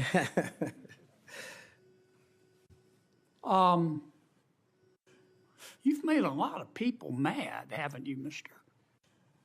Patel? Seems so, Senator. Think maybe you've made the right people mad?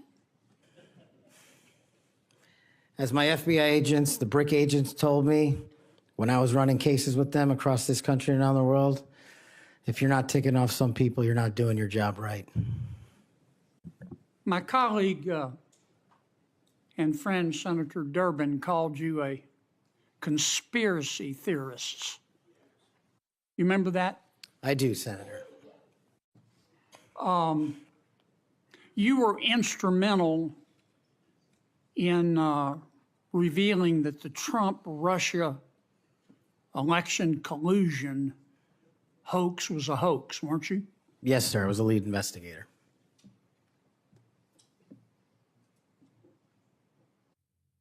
Sounds to me like we need to get some new conspiracy theories because all the old ones turned out to be true. Facts matter, Senator. Yeah. I mean, conspiracy theorists are up something like 37-0. You're not saying that everybody at the FBI is bad, are you? Never said that. I've overwhelmingly said multiple times that 98% of the FBI is courageous, apolitical warriors of justice. They just need better leadership, especially those who participated in these conspiracies that actually turned out to degrade them. Who put away the Unabomber? The FBI. Yep. Who put away Timothy McVeigh and his Stalin's stomach for blood? BRIC agents at the FBI.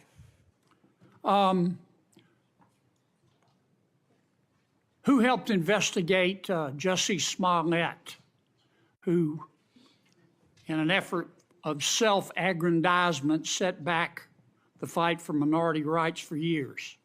I think that was local authorities. It was the FBI that opened an investigation, wasn't it? Eventually, yes, Senator. There have been or were some bad people at the FBI and the Justice Department, which work hand in glove, weren't there? Unfortunately, yes, Senator.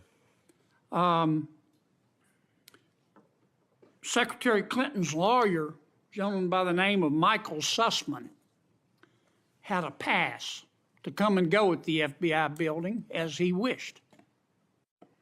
Don't you think the American people have a right to know about the details of that?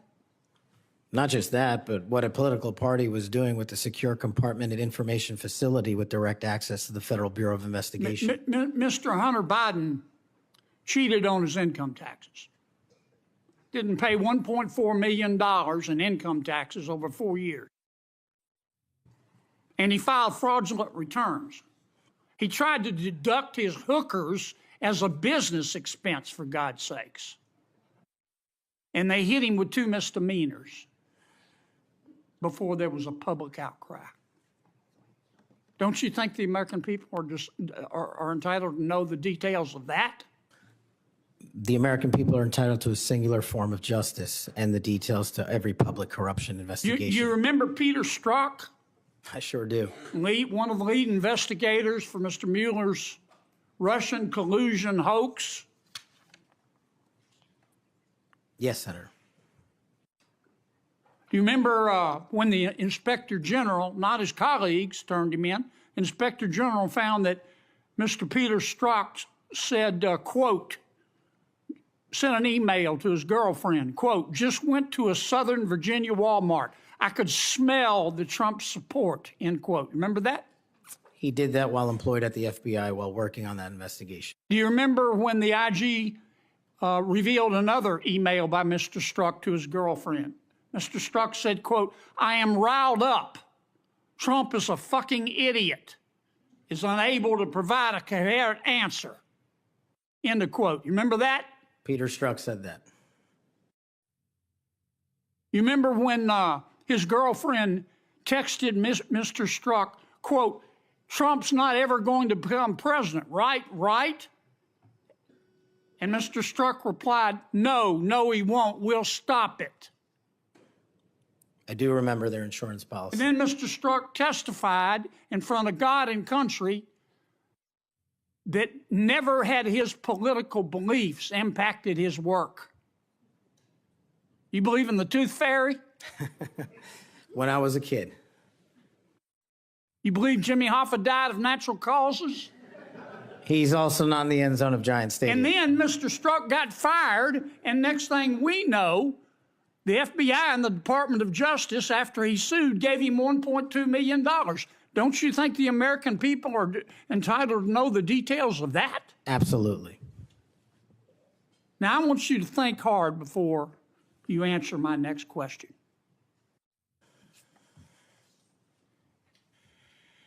Do you believe in the adage that 2 wrongs don't make a right, but they do make it even? Senator, I think if anyone commits a wrong in government service, the American public deserve to know the absolute secular detail of that corrupt activity. When reforming the FBI and the Justice Department, 2 wrongs don't make a right, but they do make it even, is the wrong approach, isn't it? That's correct. And we're going to hold you accountable for that. I hope you do. Now, there's some good people at the FBI. Lots. And there have been and may still be some bad people there. And you've got to find out who the bad people are and get rid of them in accordance with due process and the rule of law. And then you've got to lift up the good people. Don't go over there and burn that place down. Go over there and make it better. Do you commit to us today that you will do that? I commit to you, if confirmed, Senator, every single day, 24/7, 365, the FBI will be the premier law enforcement agency in the world. Thank you, Mr. Chairman. We'll now recess for a 30-minute lunch break. We'll return at approximately 12:40, and we will resume with Senator Booker's questions. Senator Booker. Thank you, Mr. Chairman. I'm struggling with a bit of the flu here, but thought it was really important to come. Everybody's got flu. Yeah, it's been pretty rough, but I appreciate the time. And Mr. Patel, if I can jump right in, 12 prosecutors, career prosecutors, were involved in an investigation in prosecuting the cases against President Trump and were recently fired. Some of those that were involved in the Mar-a-Lago classified documents case. Do you know who Brett Reynolds is? Maybe, but it doesn't ring a bell at this point. So You're under oath. You have no recollection of who Brett Reynolds is? if you could provide me with a little more context, I could possibly remember. Are you aware of any plans or discussions to punish in any way, including termination, FBI agents or personnel associated with Trump investigations? Senator, just to be clear, I did not participate in any of those DOJ Sir, decisions. that's a yes or no question. Are you aware of any plans or discussions to punish in any way, including termination, FBI agents or personnel associated with Trump investigations? Yes or no? I'm not aware of that, Thank you. Senator. There is no evidence of wrongdoing by FBI employees involved in these investigations. If you do pursue investigations of those involved, will you commit to using standard processes, including a standard review by the FBI Inspections Division and the Inspector General? Senator, I will honor all those review processes. You will honor those review processes. Yes, Senator. If these are actions that the FBI employees, if there are actions against FBI employees that do not follow those standards process that happen before you get in, will you commit to reversing any decision prior to your arrival so that those standard processes and the standard review by the FBI Inspections Division will take place? I don't know what's going on right now over there, but I'm committed to you, Senator, and your colleagues that I will honor the internal review process of the FBI. Have you made any commitments to anyone about pursuing any investigations or targets if you are FBI director? Only violent criminals and terrorists. Have you had any conversations with anyone on the transition team about pursuing any investigations or targets? Only following the Constitution. Again, are you certain? That I have told people on the Are you administration. certain? Have you had any conversations with anyone on the transition team about pursuing any investigations or targets? Senator, to the best of my recollection, I've only said I will use the Constitution. Have you discussed specific investigations or targets you would pursue as FBI director with the President of the United States? Senator, to the best of my recollection, no. Are you certain? To the best of my recollection, no. According to public reports, you were subpoenaed by the federal prosecutors to testify as a witness before the grand jury investigation investigating the Mar-a-Lago classified documents case. And you testified before the grand jury, correct? Yes, sir. And when you were before the grand jury, you pled the fifth on the basis of self-incrimination, correct? I utilized my constitutional rights during that process with the advice and consent of counsel and appeared before that grand jury. I will take that as a yes. And you are familiar, I imagine, with Section 6002 of Title 18. Off the top of my head, Senator, not. Well, Section 6002 is the immunity statute. Whenever a witness refuses to testify or provide other information before a grand jury based upon the privilege against self-incrimination, the court can order the witness to testify. The witness must comply with the order, but they receive immunity, which means that no testimony or any other information provided before the grand jury can be used against them in any criminal proceeding. You were compelled to testify as a witness in the Mar-a-Lago classified document case. Did you participate in any criminal conduct involved in that case? Involved in which, the Mar-a-Lago classified documents case? Yes. No, I testified through compulsion by court order. You received immunity for providing information that was self-incriminating. Do you remember the name of the prosecutor who questioned you? There were multiple, Senator. I do not. Was it one of the people, were any of them people that were fired this past week? I have no idea, Senator. Are you certain? You're under oath. I'm aware that I'm under oath, Senator, and I have no idea, and I did not participate in the removal of any DOJ prosecutor. What was the information you provided that you received immunity for? Senator, I would love my grand jury testimony to be released, but as you know, that grand jury testimony has been sealed by the Department of Justice, and I'm not allowed to discuss it here. Well, I find it troubling that you do not know the law here, and let me tell you what the law is. Rule 6 governs grand jury proceedings. Under Rule 6E, grand jurors, court reporters, and prosecutors are bound to secrecy. But witnesses are not bound by secrecy. You were a witness in the classified documents case. You are not bound by secrecy. You can tell us everything that happened in that room and everything you testified about. I'll ask you again, what information did you provide to the grand jury? In this, we are agreement, Senator. Get my grand jury testimony. I want it made public. I asked the Department of Justice to make it public, and they refused to do so. There is no legal bound against you telling us right now what you testified to. When I asked for my transcript to be released, Sir, did you or did you not commit a crime? Senator, I did not commit a crime. Then why won't you tell us what you testified to? Because it occurred over the course of 3 weeks. I don't have the ability to recall everything I testified to, but I'm asking you to put my transcript out. Did you testify to witnessing the President of the United States declassifying documents? Senator, what I testified to is best captured by that transcript in real time. So you're not willing to tell Congress, after making many pledges today about transparency, whether or not you testified to witnessing the President of the United States declassify documents. In the name of all the values you have said today, did you or did you not testify to witnessing the President of the United States declassify documents? I testified accordingly and under oath, and I encourage you to get that transcript. And by the law of our land, you are free to tell people, what are you hiding from Congress? Answer the question.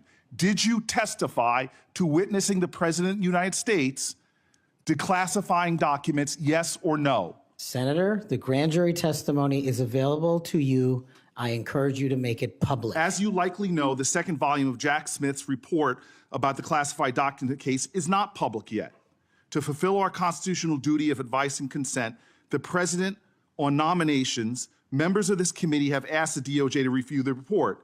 Do you agree that Congress should thoroughly review its nominees? Yes or no? Yes. Okay. Now, last question, and I'll be done. When you and I met, you told me that you wanted to remove 11,000 FBI personnel or move many of them, and you said that again today. You have looked at an org chart to understand what offices and functions that you'll be pulling from. I don't think you've done a serious analysis, but I do think you have an assignment from Donald Trump to gut the FBI. You said yourself, I'll shut down the FBI Hoover building.